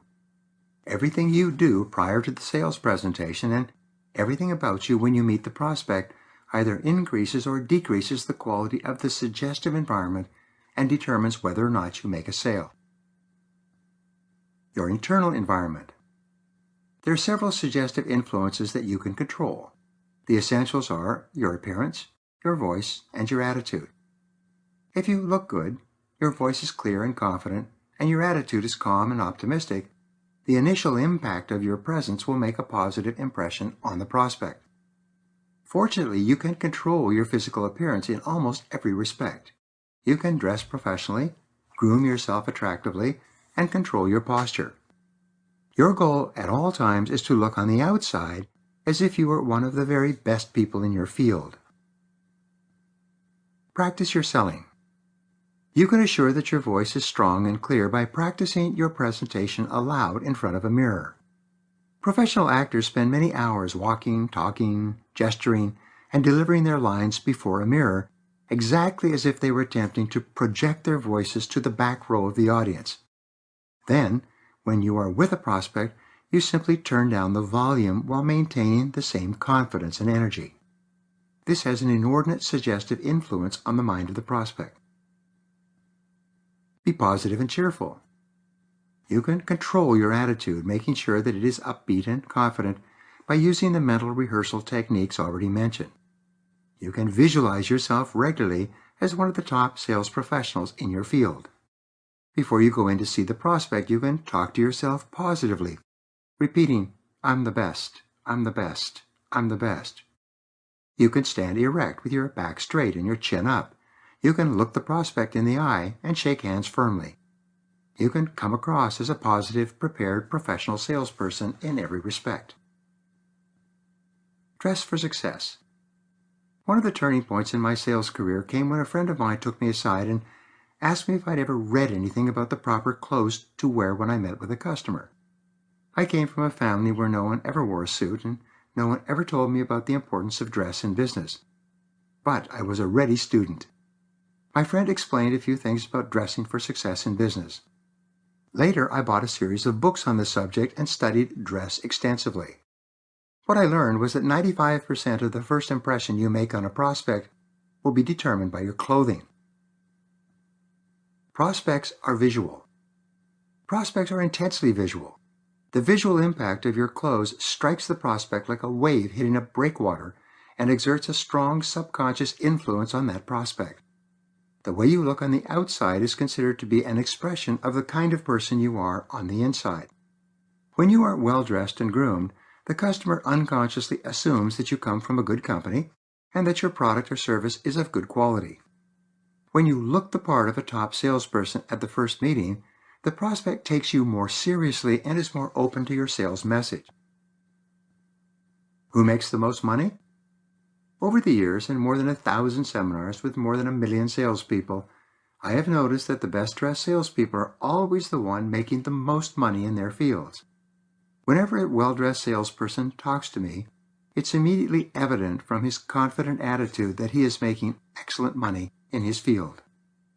On the other hand, I see countless salespeople who have no idea that they are sabotaging themselves and their sales each morning when they leave the house dressed poorly.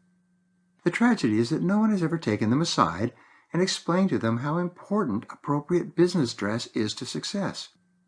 Worse, no one wants to criticize a salesperson by telling him or her that his or her dress is not appropriate.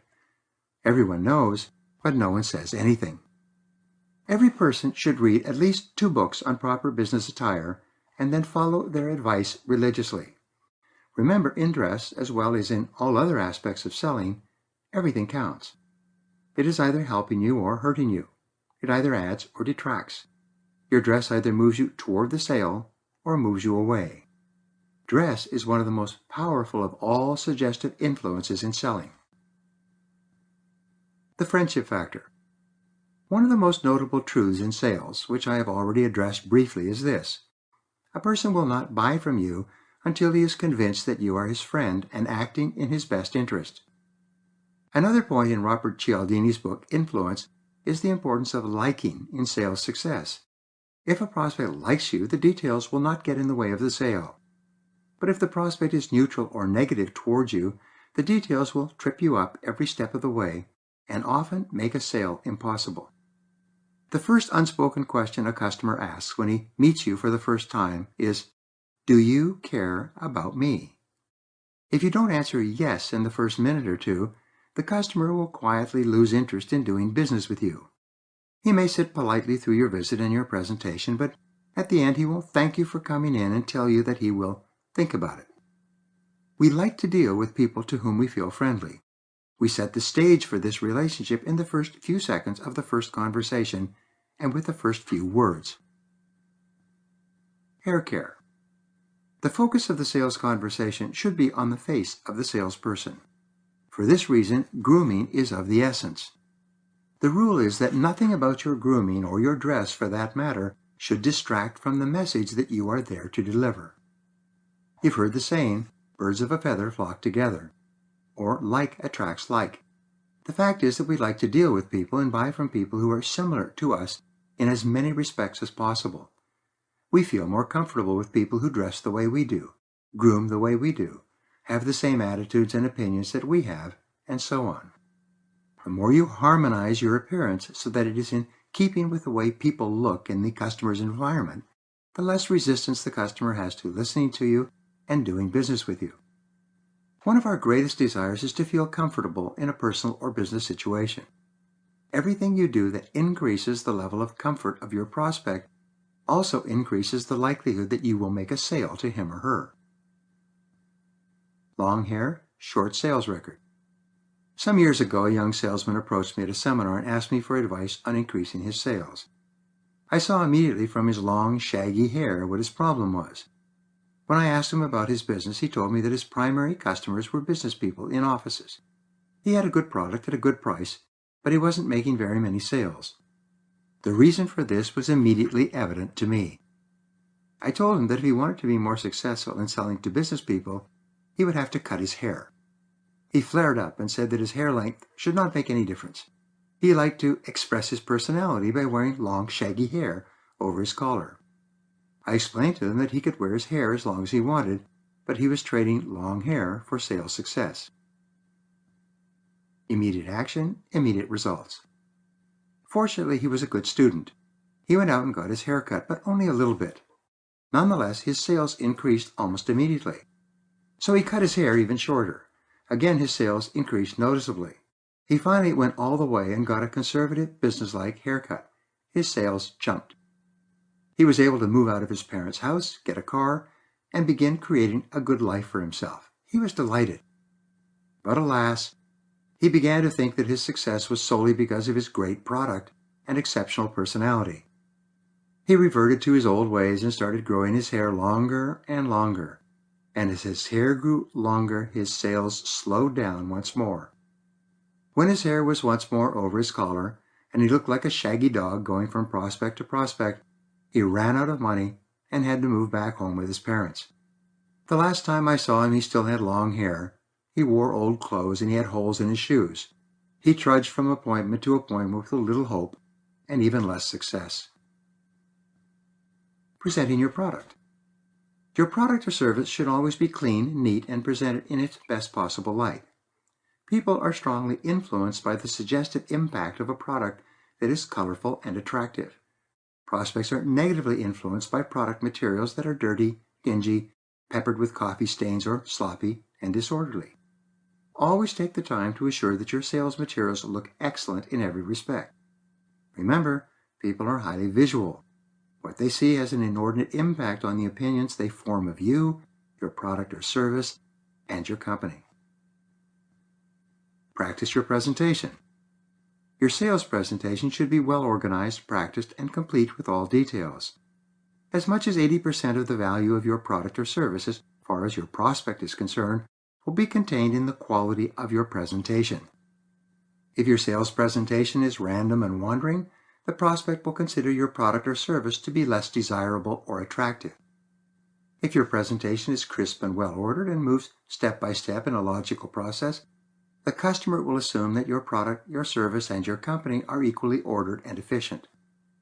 A professional sales presentation can dramatically increase the perceived value of what you are selling and simultaneously lower price resistance. Pleasant surroundings. Your surroundings should always be clean, orderly, and emanating success and prosperity. When people come to your place of business, they should immediately get the feeling that this is a successful organization. Everything should be tidy and in its place. In our advanced coaching programs, we train successful entrepreneurs to make changes in the images they present to their customers. The results our clients have achieved are often astounding. Recently, a couple with a small business complained that though they were quite successful in getting prospects to come to their office for an initial sales interview, afterward the prospects went away and never came back. These two very talented people were constantly working on upgrading and improving their sales presentation and materials, but to no avail. Something they were doing or failing to do was costing them an enormous amount of business. Upgrade your offices. It turned out that they had started their business working out of their home. When they decided to move from their home, they rented an inexpensive office and set it up with used furniture. Just as I had not known how to dress properly as a salesperson, they did not know how to lay out a business office. Because no one had given them any advice, their office looked cheap and second-hand. When prospects came in response to their sales and marketing activities, their first impression was that this was a second-rate company. The office looked and felt low budget. No matter how positive and cheerful they were in dealing with their customers, prospects could not get over the negative suggestive impact that the appearance of the office was having on their subconscious minds. They left and never returned. Take immediate action. Our coaching classes are held every 90 days. Once this couple understood the importance of the visual impact that their offices were making on their clients, they resolved to completely redecorate, get new furniture, put in new carpets, hang art on the wall, install a professional music system, and have fresh-cut flowers in their reception area. They went back and implemented these ideas immediately. When they returned to the coaching class after 90 days, they were bubbling with excitement. Their closing ratio had jumped from about 5% to about 50%. They had tripled their sales and profitability. They were absolutely amazed at the impact that their attractive and well-appointed offices had on their prospects. They received countless compliments from their new customers on how beautifully their offices were laid out. They had more than paid for the cost of redecoration within 30 days from additional sales and profits. Work from a clean desk. One of the rules of office etiquette is keep your desk clean. When you have a neat desk and an orderly office, you look like a successful person. On the other hand, when your desk is cluttered with all sorts of things, you look confused, disorderly, and incompetent. People conclude that it would be unsafe to do business with you. You should have only one thing on your desk at a time, the one item that you are working on at the moment. Everything else should be put away in drawers, on the credenza behind you, or in files. You can even clear your desk by putting everything in a stack and putting the stack on your floor behind the desk. But keep your desk clean. Double your productivity. I have found that people who work from a clean desk are 2 or 3 times as productive as those who work from a cluttered desk. When you work from a clean desk, you can focus and concentrate on one thing at a time. When your desk is cluttered, you are constantly arranging and rearranging papers and work. Most of the time, you are unsure where everything is. You spend an enormous amount of time going back and forth, getting little done. Single focus is the key to high productivity, and a clean desk is the key to single focus. Create an impression of value. When you look like a total professional, well-dressed and well-groomed, and your sales presentation is organized, efficient, and effective, the customer gets the unconscious feeling that you are selling a valuable product that is worth every penny you charge. As the customer's confidence in you and your company increases, his or her price resistance declines. First-class companies represented by first-class people find it much easier to charge higher prices than their second-rate competitors. The way you see is the way you will be. To succeed, you must see yourself as a complete professional in every respect. Treat yourself and your customers as if you were one of the best educated and most knowledgeable people in your business. Think of the behavior of an accountant or management consultant. In each case, these professionals do not start off talking to you in a random fashion. They have a series of questions that they ask you in order. They seek a specific quality and quantity of information that they request from you in a systematic way. And the more they focus on asking that series of questions about you and your situation, the more confident you feel in doing business with them. You are a world-class professional. Imagine yourself as a doctor of selling. The more time you spend asking your patient logical, intelligent, and well-organized questions, the more he feels that he is in the presence of a professional.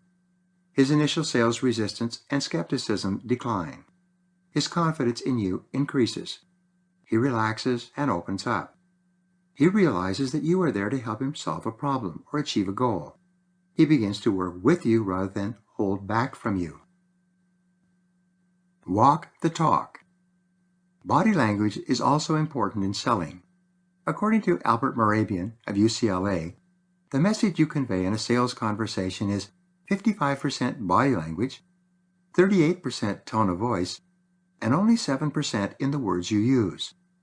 Because people are highly visual, they are most affected by the predominant message that you convey, and this is usually communicated by the way you hold and use your body. When you walk, imagine that your head is dangling from a string, holding your entire body erect. You should breathe deeply with your shoulders back and your spine straight. Raise your chin and look straight ahead. Walk and move with strength and confidence. Pick up the pace. Don't shuffle along. Move fast as if you have places to go and people to see. Your overall physical impression should be one of a busy, active, confident, and effective sales professional. Shake hands firmly and fully. When you meet people, give a strong, full, firm handshake. This initial physical contact can often make or break the sale for you. When people feel your hand, they measure your character.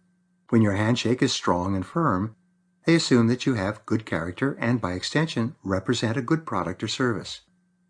Some salespeople that I meet give weak, indifferent handshakes, as if offering a cold fish. Others, especially women, give a half handshake, offering their fingers instead of a full handshake. This suggests that you are dealing with a half person. Not long ago, a gentleman came up to me at one of my seminars and asked me why he was having so much trouble in his sales work. He was quite proficient at getting appointments over the phone, but immediately after meeting the prospect in person for the first time, the sales conversation seemed to deteriorate. Something you can't hide. As soon as he shook hands with me, I knew the problem. He was originally from India, from a culture where people did not shake hands when they met. As a result, when he held out his hand to a prospect, his grip was weak and sloppy. The prospect immediately lost interest in him and his product, and he could sense it. No one had ever told him this. He had no idea how important a firm handshake was in initiating a business contact in our culture. He had thought that shaking hands was merely a formality that had no meaning. When he learned that a handshake was important, he began to practice giving full, firm handshakes to everyone he met. He wrote to me later and said that his sales had jumped from the very first week that he began practicing this new technique. The proper greeting. Someone once wrote a letter to Miss Manners, asking if the proper greeting upon meeting a new person was, "Pleased to meet you," or "How do you do?" Miss Manners replied by saying that the correct greeting is, "How do you do?" Humorously, she added that you do not say, "Pleased to meet you," because you don't yet know if you are. When you meet a prospect for the first time, offer your hand, look the prospect directly in the eye, and say, "How do you do?" This initial contact is like the kickoff in a football game. If it is done properly, it can move you a long way down the field toward the goalposts of a successful sale. Sit erect, facing forward. When you sit in a sales situation, always face the prospect directly. Never lean against the back of the chair.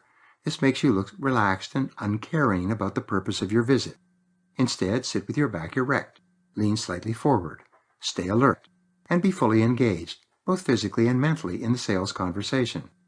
You should look like a runner at the mark, waiting for the starting gun. Interestingly enough, we are greatly influenced by the body language of the people to whom we speak. When you are sitting up straight, leaning forward, and aware of your surroundings, you cause the prospect to be more interested and aware as well. He or she will pay closer attention to you and be more involved in your sales message. At an unconscious level, the prospect assumes that what you have to say is important and valuable. That individual will therefore pay closer attention to you than if you were lean back and relaxed during the sales conversation. Get the prospect to open up. If a prospect is sitting with his or her arms folded, this is usually not a good sign. Occasionally, it is because the office is too cold, but in most cases, it is a sign of disinterest. When a person's arms are folded, it usually means that his mind is closed. Folded arms are an unconscious body language way of blocking out incoming information. When he unfolds his arms, he opens his mind. Get the prospect to unfold his arms. It is fortunately quite simple. To open the client up to your message, begin by asking questions. If he does not relax and unfold his arms, hand him something physically, like a brochure or price list to read. Ask him to calculate a number or give you a business card. Use your ingenuity to get those arms unfolded so that he is more open and receptive to you and your message. Use positive body language. Crossed legs can be sending the same message. When a customer's legs are crossed, it usually means that he is holding back information. If his legs are crossed at the ankle, it means that he is not telling you everything that you need to know.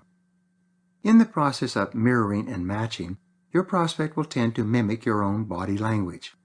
When you deliberately keep your arms unfolded and your hands open, with your feet flat on the floor, ankles uncrossed, your prospect will often engage in the same body language. When you lean slightly forward, listen attentively to what the prospect is saying, nod, smile, and listen, the prospect will often engage in the same behaviors. He or she will soon begin speaking, asking questions, and listening more attentively as well. Minimize noise and interruptions. People can only concentrate on one thing at a time. This is why it's so important to minimize the noise and distractions in the environment while talking to a prospect. Try to ensure that there are no interruptions. If you are in your prospect's place of business and there's a lot going on around you, ask if you can move to a location where you can speak for a few minutes without interruptions. Say, "Mr. Prospect, I only need about 10 minutes of your time. Is there somewhere we could sit where we wouldn't be interrupted?" You will be happily surprised at how many prospects will immediately agree to this. Avoid barriers to communication. When you sit with the prospect, try to avoid barriers like tables or desks. If the prospect is sitting behind a desk, ask him if you could sit together at a table where you can more easily show him the material that you have brought with you. I have never had a prospect refuse to get up and move if a salesperson asked him to do so in a polite and pleasant way. When you sit next to a prospect, always have the individual sit on your left. This way, when you turn the pages of your presentation material, it's easy for the prospect to see everything you are doing. When you ask the prospect to move and he agrees, he begins the process of responding to your reasonable requests. This moves you closer to the point at which you can ask for the sale. Selling in the home. When you are selling in the home, there are certain special psychological dynamics to which you must pay attention. First of all, never make a sales presentation in the living room. People do not make important business or family decisions in the living room. They make them in the kitchen or at the dining room table. These are the places where they talk about business matters that affect them. Even though you are invited to sit in the living room, say instead, "Why don't we sit at the kitchen table where we will be more comfortable?" Then stand. The suggestive influence of a professional salesperson standing up, waiting to be led to the kitchen or dining room table, is very powerful and almost unresistible. Wait to be seated. When you get to the kitchen or dining room table, wait for them to show you where to sit. Each person has a favorite chair at the table where they sit each day. You must be sure that you do not seat yourself in that chair. When you sit at the table, make sure that you can maintain eye contact with both people.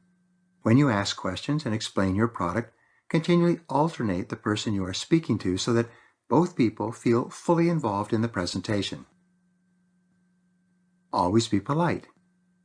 Finally, with regard to etiquette, whether in a place of business or at home, never forget your manners.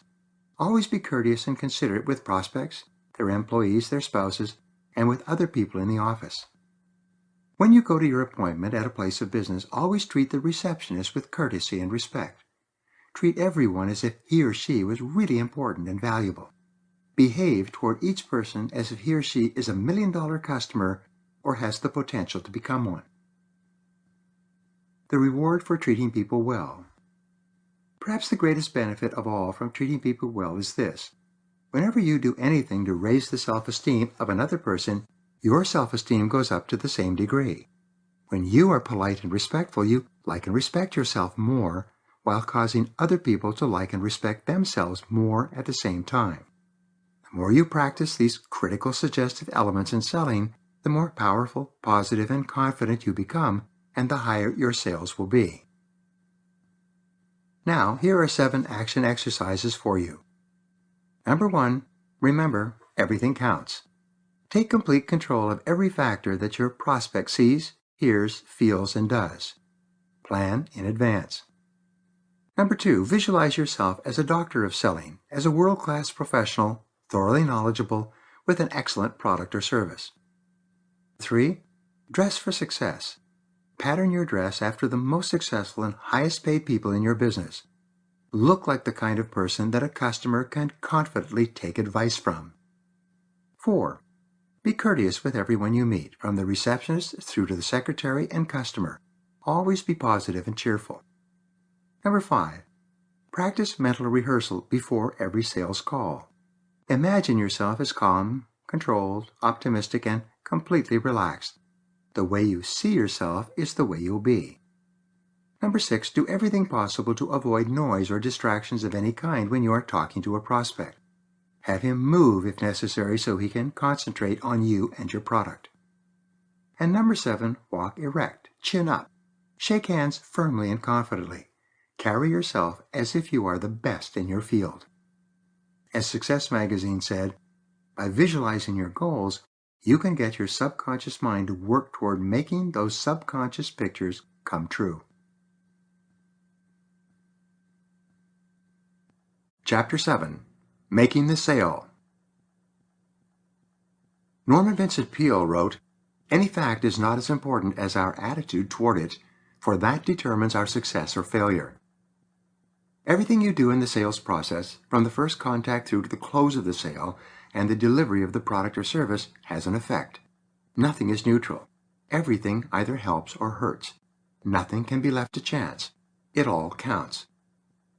The first words out of your mouth begin the process that leads to either a sale or a rejection. When you meet a prospect for the first time, his or her level of sales resistance is at its highest. In fact, all prospects have what is called generalized sales resistance at the beginning of any meeting with any salesperson under almost any circumstance. This is a normal, natural part of living in a commercial society. It's a form of self-defense. Self-defense against sales messages. The average customer is exposed to perhaps 3,000 commercial messages a day from all sources. From the time he gets up in the morning, he is bombarded with sales messages on the radio, television, billboards, and store signs, in newspapers and magazines, on internet and in telephone calls and mail solicitations. Everywhere he turns, there are advertisements shouting, "Buy this." To survive in a commercial society, a person must develop a high degree of sales resistance. First, he must filter out most of these messages, ignoring them, if for no other reason than to be able to function effectively. Second, he must be able to resist direct sales approaches from salespeople like you, or he will end up buying everything that is offered to him. As a professional, learn to expect this generalized sales resistance in your first meeting and to deal with it effectively. The approach close. One of the most helpful ways to begin a sales conversation is with the approach close. When used successfully, this close can get the prospect to agree to making a decision after you have made your presentation, rather than his saying something like, "Well, let me think it over," or "I need to talk it over with someone." You can ask for a decision one way or the other. You reduce initial sales resistance by saying, "Mr. Prospect, thank you very much for your time. Please relax. I'm not here to sell you anything right now. That's not the purpose of my visit." If you deliver this opening statement with a smile, the prospect will relax a little. He will still be suspicious, but not as much as before. You then say, "All I want to do in the time we have together is to show you some of the reasons why so many other people have bought this product and continue to buy it. All I ask is that you look at what I have to show you with an open mind, determine whether or not it applies to your situation, and then tell me at the end of our conversation whether or not this product makes sense to you. Is that fair?" With this approach close, you're offering an exchange. You are saying, "I won't try to sell you anything if, in exchange, you will listen with an open mind." A fair exchange. Almost without fail, the prospect will agree to your offer. He has nothing to lose. In fact, he is now curious to know why so many other people have purchased your product and continue to purchase it. His mind is open and he is prepared to listen to you. There is a very strong suggestive element involved in this close. You are suggesting that the product is already popular and being used by a great number of people. All that is being asked of the prospect is that he agree or disagree that the same reasons that other people are using what you sell apply to him. You then begin your sales process by asking questions to find out what he is already doing and how your product or service might apply to his situation. Like a doctor of selling, you conduct a thorough examination to uncover needs that the prospect has that your product or service can satisfy. Once you are clear about the prospect's situation and needs, you can present your product as the ideal solution to his needs at this time, all things considered. At the end of your presentation, you have the psychological advantage. Ask for an answer. If the prospect says, "Well, I have to think it over," you can respond by saying, "Well, Mr. Prospect, I appreciate that, but you promised you would tell me one way or the other if this applied to your situation or not." You then say, "And after what you've told me, it seems that this is ideal for you at this time, unless there is something else that I don't understand." This forces the prospect to give you a reason for hesitating or objecting. In either case, this allows you to answer the objection and go on to selling. But when a prospect ends with, "I want to think it over," there's nothing you can do. You cannot continue selling unless you have an objection that you can answer. By using this approach close, you force the prospect to give you an objection which you can probably handle. You can use this approach close with virtually any product or service. When you suggest that a large number of customers have already bought this and continue to buy it, you build a high degree of positive expectancy right at the beginning. You trigger the prospect's curiosity. You get him to listen to you with an open mind and to give you any reasons that might cause him to hesitate at the end, rather than putting you off with, "Let me think it over." The demonstration close. This is a powerful closing technique that you can use early in the sales conversation. It often sets up the conditions necessary for you to make a sale at the end of your presentation.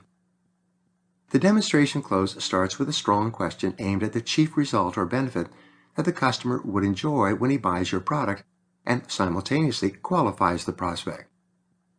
When I was selling mutual funds, this method was very effective. I would open with the question, "Mr. Prospect, if I could show you the best investment available in the market today, are you in a position to invest $5,000 right now?" Change the focus of the conversation. This question changes the whole nature of the conversation. It is no longer, "Will you listen to me?" but rather, "How much are you capable of investing if I can fulfill the promise contained in my opening question?" The prospect might say, "Yes, if the investment is as good as you say, I could invest $5,000 today." You could further qualify the prospect by saying, "If you really liked it, could you invest $10,000 or more?" The prospect can either say yes or no. In either case, you are qualifying the prospect more narrowly and determining exactly what his financial situation is, even before you begin talking about your product or service. Let's say the prospect says, I don't think I have $5,000. You can then ask, well, could you invest $3,000 if it was the best investment that you've ever seen? The prospect might then say, well, if it was as good as that, I could probably invest $3,000. The qualified prospect. With these questions, you have qualified the prospect exactly in terms of his financial capacity.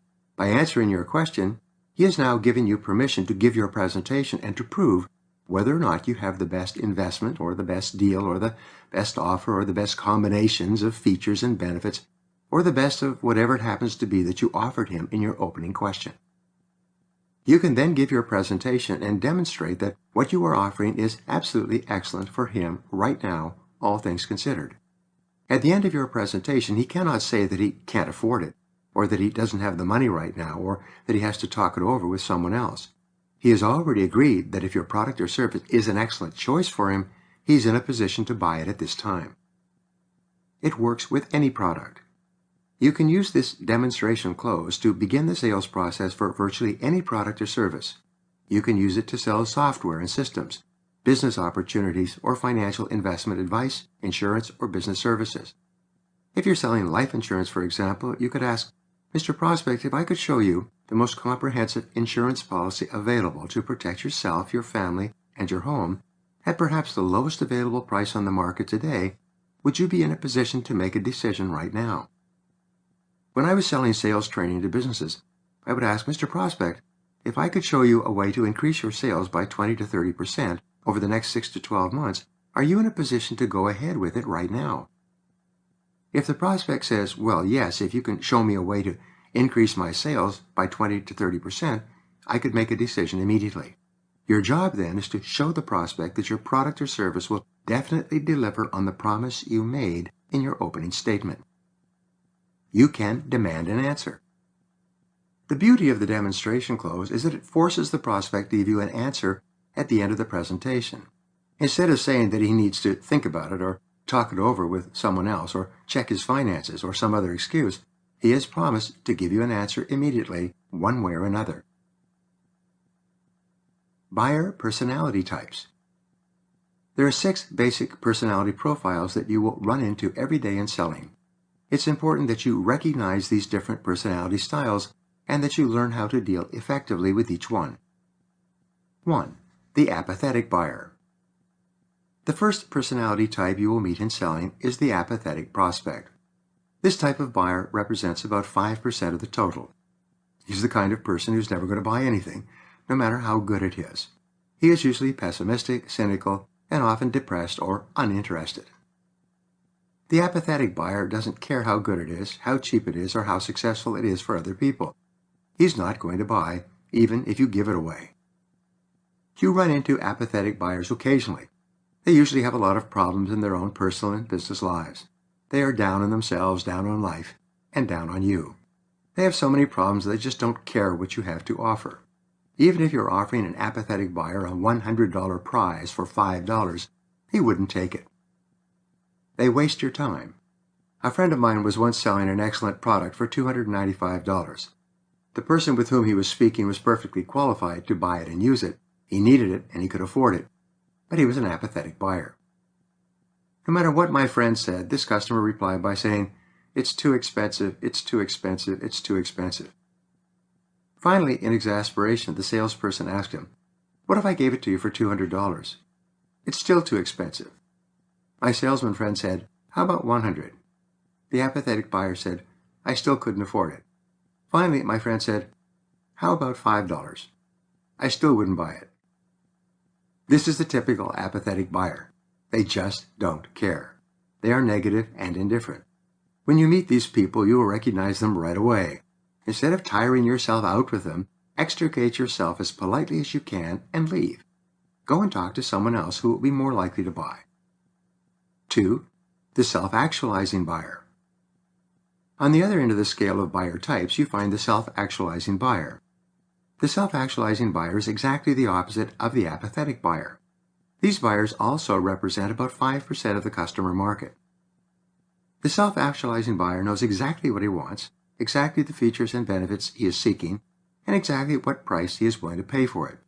If you have what he is looking for, he will take it immediately. right now, with few or no questions. He is positive, pleasant, and a pleasure to deal with. All you have to do is have the product or service he seeks, and the sale is made. These buyers are rare. The self-actualizing buyer, like the apathetic buyer, is rare, never more than 1 in 20 prospects. But if you call on enough people, every so often, you run into one of these self-actualizing buyers, and the sale is so easy that you say to yourself, if I could sell like this all the time, I'd be rich. In dealing with self-actualizing buyers, always sell them exactly what they say they want. Don't try to sell them something else or something different, and don't change the specifications. You might give them some additional information, but don't try to talk them into something other than what they have their hearts set on. If you don't have what they want, tell them immediately that you don't have it, and suggest to them where they might find it. 3. The analytical buyer. The third type is the analytical buyer. This person represents about 25% of the market. This type of buyer is self-contained and task-oriented. He is not particularly outgoing, but he is quite concerned about accuracy and detail. The primary motivator of the analyzer buyer is accuracy. You will find these people in any field that requires detail orientation to be successful. They will be accountants, engineers, bankers, financiers, loan officers, and computer specialists. The primary focus of their questions to you will be the exact numbers, details, and specifications of what you sell. Slow down and be exact. When you are dealing with an analytical buyer, you must slow down and avoid generalizations. Be specific and clear.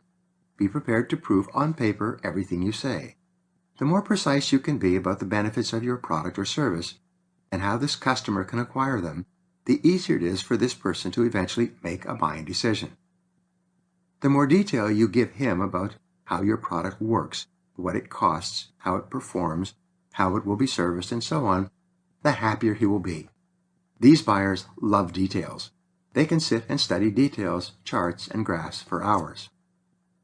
Analytical buyers do not make decisions in a hurry. They are slow to make up their minds. They need to be left alone with your material to reflect on it and analyze it. They will often come back to you with a series of questions for clarification. There's no point in trying to rush these people. They're far more concerned about making the correct decision than they are about saving money or speeding up the transaction. Number 4, the relator buyer. Another customer you will deal with is the relationship-oriented person. These represent approximately 25% of the customer market, depending on what you sell. They tend to be self-contained and not particularly exuberant or expressive. You have to slow down and relax to get along well with them. Relators are very concerned about people. They are sensitive to how people think and feel about various subjects. In considering a product or service, they're concerned about how people might react or respond to their choices. They imagine what people's opinions might be, positive or negative, and they're often hypersensitive to the opinions of other people. Relators naturally gravitate toward the helping professions. They become teachers, personnel administrators, psychologists, nurses, and social workers. They need to be liked. This type of customer worries about what people might think if the relator bought a particular product or service. She always has to talk it over with someone, often with lots of people. Sometimes she has to ask every member of her family, plus her friends and associates, before she can buy a new product or service. The primary motivation of relators is to get along well with others. They strive for harmony and happiness among the people around them and become distressed at the thought of someone being unhappy for any reason. Focus on other happy customers. When you're selling a product or service to a relator, she will ask you a lot of questions about others who use the product. She will want to know if the product will be popular and accepted by the other people who will be affected by her purchase. She wants to be sure that others will find it attractive and suitable. If you're selling her a home, her primary concern will be the likely reactions of other people when they see and visit the home. When you sell a relator clothes or cars, her main interest will be how other people respond to her choices. Build a relationship. Relators like to talk and ask questions about you and how you think and feel. They like to talk about the product or service and how other people have reacted to buying and using it. They want to develop a relationship with the salesperson until they feel comfortable talking about your product or service in the first place. When you deal with a relator or an emotional buyer, she may want to spend an hour or two getting to know you, and then have you come back and spend another hour or two to build a relationship. She wants to feel comfortable with you so that she can get her mind around you and the product or service that you are offering. Don't rush them. Relator-type buyers tend to be slow in making up their minds. They are generally hesitant and indecisive. They like to think about things a lot. They can decide to buy your product and then change their minds completely if one other person voices criticism or disapproval of their decision. You must develop the ability to be patient, sensitive, and thoughtful when dealing with relationship-oriented buyers. Number 5, the driver buyer. The fifth type of buyer is more task-oriented than any other kind. He has the personality profile of the director. He is direct, impatient, and wants to get straight to the point. He is businesslike and practical. His greatest concern is getting results. Because the task-focused buyer is impatient and outgoing, he will be direct and to the point with you. He will want to know what your product is, what it does, what results he will get, how much it costs, how sure he can be that your product or service will deliver on your promises, and how long it will take. Get straight to the point. A driver buyer does not like small talk, and he has no interest in developing a warm relationship with the salesperson. He wants to get to the bottom line quickly and make a decision, yes or no. Results or task-focused persons gravitate to those occupations where this temperament is most in demand. They become entrepreneurs, hard-driving salespeople, and sales managers. They become senior executives in positions where they are directly responsible for measurable results. They are fire chiefs and the heads of SWAT teams. They are people who get the job done fast and do it well. They are busy and preoccupied. Task-focused buyers are busy. You are interrupting them and keeping them away from something that they consider to be more important than you. They want you to cut to the chase quickly. They don't want a big build-up about how your product or service was conceived and designed. They only want you to answer the question, what's in it for me? This type of buyer is a pleasure to deal with if you can demonstrate that your product or service will get him the results that he wants. Like all buyers, he seeks improvement, and the clearer it is that your product or service will improve his life or work, the faster he will give you a yes answer. Task-focused buyers are decisive and clear. They know what they want, and if you have it, they will want to get it and begin using it immediately. When you deal with a buyer like this, you must speed up your presentation, get to the bottom line quickly, and focus on the specific results or benefits that he will enjoy if he buys from you. This type of buyer represents about 25% of potential buyers, depending on what you sell. 6. The socializer buyer. The sixth type of buyer is the socializer type buyer. This person is outgoing and extroverted. He likes working with and through people to get results. He's often called the integrated buyer in that he operates with a nice balance between people orientation and task orientation. This type of buyer gravitates toward fields that require a high degree of coordination among different types of people to get the job done.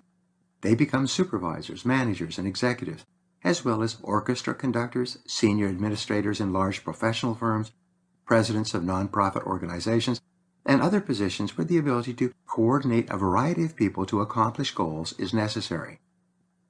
The socializer is achievement-oriented. Because of his extroverted socializer-type nature, the chief concern of this person is himself and other people.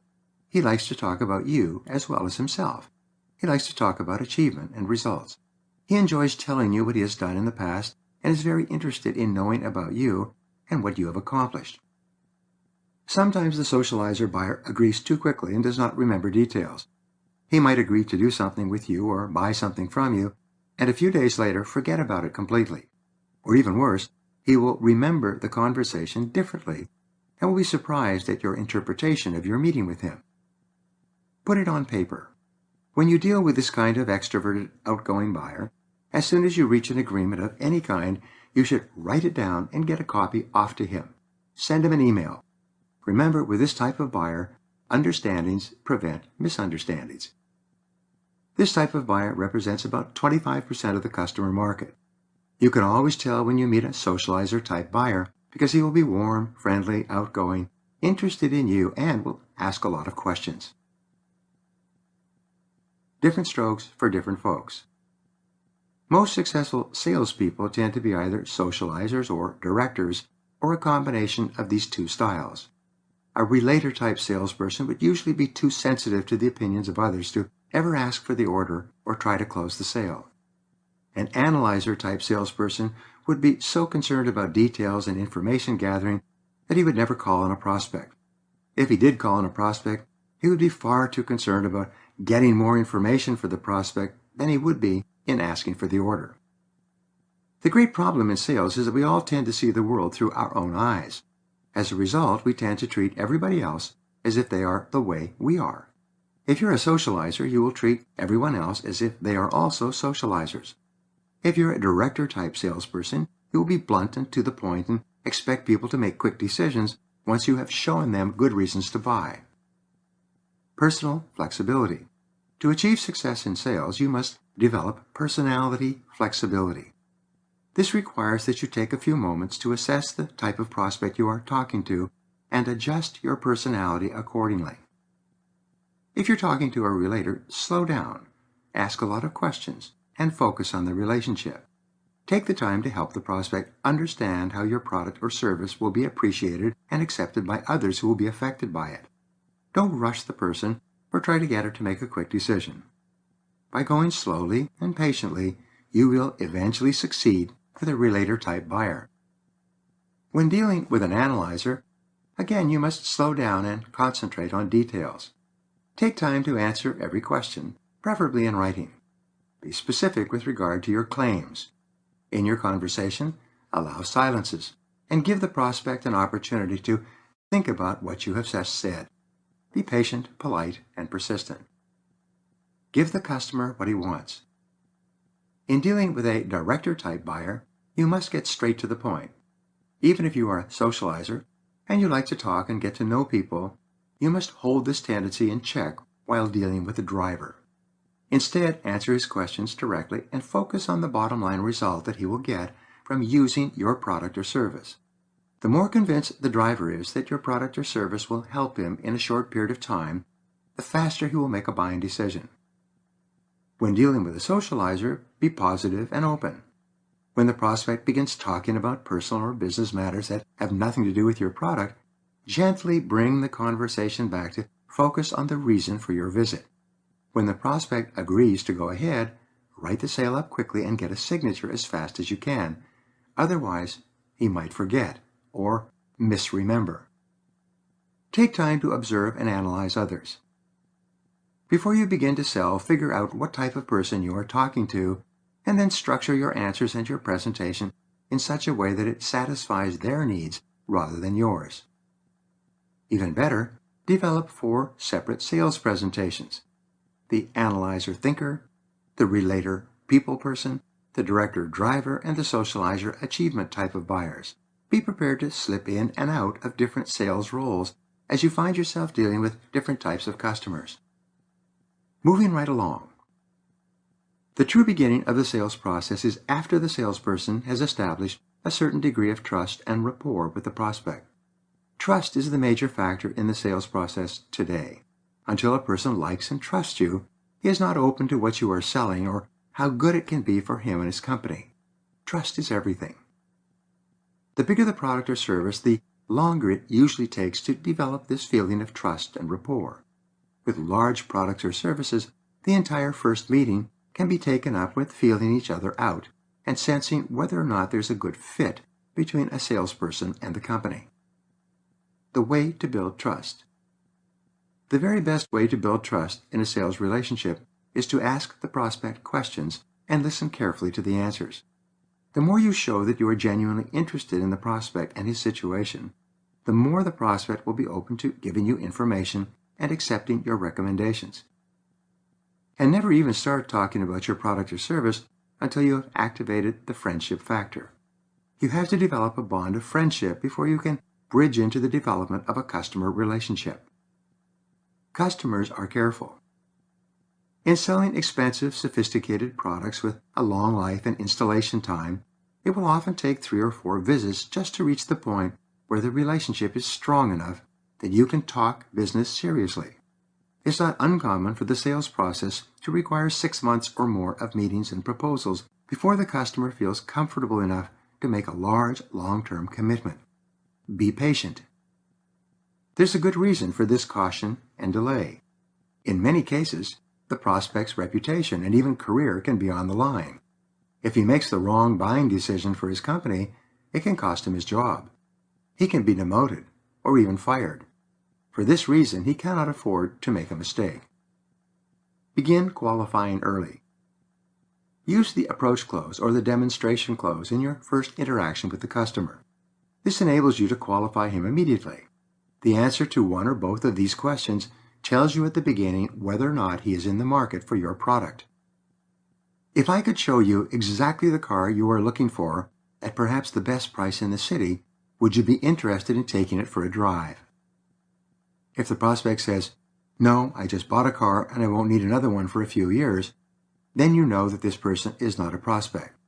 There's no point in trying to establish a high-quality relationship and understand more about her situation. She is not in the market. The purpose of the presentation. Your opening question is to discover whether or not a person is a prospect for what you are selling. The purpose of subsequent questioning is to further qualify the prospect and to discover the key reasons why he might buy. Each product contains a variety of features and benefits. Features arouse interest, but benefits arouse buying desire, the saying goes. The purpose of the presentation is to explain the features that your product or service includes and to demonstrate the benefits that they offer to your prospect. In a way, you're a bit of a detective. You're looking for clues that will lead you to the sale. You are presenting features and benefits for the purpose of eliciting buying interest on the part of the prospect. You are watching and listening to uncover reasons why he would buy. Present one feature, benefit at a time. The process of your presentation is not to show all of the information available on your product or service. It is to show one feature or one benefit at a time and to find out which of these benefits are of greatest interest to your prospect. If you have 10 features and benefits listed in order of descending importance, from the most attractive benefit your product offers down to the least, unveil your features and benefits in that order. If your prospect brightens up and becomes intensely interested when you mention your second most desirable benefit, you can then focus on that and even start moving toward closing the sale. Conclude the sale. Once it's clear that your customer most desires a particular benefit that your product or service offers, you don't need to go through numbers 3 through 10. When you have found the hot button, begin focusing on that specific benefit, showing the customer how he can enjoy that benefit when he buys your product. The prospect says, in response to a particular point in your presentation, "Wow, that's great, I've never seen that before. We need that around here. How long does it take to get something like that delivered?" When this happens, you can ask for the order immediately. You don't need to go on talking any further. Simply say, "How soon would you need this?" and close the sale. Buyers are sometimes ready now. One of the top mutual fund salespeople I ever met had spent years developing his sales presentation. It moved from the general to the particular. It included every benefit that an investor could enjoy from a mutual fund. By the time the presentation was complete, it included 32 different points at which he could close the sale. What he told me was that every prospect is either very close to buying when he meets the salesperson for the first time or very far away. Actually, most prospects are somewhere in between. Some prospects only need 1 or 2 reasons to say yes. Other prospects require a much longer sales process before they're ready to buy. His sales presentation was designed to be effective with any prospect he met at any stage of the buying cycle. Ask for the order early. Sometimes he could close right at the beginning with a highly qualified prospect. In his mutual fund presentation, he would start by asking a question such as, "Would you like to see a way to get the highest return on your money with the lowest possible risk in the market today?" If the prospect says yes, my friend would take out a piece of paper and draw 2 circles. He would say, "Mr. Prospect, these 2 circles represent what you can do with your money. If you put your money into the first circle, into a traditional savings account, you can earn 3 to 5% on your money before taxes. Isn't that right? But if you put your money into the second circle, into a well-managed mutual fund, You can make 10 to 15% on your money and pay no taxes on the money until you withdraw it. Which of these two would you prefer? Often, if not always, the prospect would say, well, I would rather get 10 to 15% on my money. The salesman would say, great, why don't we get started right away? Take action to close the sale. He would then take out an application form, write the date on the upper right-hand corner, and ask, what is the correct spelling of your last name? When the prospect gave him the spelling of his name, the sale was made. He would then go on to wrap up the details and conclude the transaction. This salesman eventually became one of the most successful and highest paid people in his field in the country. Keep the initiative. Sometimes the prospect would say, wait a minute, I need some time to think about this. He would immediately say, may I ask, how much money do you have in your savings account today? About $5,000. My friend would then say, Mr. Prospect, which do you think is best, 3 to 5% or 10 to 15%? Well, I guess 10 to 15% is better, his prospect would respond. Exactly. Do you have your checkbook with you? He would then simply assume the sale and begin filling out the form. The prospect would have to stop him to keep the sale from going through. He seldom did. What he found was that in dealing with a qualified prospect, he could roll into the close of the sale as soon as the prospect made it clear that he wanted the primary benefit that he would get from buying the product. What we have found over the years is that many sales are delayed far longer than they need to be because salespeople are reluctant to ask for the order and bring the transaction to a close.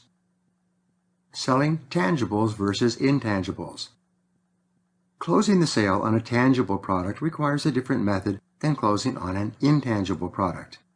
When you have made a presentation on a tangible product, such as a car, a photocopier, a cellular telephone, or a refrigerator, and the prospect has no further questions, you should ask for the order immediately. When the prospect fully understands what you are selling, how it works, and how he or she will benefit from owning and enjoying it, it's time to close the sale.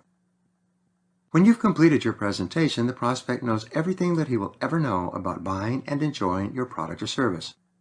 He will not learn anything new or different after you leave or he leaves. This is the high point of the sales presentation. From this point onward, the customer will gradually forget the features and benefits of the product and gradually lose his interest and desire in purchasing. Be polite but persistent. If the prospect says, well, it looks pretty good, let me think it over, you can immediately reply by saying, Mr. Prospect, at this moment you already know everything you will ever know about this product. From what you've told me, it looks like an excellent choice for you. Why don't you just take it? You will be absolutely amazed at how often the prospect will say, well, okay, I'll take it. But if you give the prospect an opportunity to walk away and think it over, chances are the prospect will gradually forget why he was ever attracted to your product or service in the first place. Even worse, the prospect will run into another salesperson who is a little bit more assertive and will end up buying your product from the other person. This happens all the time. No more callbacks. When I was a new salesman just starting out, I was selling a discount card from office to office for about 100 local restaurants. The price was $20. Whenever the owner of the card showed it at a restaurant, he would get 10 to 20% off the bill. The card would therefore pay for itself in 1 or 2 uses. It was a simple product, a simple benefit, a simple decision, and a simple sale. But when I went out selling, I was really nervous. I would make my presentation and then wait. The prospect would invariably say, well, let me think it over. I would thank the prospect very much and promise to call back on him in a few days after he had a chance to think it over. Surprise, surprise, nobody ever thought it over, and nobody bought the card. When I phoned, the prospect was never available. If I went back to his office, I was left sitting in the waiting room indefinitely. I was making almost no sales, and I was getting desperate. The light went on. One day I had a revelation. I realized that it was me who was causing prospects to hesitate from buying. I already had decided in the back of my mind that people needed to think it over. I would even suggest if the prospect was hesitating, why don't you think it over? But from that day forward, I developed a new tactic. After I had given my presentation, and the prospect said, well, let me think it over, I would say, I'm sorry, I don't make callbacks. I remember the first time I said this to a prospect. He was surprised. He said, "What do you mean?" I told him, "Mr. Prospect, you know everything you need to know to make a decision today. This is a great product that pays for itself in 1 or 2 uses. After that, you can save 5 or 100 times the cost of the card. Why don't you just take it?" To my surprise, the prospect said, "Okay, that makes sense. I'll take it." I walked out with a whole new attitude towards selling and closing. On my next call, I did and said the same things and again got a sale. On my third call, it was the same. Soon, I was selling more than anybody else in my company and more than most of them put together. I sold to virtually every person I spoke to because I refused to make callbacks. Think about how this might apply to your selling as well. Intangibles are different. If you're selling an intangible product where the prospect may or may not be in a position to benefit from the values contained in your offering, you usually need to make more than one call. On the first call, you merely separate prospects from suspects. You ask questions and qualify the prospect to determine whether or not he can benefit from what you sell. You find out his exact needs and then arrange to return for a second appointment with some recommendations and perhaps a written proposal. Use the sales two-step.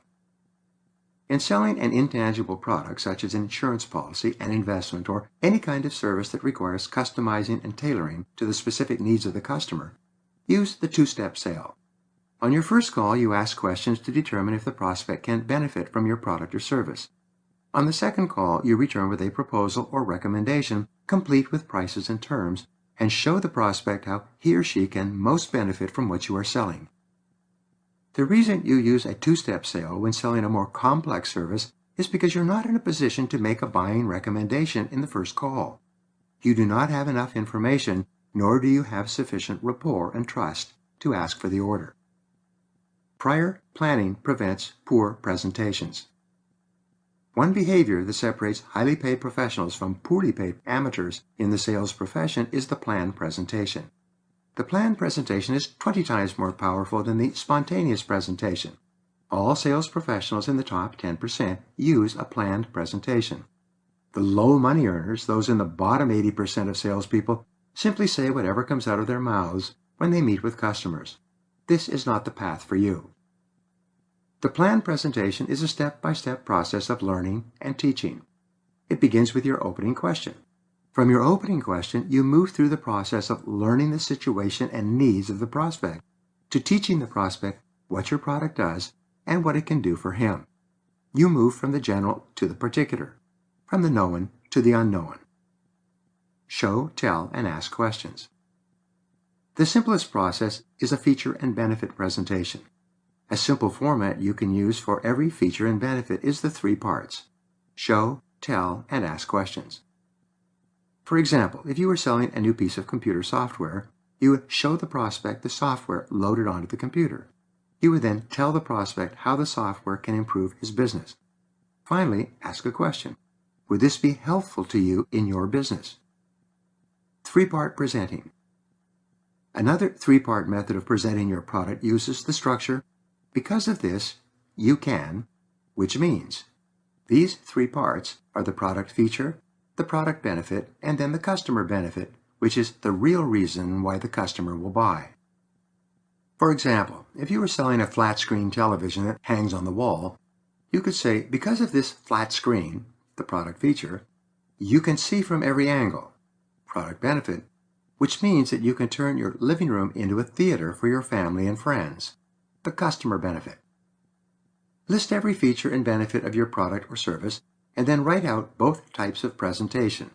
Show what it is, tell what it does, and then ask for feedback or approval. Explain the product feature, the benefit of that feature for the product, and then the benefit to the customer of both. You'll be amazed at how much more persuasive your presentations become. What your product does. There are 2 different approaches to presenting any product or service, one used by the professionals and the second used by amateurs. The first approach, used by highly paid professionals, is to focus on what the product does. The second approach, used by low-paid amateurs, is to focus on what the product is. In reality, all the customer cares about is what the product does, what's in it for him.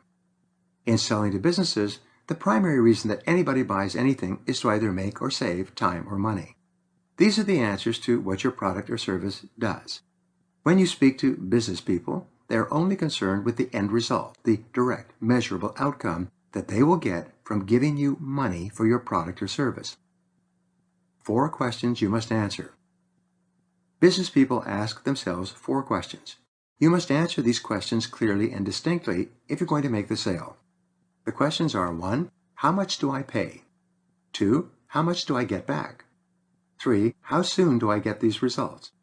4. How sure can I be that I will get the results you promise? Your entire sales presentation must revolve around answering these questions to the prospect's satisfaction. Often, you'll have to build a case for buying and using your product or service. Very much like a lawyer presenting a case in court, you'll have to present one piece of evidence after the other in sequence, with each feature and benefit leading to and reinforcing the next feature and benefit. Emotion or logic. Sometimes I ask my audiences, what percentage of a person's decisions is based on emotions and what percentage is based on logic?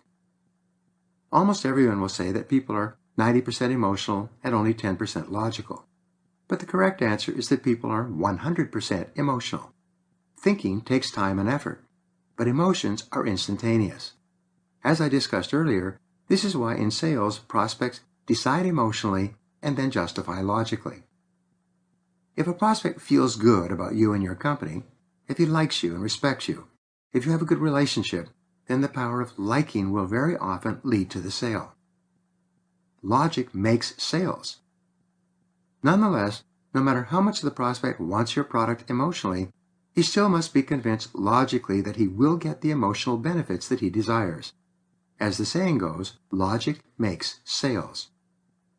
When you build your presentation from the ground up, moving from point to point, offering specific benefits and then explaining logically how the prospect achieves those benefits, your sales presentation is built on a solid foundation. Once the customer decides to buy, he will remain sold afterwards rather than having misgivings or buyer's remorse. Here's an example of how I used to sell sales training, beginning with the emotion, the desire to increase sales results, and then reinforcing it with the logical reasons why this was achievable. My opening question would be, Mr. Prospect, would you be interested in seeing a way to increase your sales by 20 to 30% over the next 6 to 12 months? If the prospect was responsible for sales and qualified, he would say, sure, what is it? I would respond, Mr. Prospect, this is a proven methodology that has worked for hundreds of companies to increase their sales, and it is unconditionally guaranteed. If it doesn't work, it costs you nothing. This would immediately relax the prospect and enable him to open up and listen to me with great interest. Ask logical questions. Mr. Prospect, who are your highest paid salespeople? Are they the ones with the highest levels of motivation or the lowest levels of motivation? The prospect would always say, my top people are the most motivated. I would say, great, that's what everyone says. Let me tell you what I think is the best definition of motivation. It is this. Motivation comes from an enhanced feeling of competence. In other words, Mr. Prospect, people are the most motivated when they feel they are the most capable of getting results. Isn't that true? The prospect would almost always agree. Mr. Prospect, what we have found is that the more you train your people with proven sales skills and techniques, the more motivated they are to use them to make more sales and more money for themselves. Does this make sense to you? Again, the prospect would almost always agree. Mr. Prospect, what we have found is that when we train people with these advanced selling skills, their sales go up immediately. More important, once they have these new skills, they can use them over and over to get even better results. And the more they use these skills, the better they get at them. Does that seem sensible? Give measurable benefits. Mr. Prospect, if your average sale increased just 10% in the first month, they would probably continue to increase throughout the entire year, isn't that right? Again, the prospect would agree. Mr. Prospect, if your sales went up steadily from the first month throughout the entire year, they would easily increase 20 to 30% on average. How much would that mean in terms of total dollars to your bottom line if you increased your sales 20 to 30% over the next 12 months? The prospect would quickly calculate that his return on investment in sales training would easily be 1,000% or more. For every dollar he spent on sales training, he would get back $10 or more to his bottom line. Once the prospect had made this calculation, it was quite easy to close the sale. Guarantee satisfaction whenever possible. My closing argument would be, Mr. Prospect, if anyone who takes this course does not feel that he or she will get a 10 or 20% increase in sales by using these ideas, there will be no charge for that person. If you personally do not feel that your people will get a 10 or 20% increase in sales by using these ideas, there will be no charge for the entire program. How does that sound? Using this presentation, going from the general to the particular, focusing on the benefit but emphasizing the logical financial benefit for the prospect, I was able to sell millions of dollars worth of sales training. And because the sales methods and techniques were so powerful and effective, there were never any requests for refunds or rebates. You can design your sales presentation so that it achieves the same kinds of results. Price comes last. Interestingly enough, it was only when I had closed the sale and gotten an agreement to conduct our sales training program that the prospect would suddenly become alert and ask, "Wait a minute, how much is this going to cost?" When you have designed and given your sales presentation effectively, the question of price will only come up at the end, after the decision to buy has been made. In fact, if the prospect asks you how much it is going to cost, before you have finished showing him what he will get and what your product or service will do for him, refuse to give the price.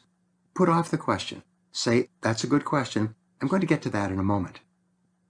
Here's a wise proverb from the world of sales. Price out of place kills the sale. If you give the price too early, before the customer knows what the price is for, he will often become preoccupied with the amount you are going to charge rather than the benefits he is going to receive. Always delay discussion of pricing until the end of the presentation, when the prospect clearly wants to enjoy the benefits that your product or service offers. Learning and teaching continually. In a good presentation, during the process of learning and teaching, you learn what the prospect needs and you teach him how he will get it from the product or service that you are selling. As you go through your sales presentation, asking questions and inviting feedback, you learn more and more about what the prospect really wants. When your presentation is well planned, it has an irresistible logic and flow. When you reach the end of your presentation, the prospect should be ready to buy what you are selling. This is why the real close takes place in the presentation. When you have made a good presentation and the prospect is convinced that your product is going to give him benefits that far outweigh the costs, then it's simply a matter of wrapping up the details at the end of the presentation. Take the time to be perfectly clear. Before you can begin your sales presentation, you must be absolutely clear about the specific needs of this particular prospect and how your product or service can satisfy those needs. In this qualification phase, the very best way to elicit these needs is by asking planned, open-ended questions that elicit specific information. Listening is the key to building trust, to learning the true needs of the prospect. It's also the key to establishing a high-quality relationship. In fact, listening is the key to sales success. One of the greatest needs that each person has is to feel important, to be appreciated and esteemed by other people. Listening has been called white magic because of its enormous impact on influencing the emotions and personality of the other person. Become a great listener. There are 5 keys to effective listening. You could attend every course, read every magazine article, and watch every video on listening, and they will still boil down to these 5 keys. Number 1, listen attentively. First, listen attentively without interruptions. Listen without any attempt to leap in and share your own ideas. Face the prospect directly. Lean forward. Nod, smile, and agree. Be an active listener rather than a passive listener. Focus on the mouth and eyes of the prospect when he is speaking. Here's a good exercise. Imagine that your eyes are sun lamps, and you want to give your prospect's face a tan. As you listen, keep moving your eyes up and down over your prospect's face, hanging on every word as if he or she were about to give you the winning lottery number and she would only give it to you once. Listen as though you have all the time in the world. Listen as if you would still be here if she wanted to talk for 8 years, and you would love to hear every single word she says. Listening affects people. When a prospect is intensely listened to, he experiences specific psychological changes. His heart rate goes up. His blood pressure goes up. His galvanic skin response increases. Most importantly, when a person is intensely listened to, his self-esteem goes up. He feels more valued. He likes himself more, and as a result, he likes the person who is listening to him so intently. Listening is the most powerful of all techniques in selling. All of the highest paid sales professionals are described as very good listeners. They seek first to understand, then to be understood. They concentrate all of their attention on understanding the thoughts, feelings, and needs of the customer before they make any attempt to sell. 2. Pause before replying. Second, pause before replying or continuing. When the prospect finishes speaking, pause and wait for 3 to 5 seconds before you answer. Even if the prospect has asked you a question to which you know the answer, you must still discipline yourself to pause for a few moments. There are 3 benefits to pausing. First, when you pause, you convey to the prospect that you are carefully considering what he just said. This tells him that you value him and his words. What he has said is too important for you to respond too quickly. As a result, you raise his self-esteem and self-respect. You make him feel better about himself and, by extension, better about you. The second benefit of pausing is that it allows you to hear the prospect at a deeper level of mind. It's almost as though words soak into your mind as water soaks into the soil. When you allow silence after the prospect's words, you actually understand what he or she really meant, much more than you would if you replied immediately. The third benefit of pausing before replying is that you avoid the risk of interrupting the prospect if he is just reorganizing his thoughts and preparing to begin speaking again. Allow silence in the conversation. Salespeople must become comfortable with silence. This is critical to selling success. Most salespeople are a bit impatient, sometimes nervous and eager to make the sale. As a result, they feel that they have to say something, anything, when a silence develops during the sales conversation. Remember the saying, the selling takes place with the words, but the buying takes place in the silence. Customers need time to process the sales conversation. If you do not allow silence, which permits what is being said to soak into their minds, they cannot process your sales message. At the end of your time together, they will have no choice but to say, "Leave it with me, let me think it over." And when they say this, you have in all likelihood lost the sale completely. 3. Question for clarification. Third, question for clarification. Never assume that you know what the prospect really meant by what he just said. Instead, pause and then ask the question, "How do you mean?" This is one of the great all-purpose questions for sales success. No matter what the prospect says or no matter what his objection, you can always follow it up with, "How do you mean?" It costs too much. How do you mean? We can't afford it. How do you mean? We're happy with our existing supplier. How do you mean? We don't have it in the budget. How do you mean? Each time you ask the question, "How do you mean?" the prospect will expand on what he just said. He will give you more detail, and each elaboration increases the likelihood that he will tell you what you need to know to help him to make a buying decision. Questions equal control. Let me repeat this all-important principle in selling and communication. The person who asks questions has control. People are conditioned to respond to questions from early infancy. When you ask a person a question, he or she almost automatically gives you an answer. When you are talking at about 100 to 150 words per minute, the prospect can process words at the rate of 600 words per minute. This means that the prospect has 3/4 of his time available to think of something else while you are speaking. Very often, prospects drift off into their own thoughts because they have so much thinking time available to them when you are giving your presentation. But when you ask a question, 100% of the prospect's attention will be focused on answering you. It's almost as if you grabbed the prospect by the lapels and jerked him towards you. When you ask a question, the prospect cannot think of anything else but the answer until it is given, giving you the control. 4. Paraphrase it in your own words. Feedback what the prospect just said in your own words. Paraphrase the prospect's comments or questions. This is known as the acid test of listening. When you can feedback what a customer says, you prove to the customer that you are really paying attention. You are not just like one of those toy dogs in the back of a car window with his head nodding up and down. You were really listening. Only after you have listened attentively, paused before replying, questioned for clarification, and fed it back in your own words are you in a position to comment intelligently or to make a sales presentation. Listening builds trust, and the very best way to get an opportunity to listen is to control the conversation with questions. Number 5, use open-ended questions. Earlier, we covered the use of open-ended questions.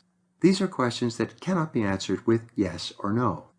Whenever you ask a question beginning with the pronouns or adverbs who, why, where, when, how, what, and which, you encourage the prospect to talk and give you more information that can help you to make the sale.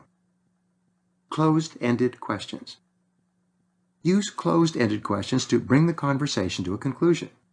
These are questions that can be only answered with a yes or a no.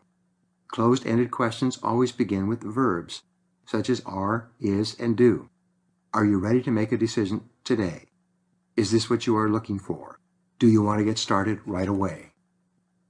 Remember to design your sales presentation around questions that you have planned in advance. As you have already learned, telling is not selling. Presentation methods. Your presentation should always move from the general to the particular in a logical order.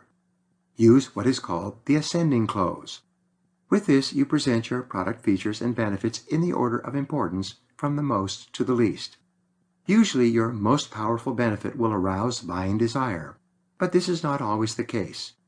Be prepared to walk through your features and benefits, remaining alert and aware of the prospect's reactions.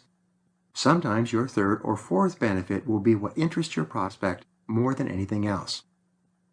Get the prospect involved. Get the prospect involved and keep him involved. Cause him to move. A prospect who is sitting there like a lump of stone, neither reacting nor responding, is not likely to buy when you have finished your presentation. The very best salespeople are active in the sales conversation. Not only do they talk, but they move, use their faces, and gesture with their hands. They pass the prospect information and take it back. They ask him to calculate numbers and percentages. Ask the prospect to sit somewhere else. Don't be afraid to pull your chair around the prospect's desk and sit next to him while making your presentation. Even better, get the prospect to move to a table or to another office where there's more room for your materials as you present your product. The more a prospect talks and moves in a sales presentation, the more likely it is that he will agree to buy at the end of your presentation. Use visual aids to sell. Use visual aids whenever possible. There are 22 times the number of nerves from the eye to the brain as from the ear to the brain. If all you are doing is talking, the prospect will have a hard time paying attention or remembering anything that you say. Use pictures, graphs, illustrations, and even financial comparisons on paper to reinforce and drive home your key points. The average attention span of an adult is about 3 sentences.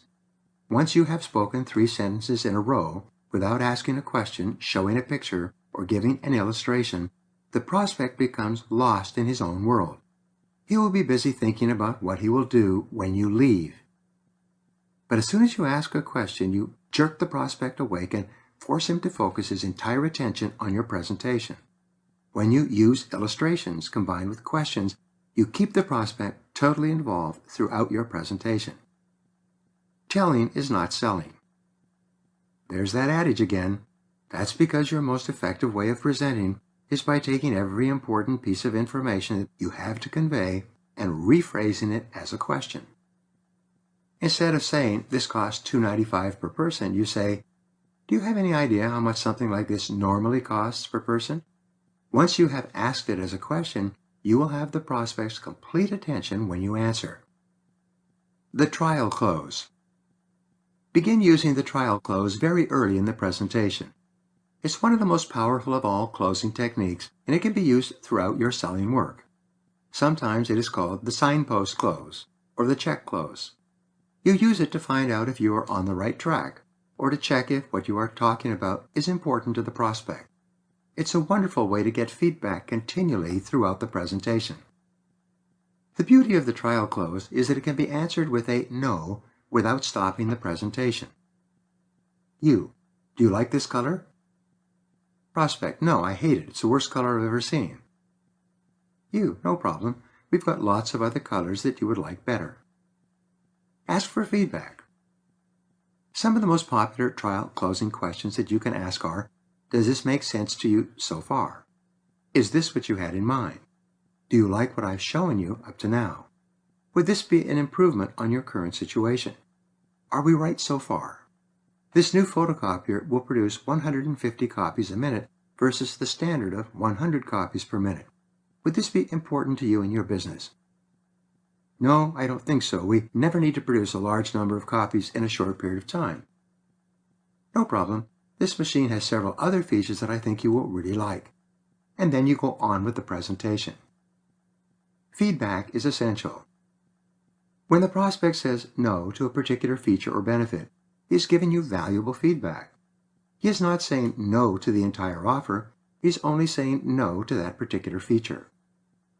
The difference between experienced salespeople and inexperienced salespeople in this area is that experienced salespeople present one feature or benefit and then ask for feedback. They make sure that they understand what the customer is thinking at each state of the sales presentation. Inexperienced salespeople, out of nervousness, present every feature and benefit, one after another, without hesitating or stopping to get feedback. At the end of the presentation, the customer has gone into overload and has no choice but to say, leave it with me, let me think it over. The power of suggestion close. You can use the power of suggestion close throughout the presentation to plant seeds of readiness in the customer's mind. People think and make buying decisions largely based on stories and word pictures. People take in information in a logical form, but your brain can only hold a certain amount of data. However, your brain can hold millions of pictures and stories. The very best salespeople are those who continually paint emotional word pictures about their product. Word pictures create images in the customer's mind. These images often trigger emotions, such as buying desire. Long after the presentation, the prospect will forget all the facts you gave, but will still remember clearly the pictures and stories. Create word pictures. For example, imagine that you are selling a car. You can say, you are really going to love the way this car handles in the mountains. What happens when you say this? The prospect sees and thinks about the car driving through the mountains. He or she instantly transports into driving this car around curves with forests and lakes on either side. If you're selling homes, you could say, you're really going to enjoy living on such a quiet street. It's just beautiful here. There's not a sound in the evenings. It's so relaxing. When you describe a house like this, the individual immediately reaches out mentally and emotionally for the benefits. When his friends later ask why he bought this particular house, he'll almost invariably talk about the house in terms of how quiet the neighborhood is. Double your responses. When I was working as a sales consultant for a residential real estate company, we developed a powerful telephone question that doubled the number of people coming in to look at houses. In the business of residential real estate, companies place advertisements in the newspapers for homes for sale, inviting prospective buyers to phone for more information. In most cases, prospective buyers will telephone, ask for the very best price and terms available for that house, and then hang up. Too often, the real estate company won't even get a chance to meet and talk to these people. Answer questions with questions. Rather than giving facts and details on the home, we taught them to answer inquiries with a simple question. Thank you for calling. May I ask you a question? Are you looking for an ideal home in a quiet neighborhood? This question was carefully formulated. When the person answering the phone asked this question, it immediately triggered two mental pictures in the mind of the prospective buyer. The first mental picture was his or her personal definition of an ideal home. This picture is different for each person, but the three words instantly caused the caller to visualize what he or she personally considered to be an ideal home. The second picture this question triggered was the scene of a quiet neighborhood. The two pictures in combination invariably elicited the answer, "Of course, do you have something that fits that description?" The real estate agent would say, "Well, as a matter of fact, we have two houses that have just been listed that you might like to see. They aren't even in the newspapers yet. When would you have time to take a look at them?" This simple approach, using the power of suggestion close, more than doubled the flow of prospects coming through this real estate office. Once prospects had come in and gone out to visit homes with one of the real estate agents, they typically stayed with that agent until they had found the type of home they were looking for. Talking past the sale close. In conjunction with the power of suggestion close, you can use the talking past the sale close. This method is very simple. You talk to the prospect as if he has already bought the product or service. You don't even ask him for a buying decision. You simply talk about how much he is going to enjoy the product or service now that he owns it. For example, the prospect is considering retaining the services of your company. You say, "You're going to love the type of service that you get from our company. When you place an order, it's confirmed within 30 minutes and out within 3 days, faster than any other company in the business." This immediately creates a mental picture of speed and efficiency in the customer's mind. The customer projects himself into the person of a satisfied customer and sees himself enjoying the benefits you just described. You're really going to adore living in this neighborhood. Even though it's quiet and peaceful, it's close to schools, shopping, and the freeway to get to work. This is a good choice. With this photocopier in your office, it will sit over there in your staff room producing 100 copies a minute, and it will be so quiet that you won't even know it's on. In every case, prospects become customers when they have a clear, exciting, emotional word picture of themselves enjoying the benefits of the product or service that you are selling. Your job is to create as many exciting pictures as possible of the customer benefiting from what you sell. The more of these pictures you can create, the more irresistible your offer becomes. Top sales strategy. One of my graduates is a top salesperson for a recreational vehicle dealership. She sells RVs that cost as much as $500,000 each. She outsells her competitors, both at her own dealership and throughout the state, by 3 to 5 times. She is a superstar in her field, and she has a simple technique to achieve this goal. When a couple comes in to look at a recreational vehicle, she first qualifies them to determine that they are serious buyers. She then shows them several vehicles to determine what size and price range they are interested in. Finally, she arranges to take them out for a combination lunch and test drive in the vehicle that they seem to like the most. A couple of days later, as prearranged, she arrives at their home driving the vehicle. She has them make themselves comfortable inside, and then she drives them to an idyllic spot in a park overlooking the lake with the mountains in the distance. She swings the vehicle around so that this beautiful scene is facing the couple as they sit at the kitchen table. She then takes out a picnic basket, lays out a beautiful luncheon, and serves it to them as they sit looking at the mountains.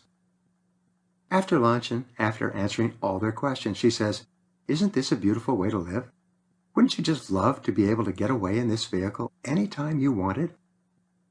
The couple looks at her, looks at each other, looks out over the mountains and the lake, and the decision is made.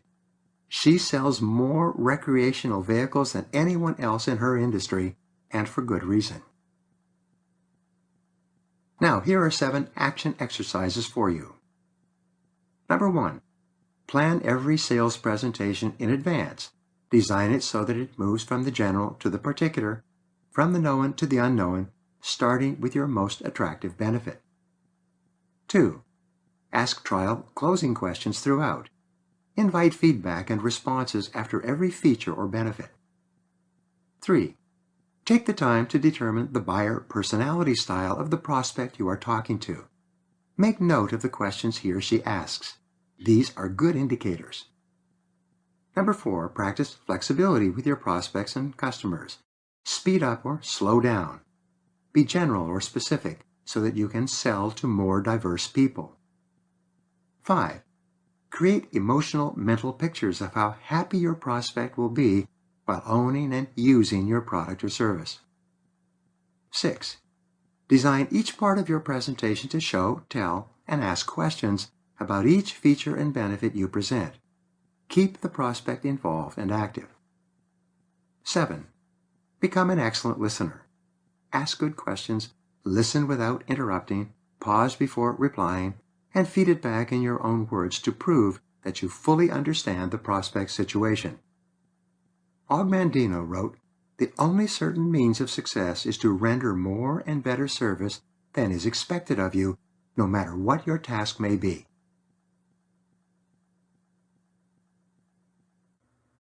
Chapter 8. 10 Keys to Success in Selling.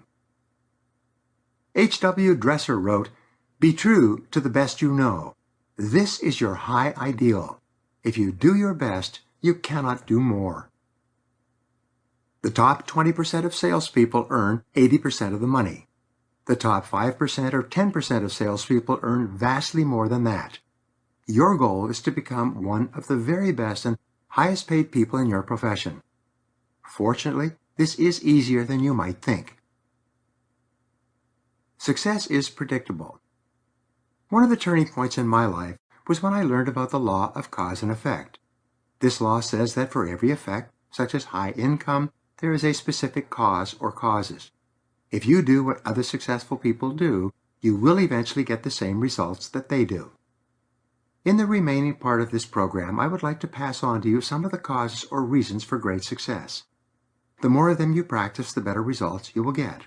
Once you learn these ideas, you can practice them time and time again. The more you practice them, the less effort will be required for optimum results. You will move on to the fast track in your sales career. Number 1, do what you love to do. All truly successful, highly paid people, including salespeople, love what they do.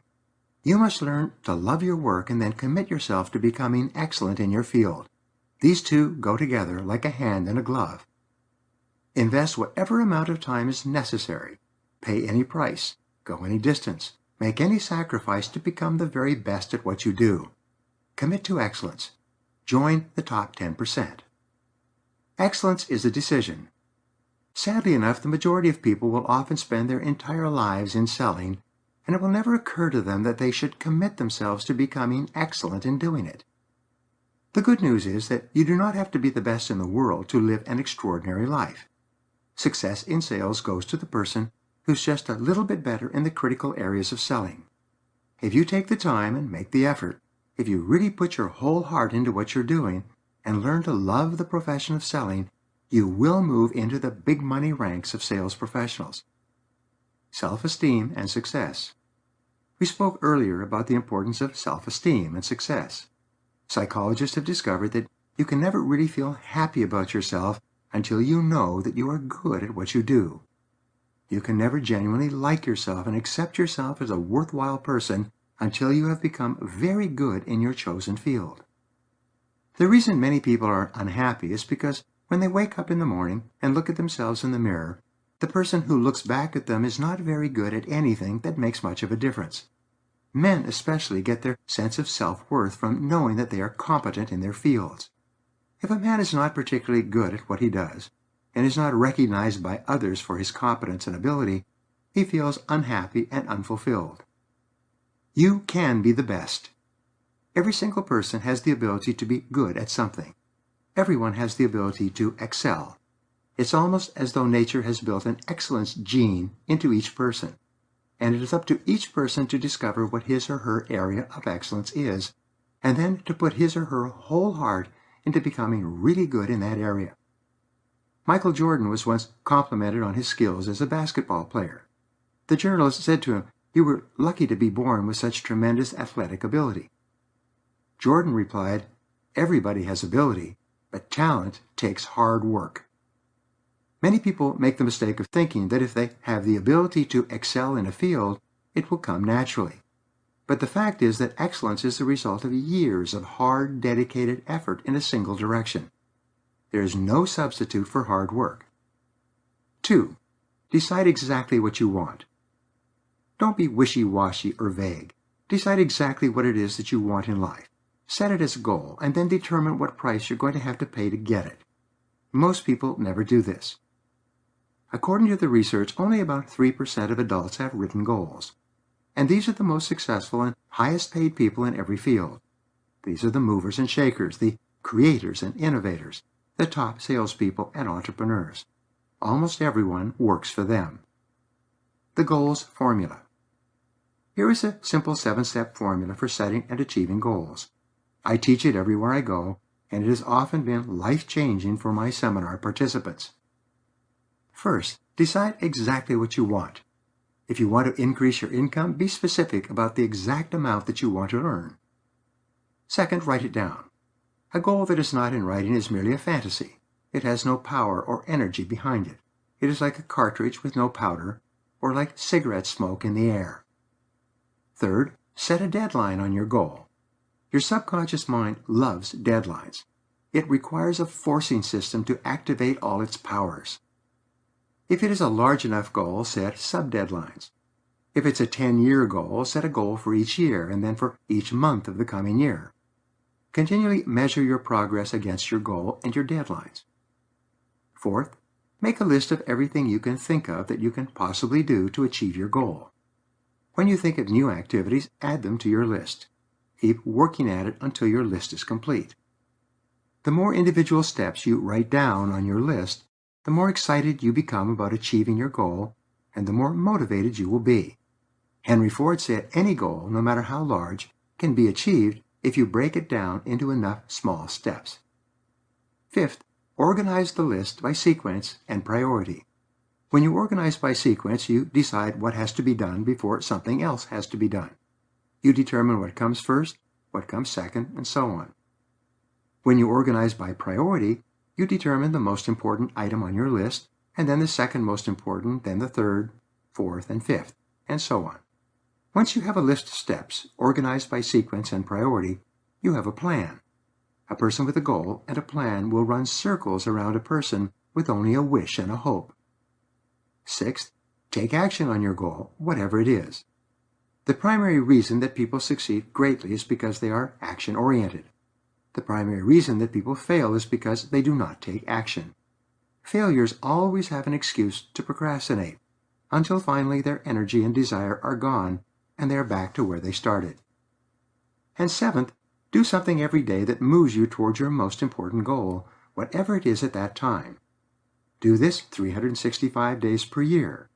Develop the discipline of working on your goals daily so that it is as normal and natural to you as breathing in and breathing out. Set 10 goals immediately. Here's an exercise for you. Take a sheet of paper and write the word goals at the top of the page, plus today's date. Then write down 10 goals that you would like to achieve in the next 12 months. Write as quickly as possible. This exercise should only take you 3 to 5 minutes. Once you have your list of 10 goals, go over the list and ask yourself, which one goal on this list, if I were to achieve it within 24 hours, would have the greatest positive impact on my life? The answer to that question becomes your major definite purpose. This becomes the organizing principle or focal point for your life. Transfer this goal to the top of a clean sheet of paper and write it out clearly and in detail.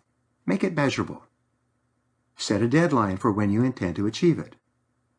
Make a list of everything that you can think of that you will have to do to accomplish the goal. Organize this list by sequence and priority into a plan. And then take action on this goal and do something every day until you achieve it. Your major definite purpose. When you get up in the morning, think about this goal. As you work through the day, think about this goal.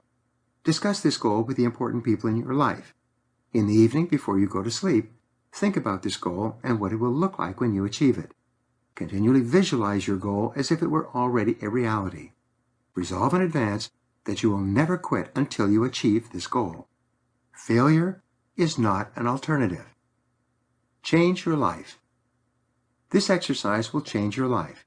If you have the discipline and determination to follow all the steps listed above, within 1 year and perhaps sooner, your whole life will be different.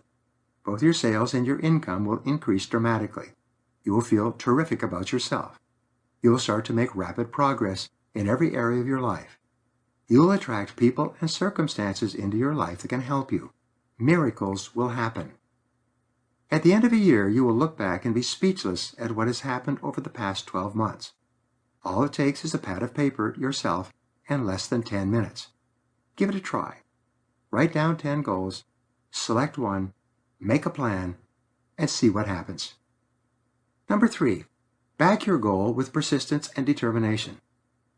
Once you begin, refuse to even consider the possibility of failure. Back your goal with perseverance and indomitable willpower. Decide to throw your whole heart and soul into your success and into achieving that goal. Don't hold anything back. Make a complete commitment. Resolve that nothing will stop you or discourage you.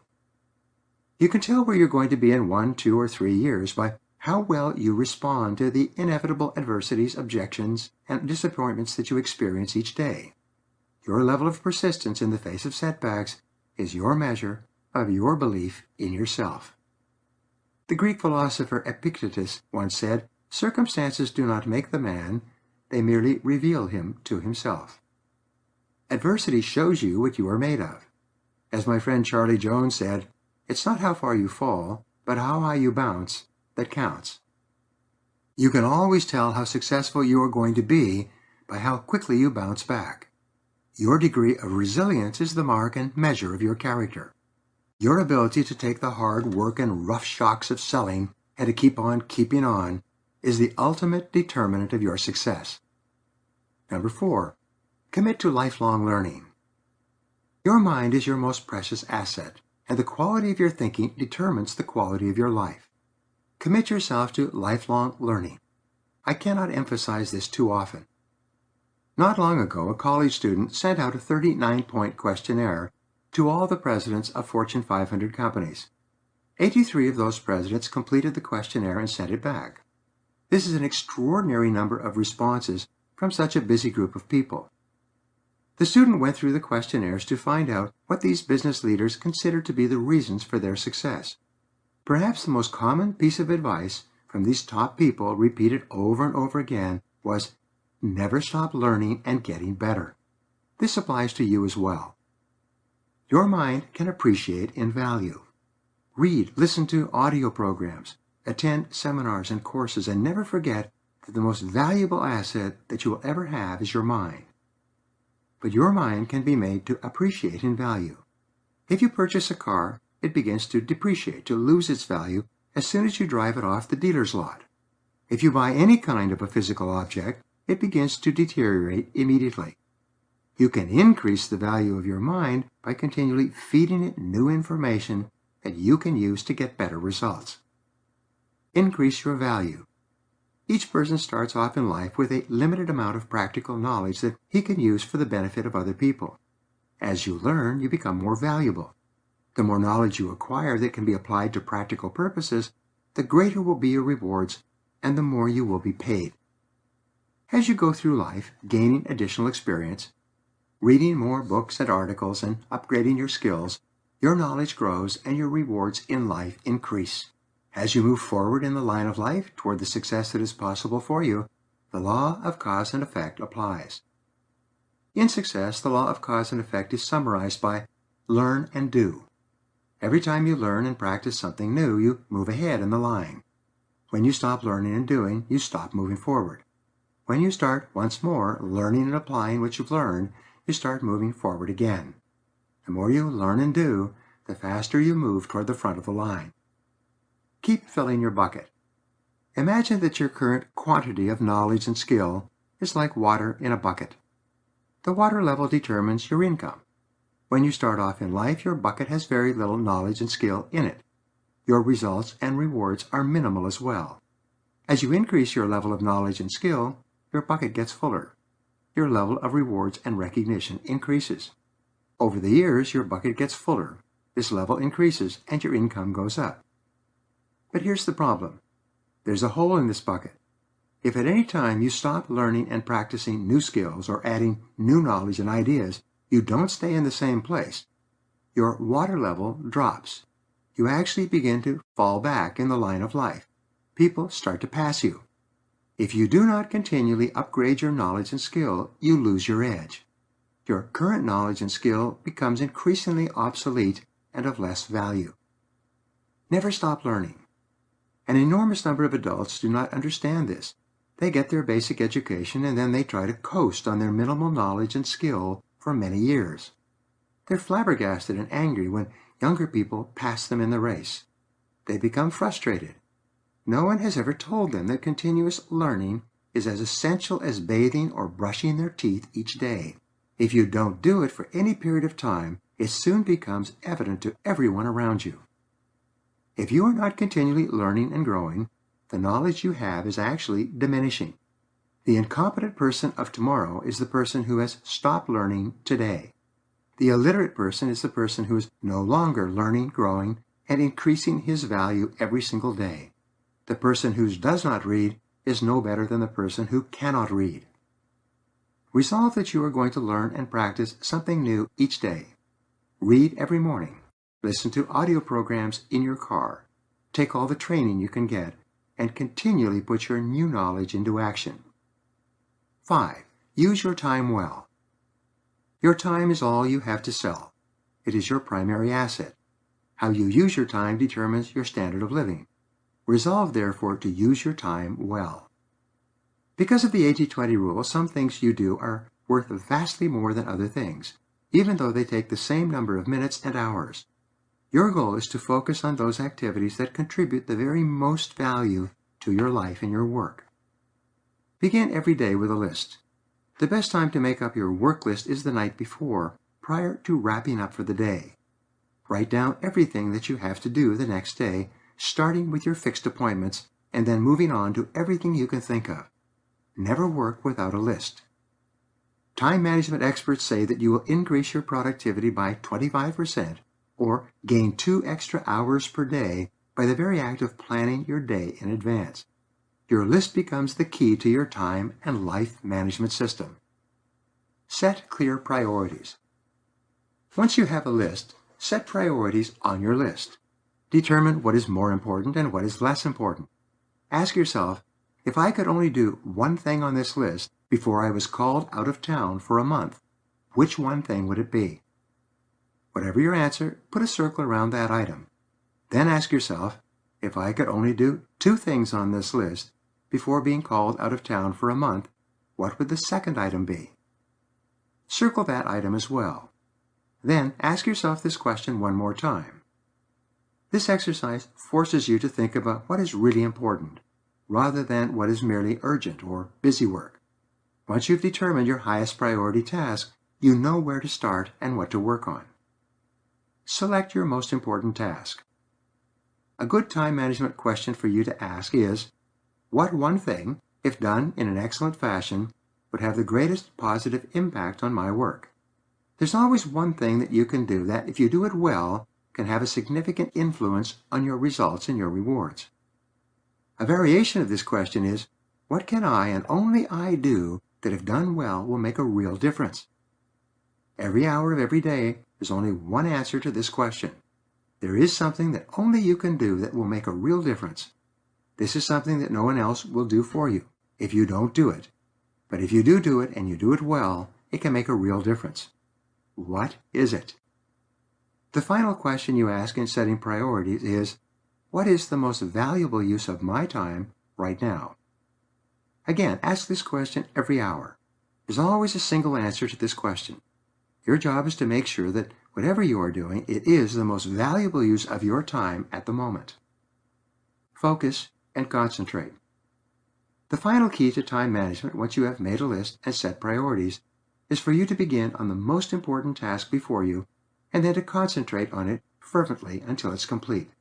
Your ability to focus and concentrate, to be absolutely clear about your most important task, and then to do only that task until it's done, will do more to double and triple your productivity and performance than anything else. Number 6, follow the leaders. Do what successful people do. Follow the leaders, not the followers. Do what the top people in your field do. Imitate the ones who are going somewhere with their lives. Follow the people who are achieving the kind of things you want to achieve sometime in the future. Look around you. Who are the people that you admire the most? Which ones are getting the results that you want to achieve in the months and years ahead? Identify the very best people in your field and pattern yourself after them. Decide to be like them. Associate with them as much as possible. If you want to know how to be a successful salesperson, go to the top people in your business and ask them for advice. Ask them what books you should read and what audio programs you should listen to. Ask them what courses you should take. Inquire about their attitudes, philosophies, and approaches to their work and their customers. Learn from the best.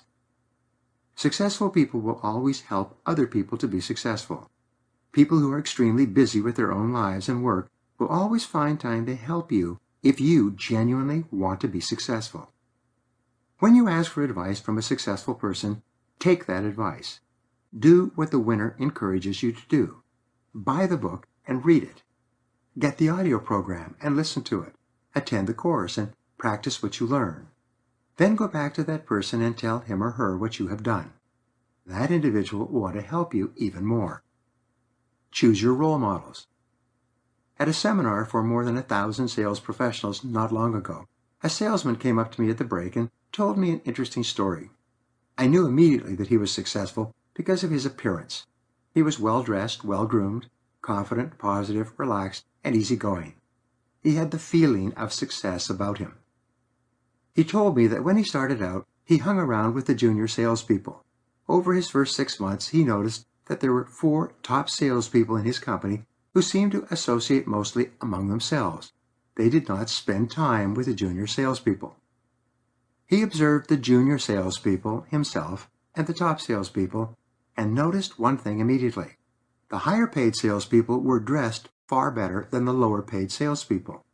They were sharp and professional-looking. They looked like successful people. Ask for advice. One day he asked one of the top salespeople what he could do to be more successful.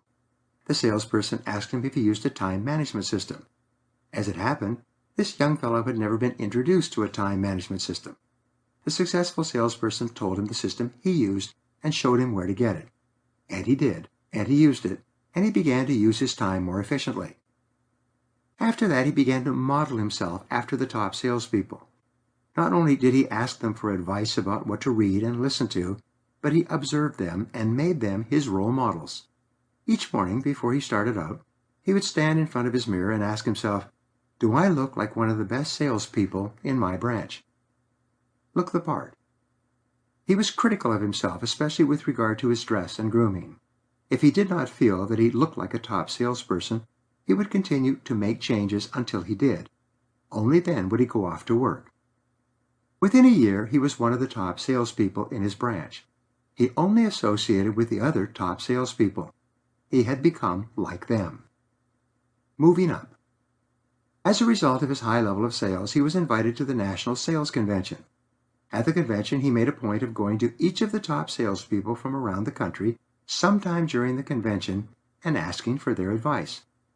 Not surprisingly, they were flattered and told him some of the things that they had done to move from the bottom to the top of their field. When he got back home, he wrote them letters of thanks and put their ideas to work. His sales went up and up and up. Soon he was the top salesman in his branch and later the top salesman in the state. Over a period of 5 years, he transformed his life. At the national sales conventions, he was invited onto the stage to receive prizes and awards. By his 8th year in the business, he was the top salesman in the country. What he told me was interesting. He said that all of his success had come from asking other top salespeople what they were doing and then following their guidance. But what he learned was that even though these top salespeople had been going up on the stage and receiving prizes for sales excellence year after year, he was the first person who had ever sought them out and asked them for advice. Fly with the Eagles. David McClelland of Harvard, author of The Achieving Society, observed that the main difference between success and failure in life is your choice of a reference group. He concluded that birds of a feather flock together. The reference group, the group that you choose to associate with most of the time, largely determines what you accomplish in life. You tend to take on the values, attitudes, dress, and lifestyle of the people around you. If you associate with successful people, you tend to adopt their attitudes, philosophies, manners of speaking and dress, work habits, and so on. In no time, you start to get the results that they do. The fatal error. What McClelland also found was that the choice of a negative or unmotivated reference group could be enough in itself to condemn a person to lifelong underachievement and failure. A person could go to the best university, get the finest education, and have the greatest talents and abilities, but if he associated with unsuccessful people, he would be a failure as well. What we have found is that a change in your reference group, moving from one company to another, or starting to associate with successful people, can transform your life and your results. But as Zig Ziglar said, you can't fly with the eagles if you keep scratching with the turkeys. Human beings are very much like chameleons. We take on the attitudes and the behavior of the people with whom we associate. We become like these people. We adopt their opinions. The power of suggestion, especially the outlooks and view of other people, exerts an enormous influence on how we think and feel about ourselves and how we behave on a day-to-day basis. 7. Character is everything. Guard your integrity as a sacred thing. Nothing is more important to the quality of your life in our society. In business and sales success, you must have credibility. You can only be successful if people trust you and believe in you. In study after study, the element of trust has been identified as the most important distinguishing factor between one salesperson and another, and one company and another. As Stephen Covey said, if you want to be trusted, be trustworthy. Honesty means that you always keep your word and you always tell the truth. Be true to yourself. There's another element to integrity that is equally important. As Shakespeare said, to thine own self be true, and then it must follow, as the night the day, thou canst not then be false to any man. You must be true to yourself to the very best that you know.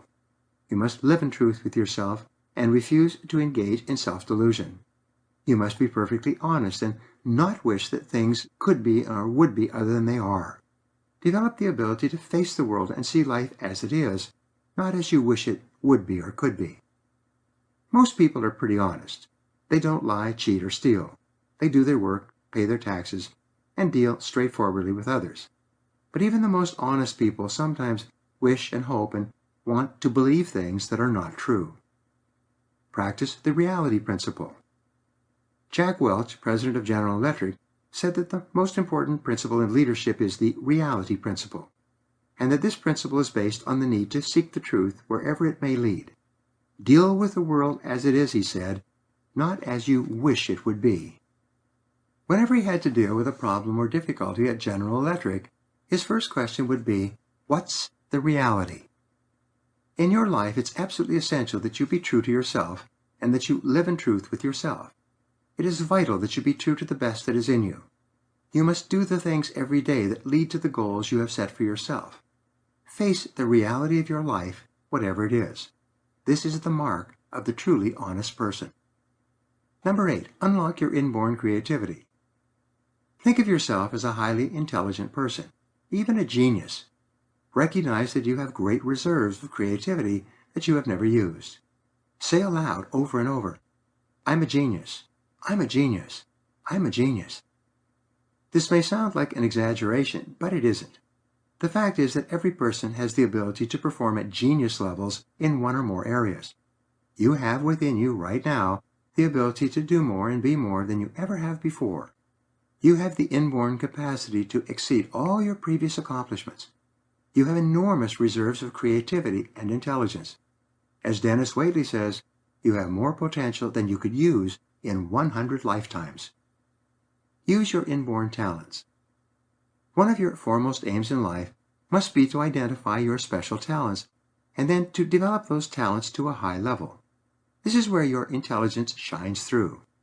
In testing, 95% of young children performed at genius levels.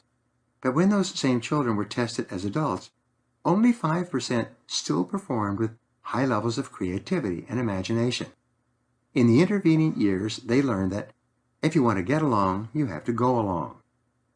The very best area of genius or special talent for you would be in the art of selling. Only about 10% of salespeople are completely suited to perform all 7 of the key skills in selling at a high level. If this is the case for you, then you are virtually guaranteed a lifetime of high earnings and great professional success. How to detect your special talents? There are several ways that you can detect your area of special talent. First, it is something that you enjoy doing. When you're not doing it, you think about it and about getting back to it.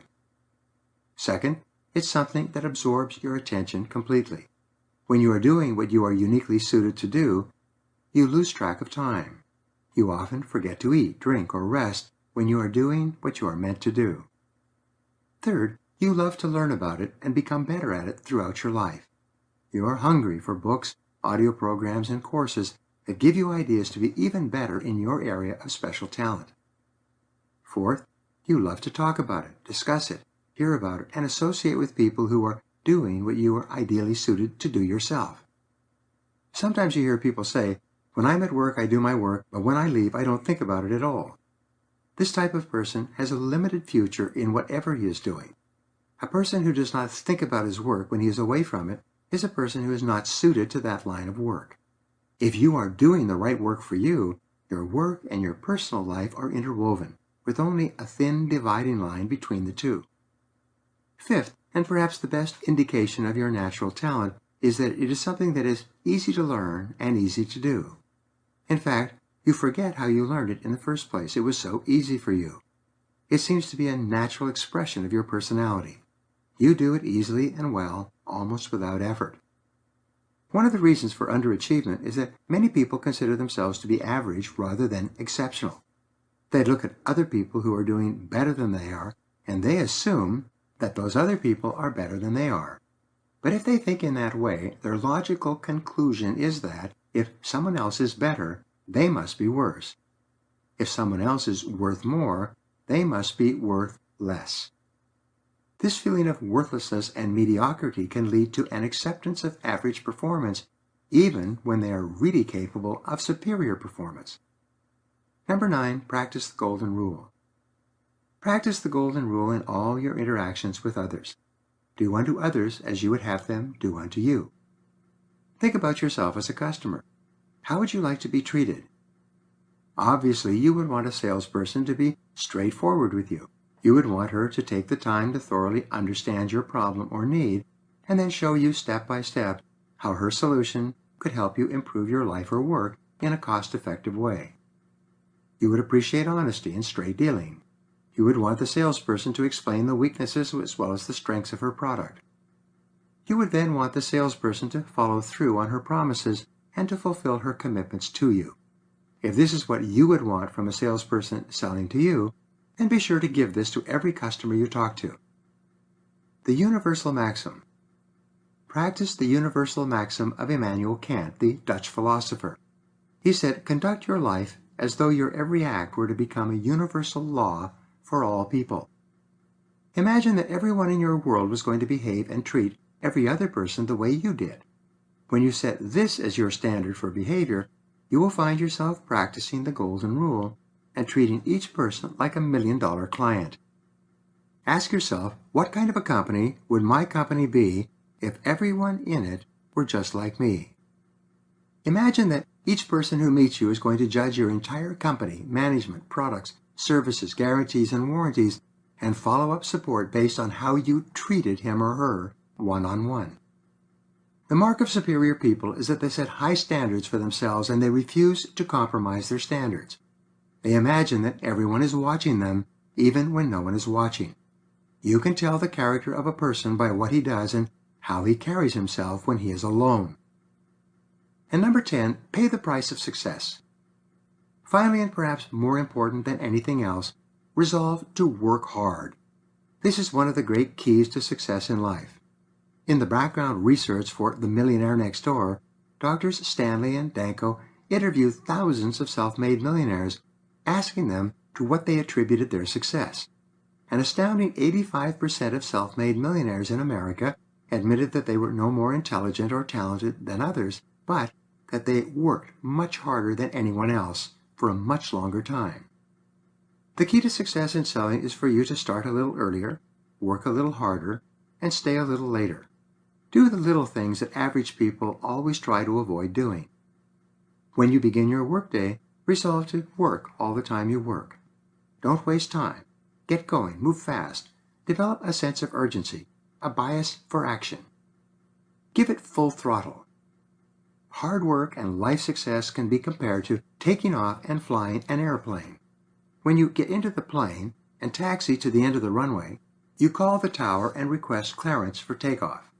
As soon as you get your clearance, you give the plane full throttle, 100%, to move yourself down the runway and into the air. Here's my point. If you only gave the plane 80% or even 90% throttle, you would never reach takeoff speed. You would stay on the ground until you ran out of runway and crashed. Don't hold back. In life, it is much the same.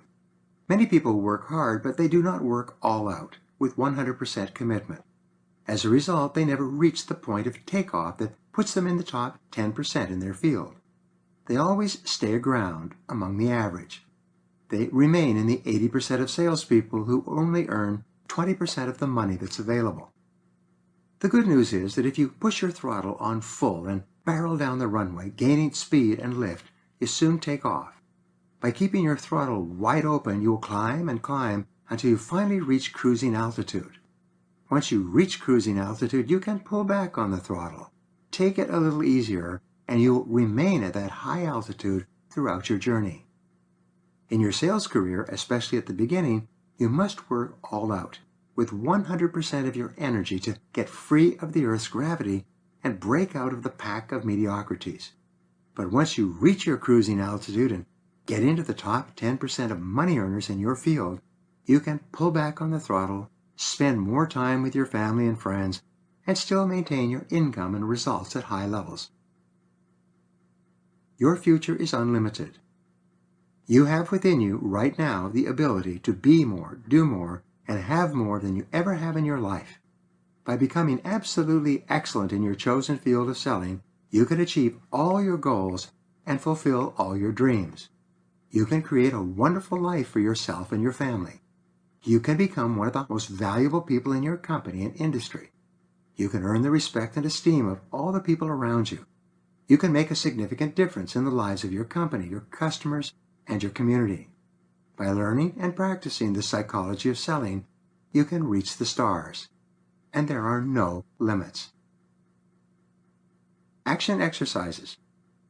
Number 1, make a decision today to become one of the very best salespeople in your industry. Pay any price, make any sacrifice, and never quit until you make it. Number 2, dedicate yourself to lifelong learning. Read, listen to audio programs, and attend seminars.